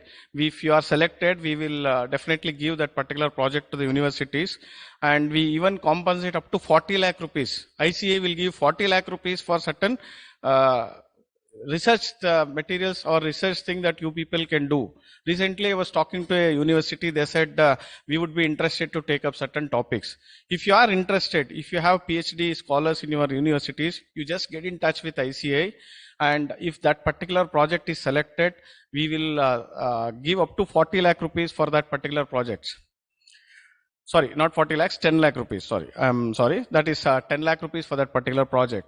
And even if you can help with the chartered accountants who want to do PhD in your university, you can let us know so that we will send them. For any chartered accountant who wants to do PhD, and if he is selected, we give them a stipend of 75,000 per month for the period of 3 years. So universities need not pay the chartered accountants. We pay the stipend of 75,000 for 3 years, plus some 50,000 rupees for additional expenses. And if they can come and do PhD in your university, it will be useful. Then also we had certain MOUs, like certain universities we have an MOUs. If a chartered accountant, a student completes CA intermediate or CA final, there may be certain exemptions to complete the BCom courses. You need not write all the core subjects. You may write only the languages. So you can pass that and you can obtain the BCom certificate as such. And if a person wants to do post-graduation, that is MCom, then also you people can get into an MOU where with 1 or 2 papers, a chartered accountant can get MCom certificate, or maybe if you feel that you can give honorary certificate, MCom certificate to a chartered accountant, that also you can do it. Then once you enter into an MOU, so what all the other things you can do? One is, as I said, we will help you in designing the course curriculum, and also we train the faculty members. Apart from this, if you want to conduct examinations for CA exams, so it can be examination center. Your institute can also approach us where we can make that particular institution as an examination center. Once you do the examination center, you can also approach us. We have certain concept called reading room facility. So additional reading room facility, we can do it so that in your campus, there can be examination center, there can be a reading room facility. So the students who are pursuing CA course in your college, they can use that reading room facility, and also they can write the examination. So more and more students can be attracted to this particular course. Then accreditation for CA course. So you can also apply for accreditation for CA course. But there is one condition: if you are an accredited institution, you cannot get the examination center. So you cannot start teaching that particular students and also ask them to write the exam. So there is one glitch that if you have an examination center, you cannot have accreditation.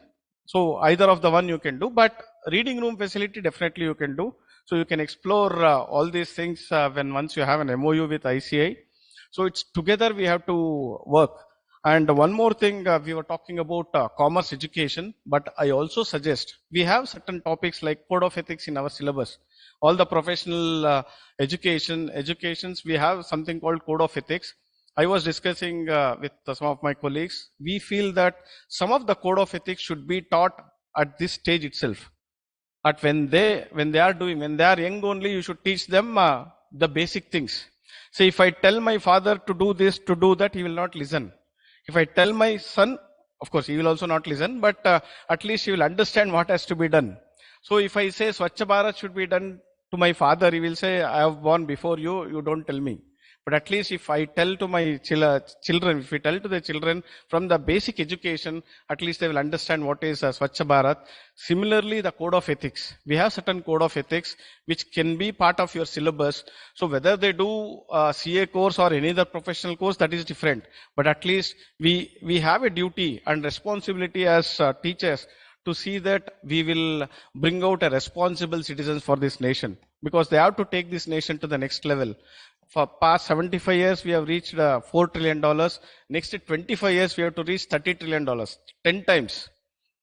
Whatever was there today, 3, it will be 10 times of that. So they have a huge responsibility, the youth of this country, and all of us have that responsibility, and to see that they will take it in a right direction, and they will be an asset to this great nation. So with this, once again, I thank the organizers for giving me this opportunity. And once again, I thank each and every one of you for showing interest and participating in this event. But as I said in the initial remarks, it's not just attending this conference or signing MOU. Please get in touch with us regularly so that it will benefit us also, you also, and this entire nation also. Thank you. Thank you so much, sir, for telling us how with these MOUs, ICAI in collaboration with these universities can enhance the field of commerce and accountancy for the students. Now, as we move forward to our technical session, which is on commerce, education, and opportunities with specialization like banking, insurance, investment advisory, and forensic accounting. I would now be requesting CA Dayanivas Sharma to kindly give the opening remarks. Can we have a great round of applause, please? Nidhi, the number of applauses I have taken, I think for the next 2 years, I need not attend anywhere, any sessions. Thank you very much, and thank you all again.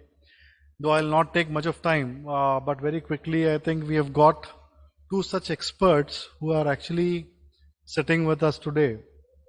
Himanshu Vasa, who is again a very important person, Chief Compliance Officer of Kotak Mahindra Bank. Just imagine a person who is actually going to be absorbing the youth which you all are producing over a period of time in the banking system, and Kotak being one of the national pride for all of us.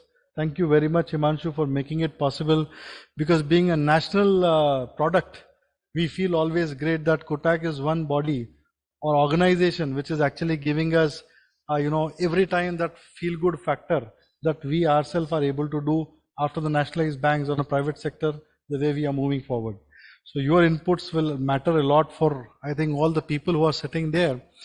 And one thing which I would like to request you is primarily to dwell upon what kind of the short chapters that can be included, which actually motivates the youth who are completing their graduation, and they actually, when they come out after a degree in their hand, are these people, how and which way the college universities can actually ensure that they become directly employable for the banking system as such.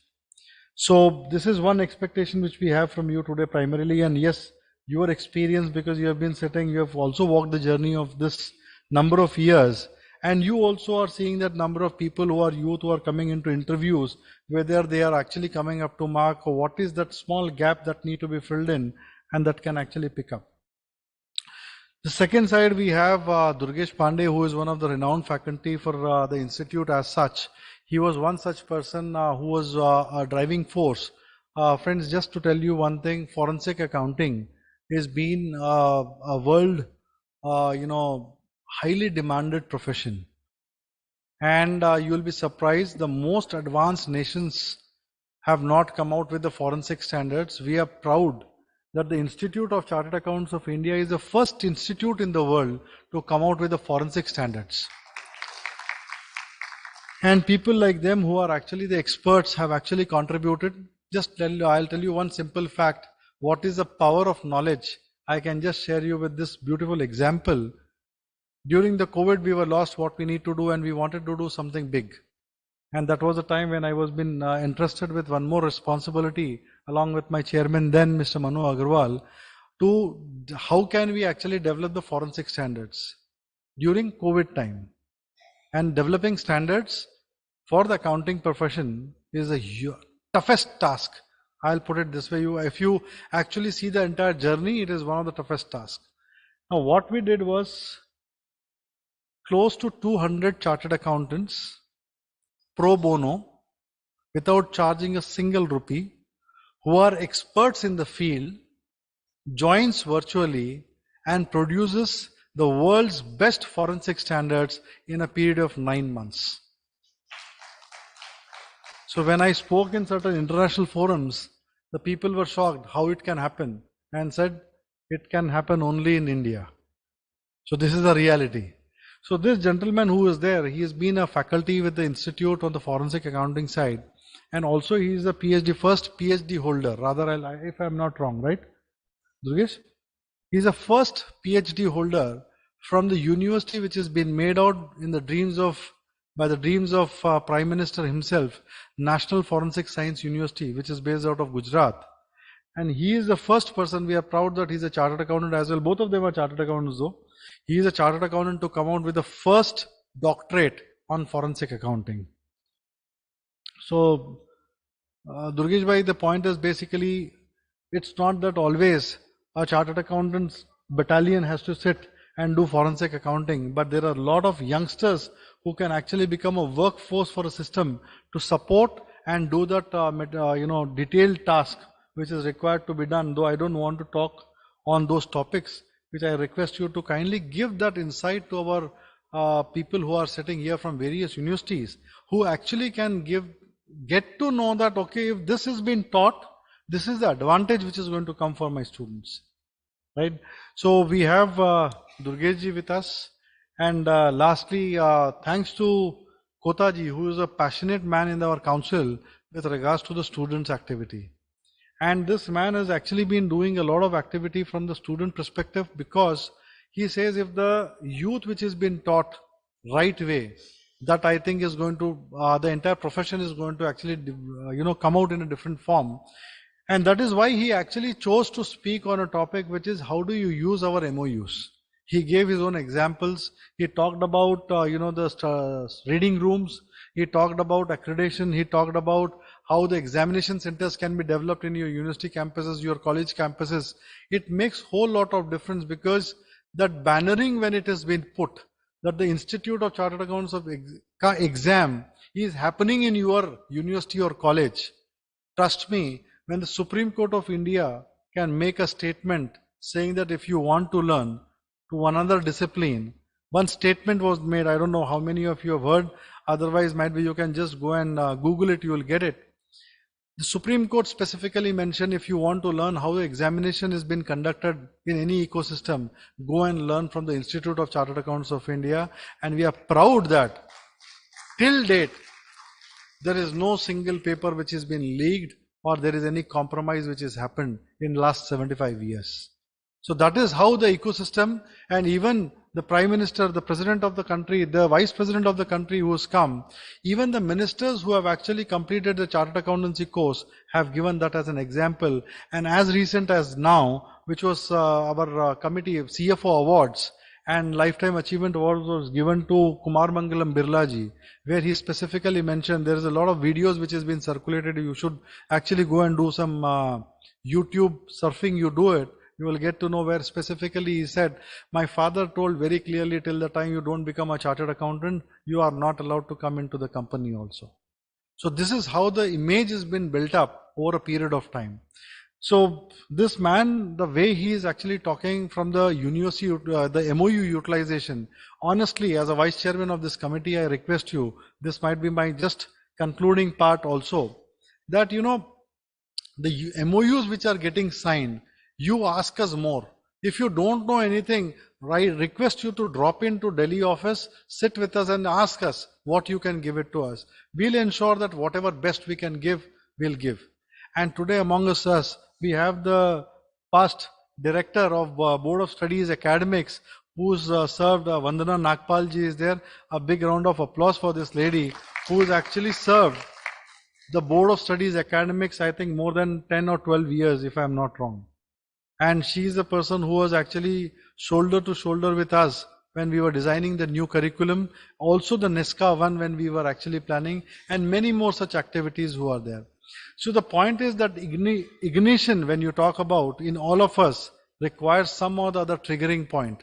So if NESCA is becoming a triggering point, that what we can teach our students, if we are able to make it good, we can make it good.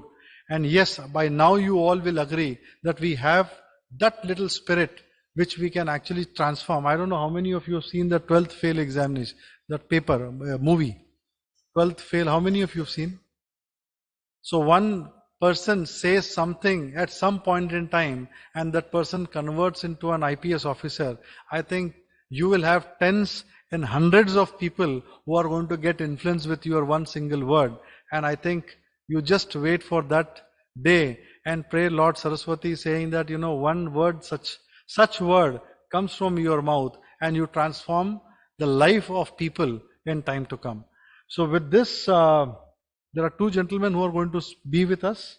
So I'll request one after another to come and share their views in their own way. We wanted to do it, panel discussion, but panel discussion has restriction of the number of questions. The flow of thoughts can be actually independent, and that is why we actually just moved this process to be, as a discussion based, where Himanshu is going to speak about, from the banking and insurance sector, or might be the financial market sector, what a commerce graduate can do. And then Durgesh is going to talk about the forensic accounting contribution also. A big round of applause for Himanshu. Himanshu, I request you to kindly take the podium, and all for you now. Thank you all. Thank you very much.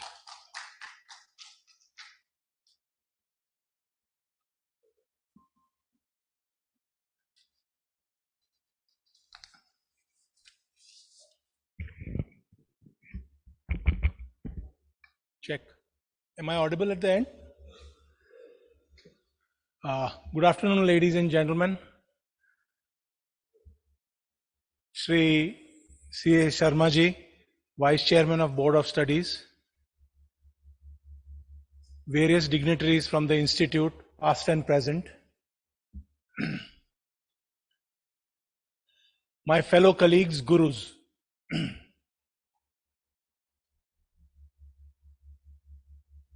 Can anyone raise up their hand and tell me what is the most important thing that a human being requires to be alive? What's the most important thing? Anybody wants to wager a guess? Now, we are talking about accounting, commerce, and this man is asking life. But there is a reason why I say what I say. Does anyone want to wager a guess? Sorry? Yeah. To be alive, what is the most important thing that you need to do? Breathe. Absolutely bang on. Sir, if we have breath, everything else will follow. Yeah. If I am able to breathe, I will be able to be alive and think, and then the willingness and all of that will follow. So to my mind, breath is the most important thing. Similarly, for sustenance of any human being, be it chartered accountancy, be it doctor, be it engineer, be it a small little laborer, he has to be able to do, in a colloquial language, hisab kitab. Yeah, he has been promised a salary of probably 40 rupees a day. Is he actually getting 40 rupees? Profit and loss, etc., etc. The point I'm then trying to make is, for every human being to survive in the long run, he, she, or any other gender needs to understand basics of accounting and commerce. Okay, this is my view. The second point I want to make is, I addressed each one of you as gurus. The future of this country for the next 5, 10, 15, 20, 25, probably 50, 75 years is in the hands of each one of you here, because you in your own right are contributing to the development of the future citizens of this country. Sorry. And I was extremely glad, when I was going through the list of universities that have signed the MOU, I saw 3 important names there, which in an indirect manner, though not those universities, but the names therein are connected with my life. I read the name Don Bosco in Assam. I saw the name Khalsa, I think that was in Punjab, and I saw the name Podar. So the reason why they are very important to me is because I'm a student of Don Bosco in Mumbai. I'm a student of Podar College in Mumbai, and Khalsa College was bang opposite my school. So every day I had to do darshan of Khalsa College when I went to school. So very happy to see those 3 names. The comments that I'm going to make today are basis the number of interviews that I have taken over the last 20 to 25 years, recruiting graduates. And the reason why I'm going to talk about this is because there are certain critical points therein which I believe while the students are aware of but are not able to communicate appropriately and therefore lose out on opportunities, and to that extent those become softer issues which the curriculum can, if they can take care of, the opportunities will become really very high for these students. And the one question I always ask, okay, and this is my favorite question to anybody who says he's a commerce graduate, okay, is what is reconciliation? Simple sawal hai, right? What is reconciliation? That this is a topic that students learn in the first year or at best the second year of the commerce curriculum. So commerce curriculum in certain schools, at least I had the option in class 8 where I took accounting as a subject. But if they did not have the option, I'm sure they learned it in class 11 when they took the subject of commerce. Now they know what is reconciliation. They are saying, I have to check number from here and I have to verify it here. So they are telling me the process of what they do. But they don't know the reason why they are doing what they are doing.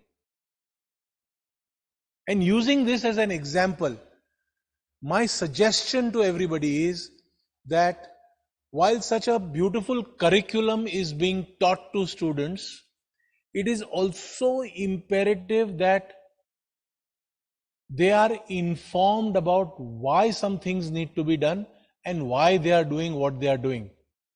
And encourage them by way of a question answer session rather than a one-way conversation on getting to know why they have done, because anybody who speaks out his or her mind in an open classroom will always remember that all their life.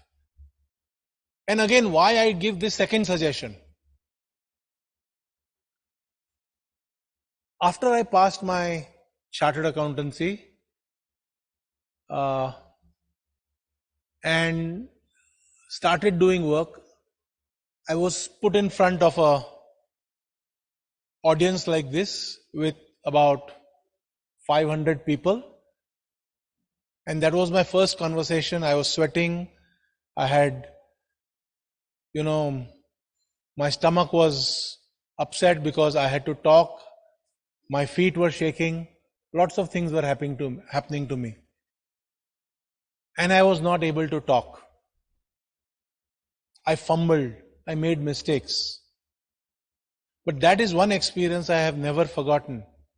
And that is the reason today I stand before you and I am able to talk to each one of you very confidently, without stammering, without worried about what's going to happen next.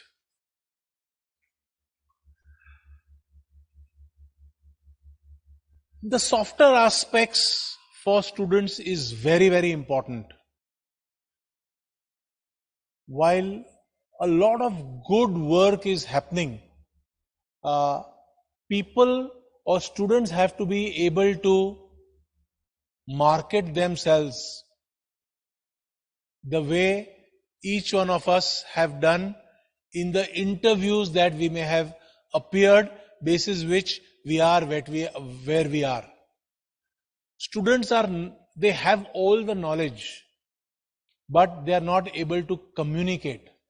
They are not able to assimilate their thoughts. They are not able to talk to the opposite person very confidently. And one of the reasons could be that they are not planned. Yeah. Something as simple as, why do you want to join this organization? The simple answer I get is, sir, आपका stock market में भाव बढ़ रहा है. Now that cannot be an answer for joining an organization. Yeah. Please, while all of you are doing a fantastic job of, teaching the basics, I would also recommend that as part of the process, if somewhere you can inculcate into the students the habit of doing some research, that will be of great help.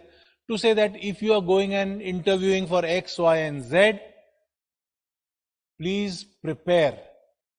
Please know some basics about that organization. You need not know everything. And the other most important thing is students have the habit of giving whatever answer they feel like, whether it is correct or incorrect, just to demonstrate that they know everything. But a number of times the answer is incorrect and students fear in saying that I don't know this. Yeah.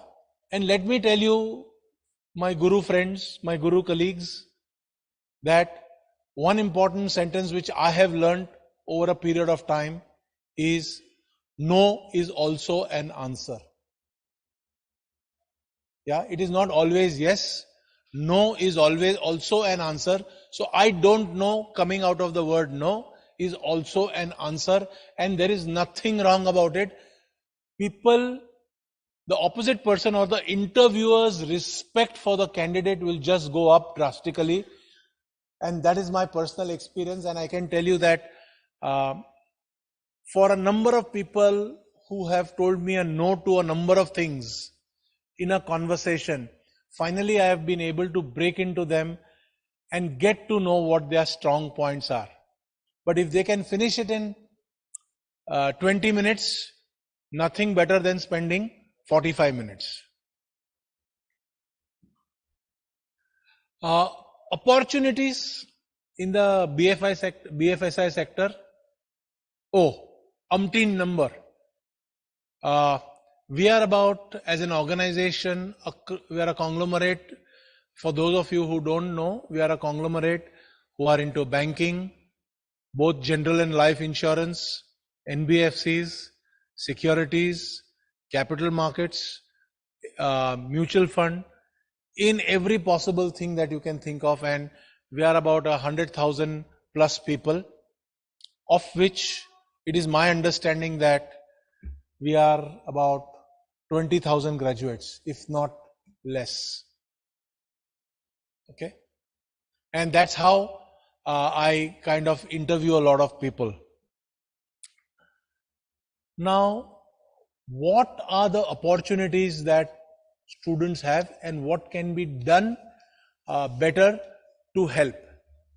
Now, every sector has its own pluses and minuses. Every opportunity has its own niceties and peculiarities. So depending upon the strength of the student should decide what they want to do. Having said that, in the same breath, I am also making a comment that a number of students, when we go for campus interviews, we ask them, how many of you all want to become investment bankers and or investment advisors? I think 99.99% of the people will have their hands up. And when we ask them what is investment banking or what is investment advisor, sir वो कौन सा stock लेना और वो बता देने का और वो प्रॉफिट बनाएगा तो इन्वेस्टमेंट एडवाइजर हो गया. That is the shallowness of the understanding students have. So again, when each of the universities, each of the colleges may be having their recruitment cells, if there is a full session, probably 2-3 hours of a session that each university can have about the various opportunities and what each of them mean, be it chartered accountancy, secretarial, forensic accounting, which my colleague will speak about. Everything that a student can do. Yeah. Whether it is banking, whether it is insurance, whether it is securities, whatever. Now, if I look at the opportunities in banking, you can be a part of the credit function, you can be a part of the credit monitoring function, you can be a part of the finance team, or the internal audit team, or the compliance team, investor relations, operations, business, risk, vigilance, forensic, wealth management, treasury front office, treasury back office, treasury middle office. More importantly, in today's day and age, chartered accountancy with, or a commerce student with post-graduation in artificial intelligence, in machine learning, in a business solutions group, where importance of accounting with IT. Yeah, if you are in insurance, basic understanding of commerce with statistics to be an actuary. You can be a claims officer in a securities market. You can be a trader. You can be an investment advisor, and the opportunities are galore. Yeah. Now, couple of things that universities, colleges can look at. Of course, the Institute of Chartered Accountants, by the fact that they are having this program, is a demonstration of the fact that there is a lot of support that they are willing to give to make sure that students and curriculums become better, which I am extremely happy as a chartered accountant, to be honest, and I will admit this here, that I did not know about this, but when the chairman of the board of studies, Vishal, called me and said that this is what the institute is doing and we would like you to speak, I just grabbed that opportunity because for me it was a learning in itself.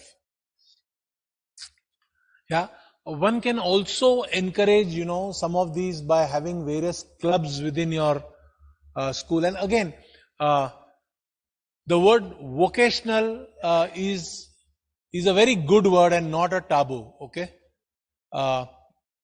way back in 83, I am a student of vocation, so I had taken vocational subjects way back in 83. That's what my college used to offer then. It used to be office management and marketing then. Today, you have various specializations again within the stream of commerce, apart from BCom being banking and finance, banking and insurance, banking and financial markets, banking in management studies. Very interestingly, along with commerce subjects, you can now take art, hotel management, tourism and hospitality management, wealth management, and it's never ending. The opportunities today are amazing. Again, coming back to what can be done and what should be done. I think rather than, and this is my view again, rather than trying to be doing everything, you can select any 5-7 areas of vocation that you like, and then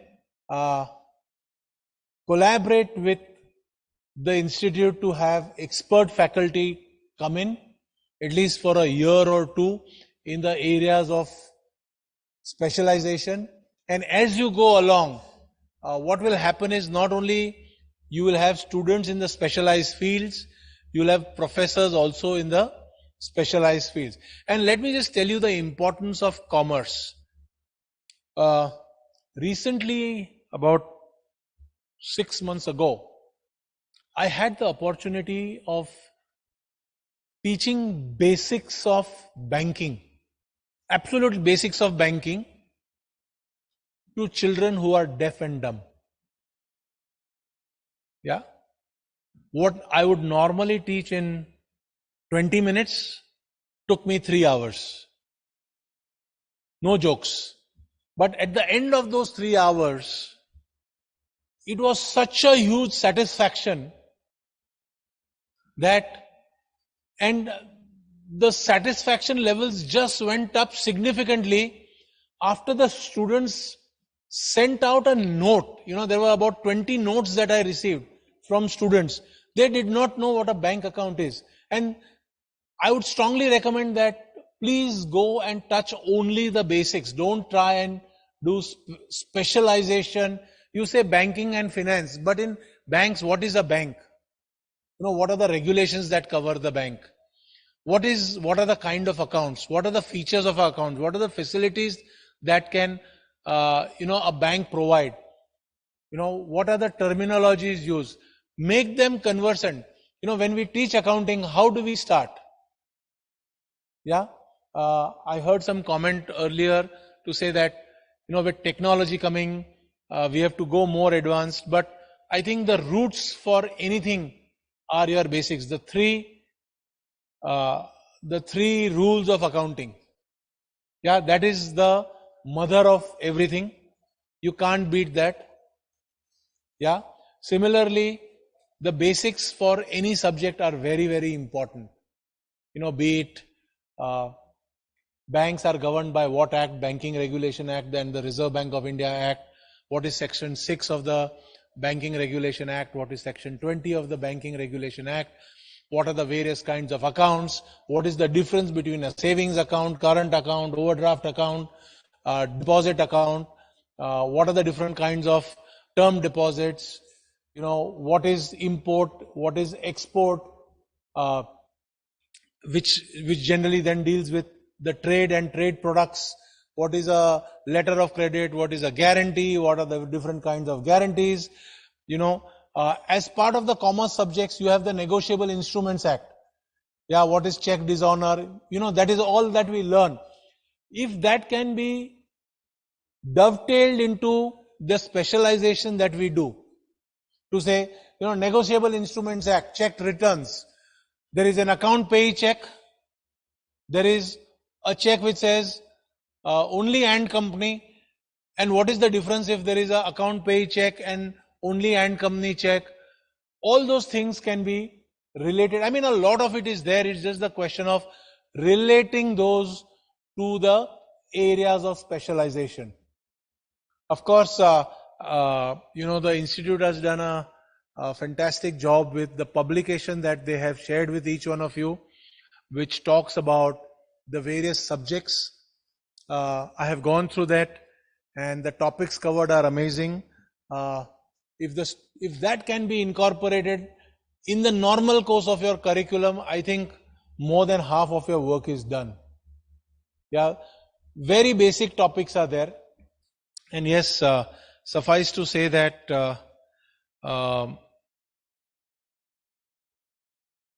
in all of this, in whatever you do, ethics is the most important thing. Yeah. The importance of ethics is because if you do wrong once and you don't get caught, you tend to do more and more until one day when you get caught. So ethics should be a very, very important part. The other important part is sustainability in whatever one does as part of the curriculum. One should be able to sustain the pressures of what is happening in the external market, because that is extremely important. And as part of the curriculum, if basics of technology can be introduced, today's day and age, whether it is Tally or Finacle or Oracle GL or SAS database or whatever you may call. I mean, I can rumble as many names and brands and that we can speak about. But it's important that some basic technology is taught. And let me tell you, my dear friends, a combination of commerce with technology or a combination of commerce with artificial intelligence or a combination of commerce with machine learning, which is what you see in today's day and age, is the most lethal combination. Because today we have engineers who don't understand basics of commerce and basics of the basic principles of accounting, and then they struggle with writing codes. So if you can have that as part of your curriculum, it will be of great value. With choice, I have not discussed anything about forensics, which I have left to my colleague. And if there are any questions that you may have, I mean, with the limited time that I have tried to summarize everything that is possible. May I request? Yes, sure. So I'll be happy to take questions. I'll request my colleague to come and express his views on the forensic accounting piece. Thank you.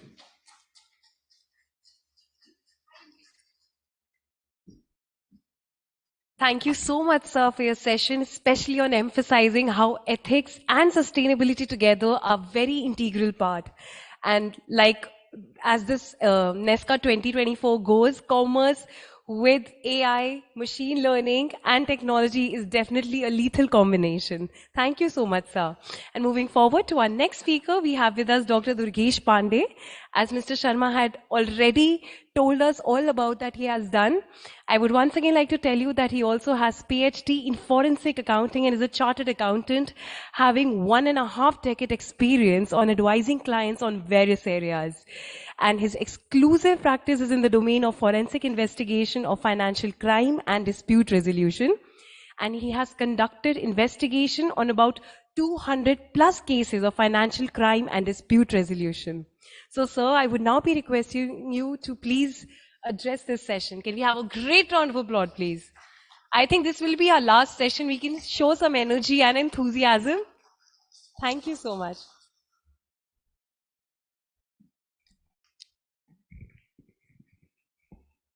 Good afternoon. I understand the Kadi Pakoda and Naan is taking a toll on everybody's being alert. Of course, the food was good. Zyada der nahi, आधा घंटा और है. And then we are through. So, first of all, thank you so much to the Board of Studies, Chairman Vishal Bhai, Daya sir, for inviting me, having me. Thank you so much for the MC speaking nice things about me. Yeah, thank you. So we should have a round of applause for the MC. I did see the lady there clapping. She did a wonderful job. And it was a very, enlightening and passionate session by Himanshu Bhai. We were just discussing while having lunch, and then he built up and narrated on that. So, couple of things. He said he did his vocational training in 83. I was a toddler then, couple of years old. I have lost my hair, so I look old. I am not that old. ये जगाने के लिए था. जो फिर भी नहीं जागे उनको मैं उतर के जगाऊंगा. ठीक है, मुझे सोना और सोते हुए दोनों अच्छे नहीं लगते हैं. हाँ, as I was telling, my core area of expertise is into investigative audits. I am a practicing chartered accountant. I'm still getting used to, putting doctor in front of my name. Even I forget that. I'm not used to that. I qualified only 2 years back. So, still learning. Now, regarding forensic accounting, when I started in the year 2015, it was not mainstream, but yes, now it has become mainstream. It is, what do I say? It's a student magnet. You put forensic in front of anything and then it sells. I come from a university, I did my PhD there, and then it caters to around 30 branches of novel forensics. So the National Forensic Science University, it has 10 campuses, one in Uganda, and we have 30 branches of novel forensics that includes forensic toxicology, audiology, humanitarian forensics, a lot of them. Now, let us discuss specifically on the commerce faculty. I am a practitioner and the problem and challenges that I face. So, when I investigate my case, or let me start with an engagement which I am supposed to sign, of course, the client agreeing to my fees, because the highest fees that he has got, I have quoted 3 times of that. So I don't know whether he'll agree to me or not. But let me explain that with a case. What exactly is forensic accounting? I understand we have faculties who may be dealing in that, but still a little bit on that. So forensic accounting is discovery of evidence which can be presented in a court of law for a dispute. That is forensic accounting. And usage of skill of accounting to discover that evidence makes it forensic accounting. So it's an extension of forensic sciences. Now, as our standard also says, the forensic accounting and investigation standard says, we have tried to bifurcate the area into 3 parts. Forensic accounting, that is usage of core accounting skills. Investigation where not just accounting skills are utilized and other skills are there. And third is litigation support. Litigation support is when a chartered accountant or any commerce graduate is engaged as a specialist to opine in cases of disputes. As I was telling, let me start with the discussion and the area where I face a problem with the engagement that I'm supposed to sign. So 5 days ago, I got a client. I'm based out of Ahmedabad, Gujarat. So I got a client based out of Gujarat. He was into some business, probably, it's a financial fraud case, so let me not say the name of business, name of client. So he was into some business, and then there was a fraud of, he tells the fraud is to the tune of 5 crore rupee. I suspect it has to be more because the turnover is to the tune of 2,500 crore rupee. And then the asset class that they are dealing in, it is virtually money. So he wants me to do a reconciliation. The reconciliation starts from 1st of August 2020 and it has to be done till 30th of November 2023. Essentially 2.5, 3 years of transaction. The number of line items that he wants the reconciliation to be done are 35 lakh. 35 lakh rows. उतने line item को हमको strike out करना है कि इतने उन्होंने cell किए हैं, तो ये सारे सेल बुक्स में आए हैं कि नहीं आए हैं. Have we got all the money in the books of accounts or not? Please let me know if you're not comfortable with me speaking occasionally Hindi. I'll put myself only in English. Okay, anyways, I'll repeat everything whatever I say in Hindi. I'm a native Hindi speaker, so I like it that way. Nevertheless, I'll make it a point to say everything in English, whatever I speak in Hindi. So, now comes the challenge that I was speaking. I cannot engage 10 chartered accountants to complete that assignment. Of course, the productivity will be nice, the work will be good, the quality of work would be good, but then the viability for the project will not be there in such an assignment. So, what do I need? I need commerce graduates who can help me to execute that assignment. Probably I can create a hub and spoke model where I can have one chartered accountant guiding, say, 5 commerce graduates. I can have 5 such teams and I can get the job done within a couple of months with a reasonable degree of confidence. If I have postgraduates and chartered accountants, my degree of confidence will of course increase. We'll in the parabola, normal curve, I'll be in the center, but then the cost will be too much. It will not be viable to the client. So, the dearth and the subject.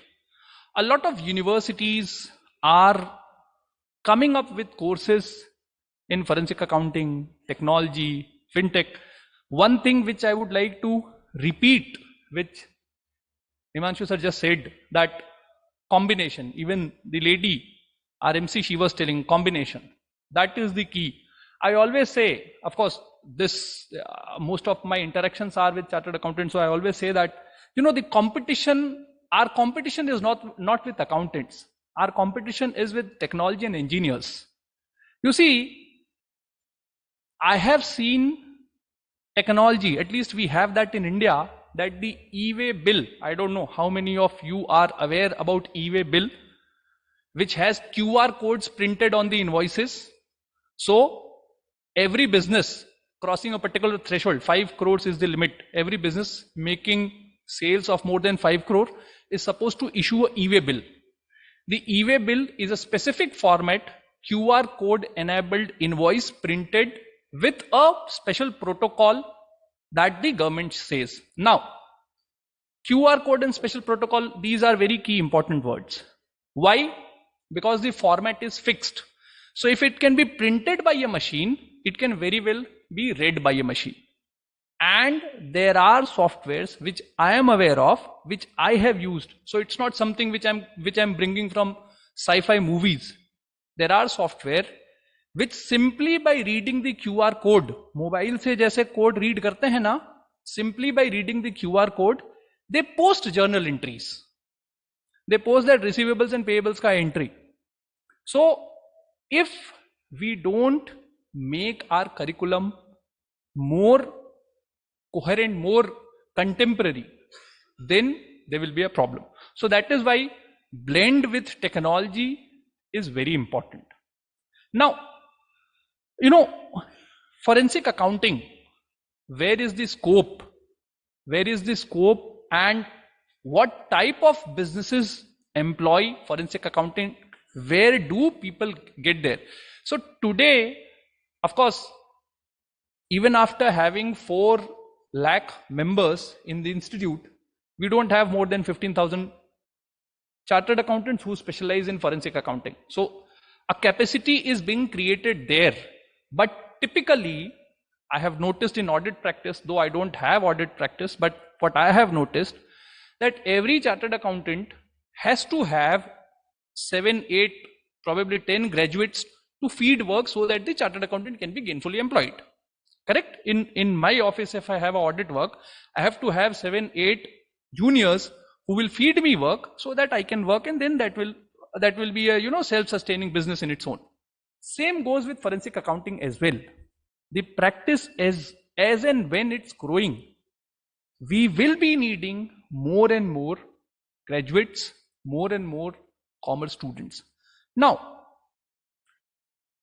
being practicing in this domain, associated with so many universities, I get a lot of requests for interns. कि sir हमको आपके यहाँ पे internship करनी है, live actual environment में काम करना है. I want to work on an actual case. How can we do that? So my first question is that what is your academic background? Because MBA in forensic accounting, we have science graduates also. I have seen MSc forensic sciences who are good at taking the blood samples. Now what will I do somebody who comes to me like that? So my biasness is always towards commerce graduate. The understanding of debits and credits, as Himanshu sir said, the 3 rules, the understanding of those 3 rules are key. It's very difficult for a science graduate. Of course, I am not painting that it's bad or it's good. It's just that they're not trained for this, but it's very difficult for a science graduate to understand the bank statement when compared with a commerce graduate, because the entire education in the ecosystem is based on that. So we don't have to explain कि bank statement और bank book में दोनों reverse होता है, उसमें debit इसमें credit होता है, इसमें क्रेडिट उसमें डेबिट होता है. We don't have to explain this. It is presumed that he or she will be knowing.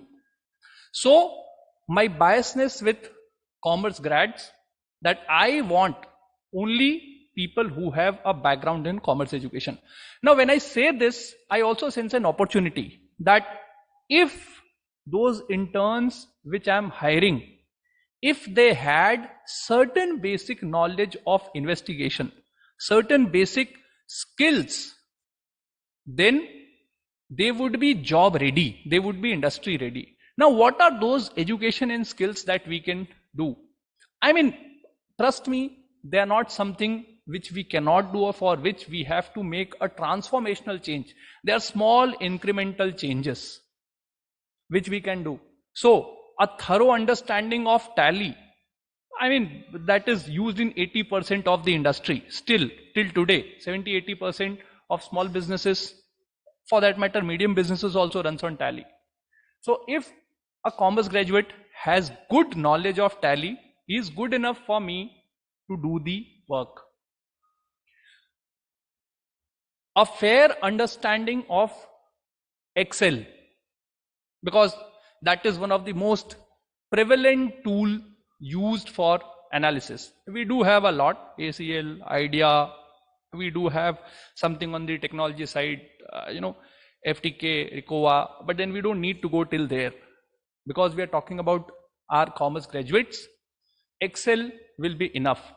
So these education which is being imparted, probably if these can be altered or transformed a little bit from education to skill, this will help in the employability. And if something like Python be taught, I was just reading on the internet as to how difficult it is to learn Python. It's a programming language. And you'll be surprised to know the top results say that Python is the easiest programming language and most user-friendly. It takes 4 weeks of training to learn Python as a subject. What is the use of Python? So for the case which I was discussing, in a reconciliation case of 35 lakh line item, a small Python code which will take 2 days for the coder to write can be written on a trial and error basis, and it can ease my job from say 2 months to 10 days. That is the power of technology, and it is pretty simple. See, as he said, and I very strongly agree because I face this challenge day in and day out. The moment you start talking to people who are expert in technology, they don't have the commercial wisdom. And where does that commercial wisdom comes from? It comes from accountants like us. It comes from commerce graduates. They understand the commercial wisdom. So because of fraud detection, I do certain engagements for fraud prevention. Because of fraud prevention, I have advised clients on ERP implementation, risks, control, fraud prevention, delegation of authority, segregation of duties, concepts like that. And my challenge is that I have to explain a developer, I have to explain a coder कि ये transaction कौन से laser को hit करेगा, ये transaction कौन सा amount बढ़ेगा, कौन सा अमाउंट घटेगा. Such fundamental things have to be explained because they are no expert. So that is where the commerce education helps in. So, subjects like this, blending subjects like this, probably you can have, I was discussing with one of you during the tea session, that probably you can have a 20 credit ka ek semester. You can have a 20 credit course where you can start with basics of forensic accounting. It can be introduced as a subject, basics of forensic accounting, little bit of investigative skills, few sections. So it's always said that knowledge of law is important in case of forensic practice. Of course it is important, but please understand, our understanding of law is limited only to few sections of the Indian Penal Code. 405, 409, 4016 to 20, 468, 471, 464 and such sections. We don't need to learn the entire penal code. Only these few sections.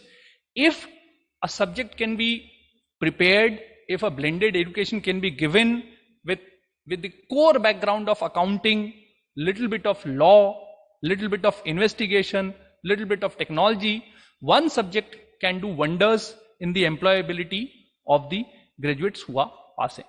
And the opportunities are huge. The opportunities are huge because a lot of agencies are using services of forensic professionals. When I say a lot of agencies, so, during my convocation ceremony, I had the privilege of our Honorable Home Minister. He was there to award the degrees, and then he made certain announcement. He said that there will be a situation where forensic professional will be deployed at district level. Imagine the number of districts that we have. How do we get skilled professionals? It is you who will be helping the nation to get those skilled professionals. So the entire landscape is changing. In fact, for I understand the Delhi police has made it mandatory, not other states, but any offences in the newly enacted Bharatiya Nyaya Sanhita, Bharatiya Sakshya Sanhita and the third act which replaces the criminal procedure code. These Act have made it mandatory that a forensic opinion has to be obtained where imprisonment is more than 7 years. So this is the size of opportunity, and the subject is still evolving. The subject is relatively new. Yes, as everybody said this, I'll be reiterating that the Institute of Chartered Accountant of India has its own knowledge bank, resource bank. We run a certificate course in forensic accounting and fraud detection. The course content is completely ready. The torch bearers and leaders of our profession have already volunteered and offered that if you want to create a subject, if you want a mentoring, train the trainer program, expert sessions, that can definitely be arranged. We have a ready syllabus, so there is no need to reinvent the wheel. We already have those subjects. So there's huge demand for professionals in forensic area and in technology area. And the commerce field, it gives that commercial wisdom and it gives that financial acumen to the student. So the perspective of a commerce graduate is not obtained. I don't see the result if a similar job is done by somebody who's not having the knowledge of commerce. So it definitely is a very exciting area.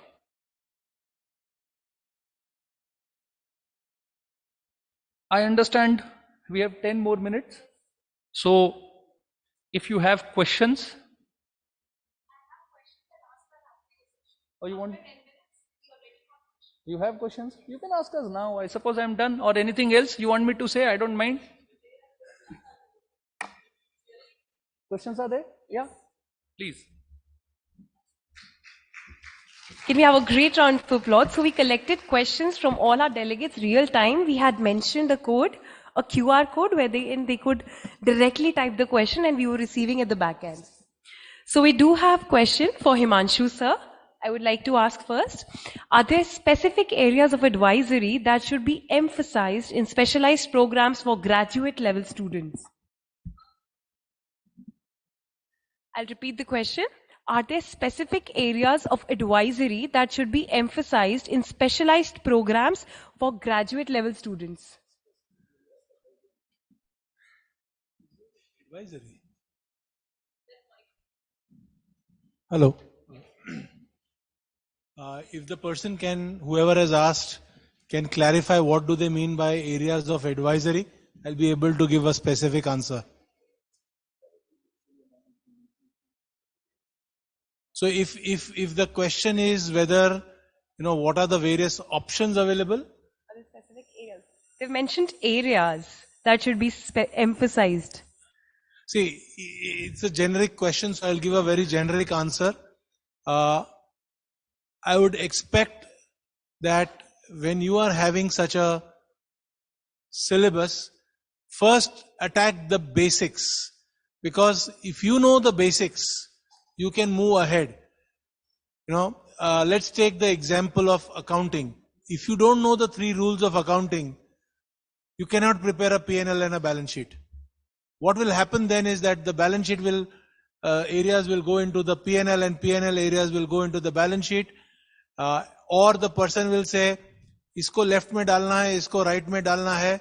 And if someone changes the order, like the way you have it in the US, in India, you have the liabilities on the left and assets on the right in the T form of balance sheet.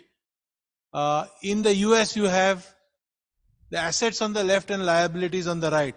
Now, if he has learned only the left and right without knowing the basics, he will mess it up. He or she will mess it up. So I would recommend that please ensure that basics are a part of the curriculum. Don't jump to other areas without the basics being taught. And again, why I tell you this is a story I want to share. In a very, very leading university in United States, okay, amongst the top 5 in the world, I happened to be there and they were teaching accounting. And they were teaching accounting without the three principles, and every student there was messing it up. And then as a commerce student, I got up and I said, can we consider these three principles and then look at everything? And mind you that after giving those three principles and spending about 7 to 10 minutes explaining those three principles, 90% of the class got it right the first time around. So the point I'm making is, my simple advisory in any of the areas of specialization is basics, grassroots basics need to be taught. Let's not try and discuss complicated issues or complex issues without teaching the basics. That was number one. Number two, convert the problem into a large problem into small problems. As you go on solving small problems, the larger problem will automatically get solved or resolved. Yes, I think even in your session you had mentioned that the roots of anything are in those 3 rules of accounting. So the basics are very important. So moving forward, we have one more question for Durgesh sir. How does forensic audit contribute to enhancing corporate governance, and what role does it play in ensuring transparency and accountability in organizations? Yeah, so it's a complex question. First of all, quick correction I would like to make. We have the forensic accounting and investigation standards issued by the institute, and the standards explicitly say that we are not supposed to call it forensic audit, it is forensic accounting. When we say accounting includes audit. We are called as chartered accountants, we are not called as chartered auditors. So accounting is the broader term, so we call it forensic accounting. Now, when we say corporate governance and transparency, see, forensic accounting, it has 2 parts. When I say, we have the preventive forensics and the detective forensics. Detective forensics is done once the fraud has occurred.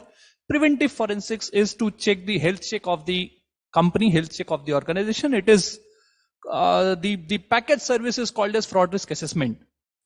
Now, if you regularly do a fraud risk assessment, because we are talking about transparency and corporate governance, if you regularly do a fraud risk assessment, if you have those processes in place, the ACFE also recommends biannual fraud risk assessment to be done.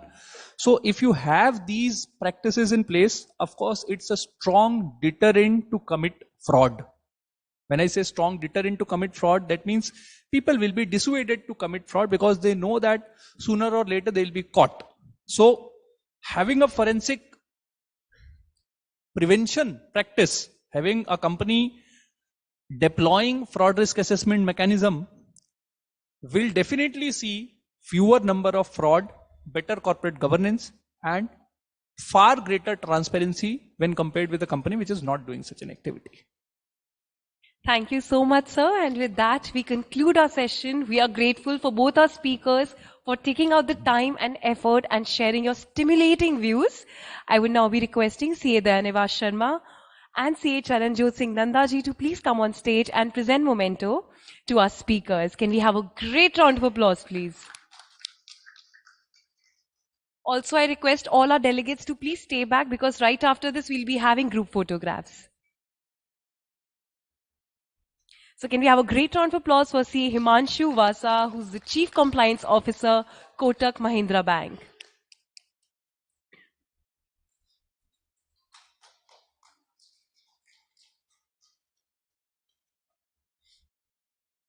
I now request them to present the memento to our speaker, CA Dr. Durgesh Pandey, Professor of Practice at National Forensic Sciences University. A great round of applause, please.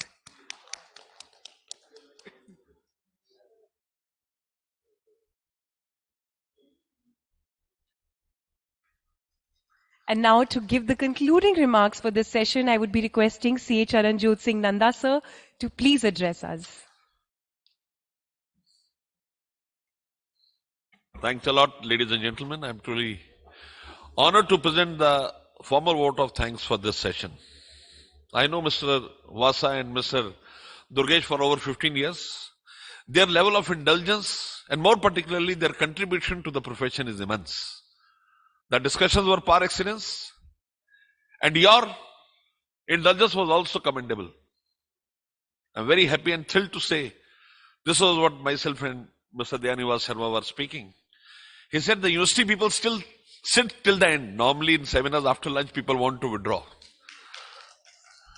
So people who want to sit, एक बड़ा उम्दा शेर उर्दू में कहते हैं मंजिल मिल ही जाएगी थोड़ा भटककर ही सही, मंजिल मिल ही जाएगी थोड़ा भटककर ही सही, गुमराह तो वो हैं जो घरों से निकले ही नहीं। जो अजीम लोग यहां आकर बैठ गए वो क्लास अपार्ट है। And second thing, when you come as a representative of the large band of students, you at time act as a professor, as a teacher, and at time you become a student to understand the viewpoint of the student. And the biggest thing which a teacher can possess is strength of mind. Somebody asked Swami Vivekananda, he said, Swami, you have gone through Veda and Upanishads n numbers of times. Can you tell me in a line the gist of Veda and Upanishads? Swamiji smiled and said, my boy, in a line, I shall not only tell you the gist of Veda and Upanishads, I will tell you the concept on which our motherland India thrives. The words uttered by Swamiji are written in golden words in history. The words were, strength is life and weakness is death. इसका कतई मतलब ये नहीं है कि कल से आप जाके आयरन पंप करें, ज़हनी ताकत की बात कर रहे हैं. The strength which you have here and which you transmit to people is very important. You would have heard of Shahid Bhagat Singh. The International Treaty of Prisons says that a person can be executed when the sun is rising. When Shahid Bhagat Singh was to be executed, the sun was not rising, it was not stagnant, it had set in. The executor, Imtiaz Ali, went to Bhagat Singh. He was sleeping on a couch. उन्होंने जाके कहा, भगत जी बुरा समय है. कहते क्या हुआ? कहते आपको आधे घंटे में फांसी दी जानी है. ये सुनते ही भगत सिंह उछल के खड़े हुए. इम्तियाज को लगा मुझे मारेंगे, वो भागा. भगत सिंह एक मजबूत एथलीट थे. 2 कुचाले भर के उन्होंने पीछे से पकड़ लिया इम्तियाज को. क्या कहा? शुक्रिया मेरे भाई. एक जल्लाद के लिए शुक्रिया और भाई, ये दोनों शब्द नितांत अजनबी थे. उसने पलट के पूछा, आपने मुझे भाई कहा? उन्होंने कहा. शहीद भगत सिंह ने अपना क्लैरिफिकेशन दिया. उन्होंने कहा, जब से मैंने होश संभाला है मैं चाहता था कि मैं अपने देश पे कुर्बान हो जाऊं, और आज वो मुबारक कड़ी आ गई. ये कहते कहते एक कोले का टुकड़ा उठाया उन्होंने. एक कोले का टुकड़ा उठाकर दीवार पे एक इबारत लिखी. क्या लिखा उन्होंने? उन्होंने लिखा, कुछ इस कदर मेरी फितरत से वाकिफ है मेरी कलम. कुछ इस कदर मेरी फितरत से वाकिफ है मेरी कलम. इश्क लिखना भी चाहूं तो इनकलाब लिखा जाता है. इश्क लिखना भी चाहूं तो इनकलाब लिखा जाता है. My hearty vote of thanks to people like Mr. Vasa and Mr. Pandey, who have always tried to contribute to add value to the perspective of the institute and largely to the commerce education. Because when the students grow, then our nation grows. When the students have better prospects, they ultimately turn as brand ambassadors to this great country, India. And therefore, your role can never be undermined. Your role is the most noble role, and I present my formal vote of thanks to you, each and every person who has come here, even from the Board of Studies, because Board of Studies, again, I see Madam Nagpal here. Board of Studies ultimately is a place where people contribute and their contribution becomes a way of life. So we have to make it more stringent, we have to make it more prominent so as to serve the country. Thank you. Thank you so much. Have a nice evening. Bye-bye. As we finally conclude our National Education Summit for Commerce and Accountancy 2024, I would like to extend my gratitude to all of you for coming together and adding more grace to this occasion. Now, before we part, I would like to request everybody to please rise for the national anthem. And then we'll have the group photograph right after. जनगण मन अधिनायक जय हे भारत भाग्य विधाता. पंजाब सिंध गुजरात मराठा द्राविड उत्कल बंगा. विंध्य हिमाचल यमुना गंगा उच्चल जलधि तरंगा. तव शुभ नामे जागे तव शुभ आशीष मांगे. गाहे तव जय गाथा जन गण मंगलदायक जय हे भारत भारत भाग्य विधाता जय हे जय हे जय हे जय जय जय जय हे Jai. And now I request all of our delegates to please come forward for a group photograph. And then I would be requesting our staff team to also join for it. I hope this association of ours continues and only strengthens in times to come. Thank you so much, everybody, for being part of NESCA 2024.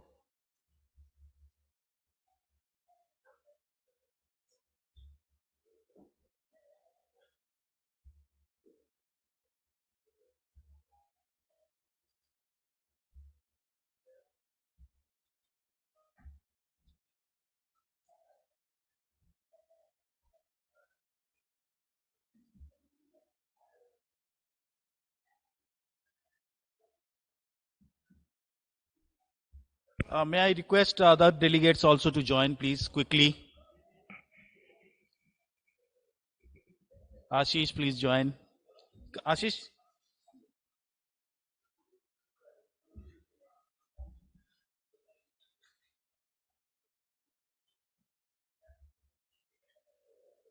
May I request Bandana ma'am?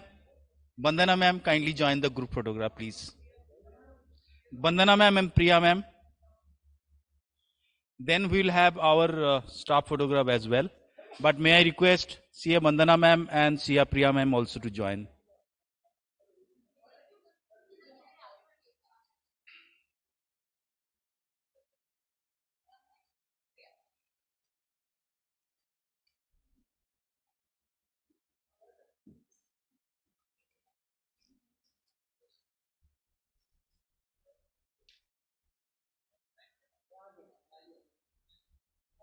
Priya.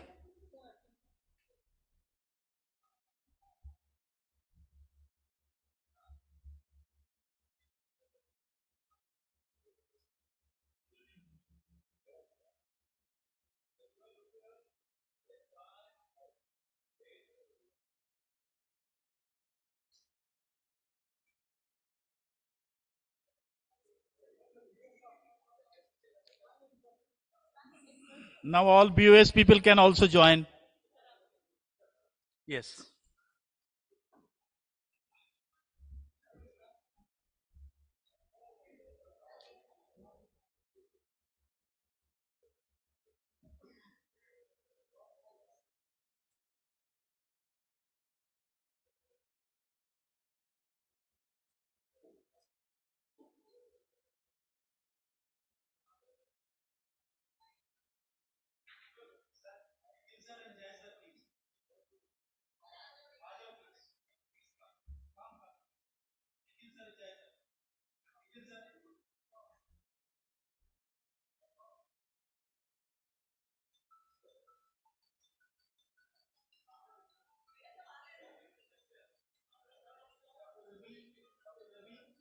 चलो ठीक है.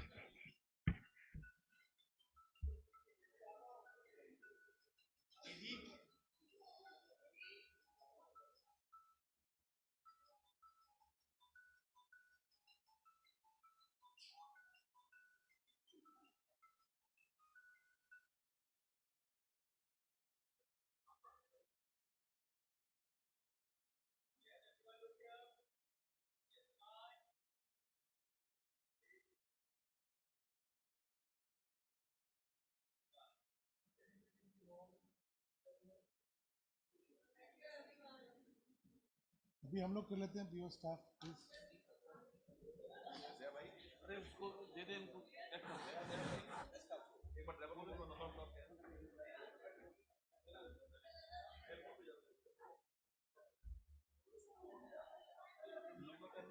अब हम लोग करेंगे. Can we have the BOS staff with the speakers? Ashish, please stay.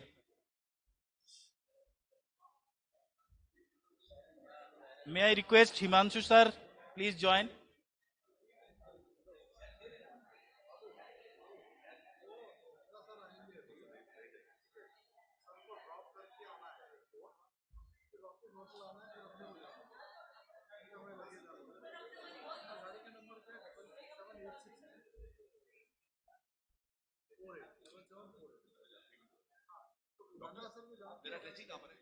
Sir वहीं पे है सर। कहाँ पर है दादा? कहाँ पे है? वहाँ पे जहाँ पे आप बैठे हुए थे ना, उसके कोने में रखा हुआ है। जो आगे वहाँ पर। सर तब तक खड़े हो जाइए ना, मैं दिला देता हूँ।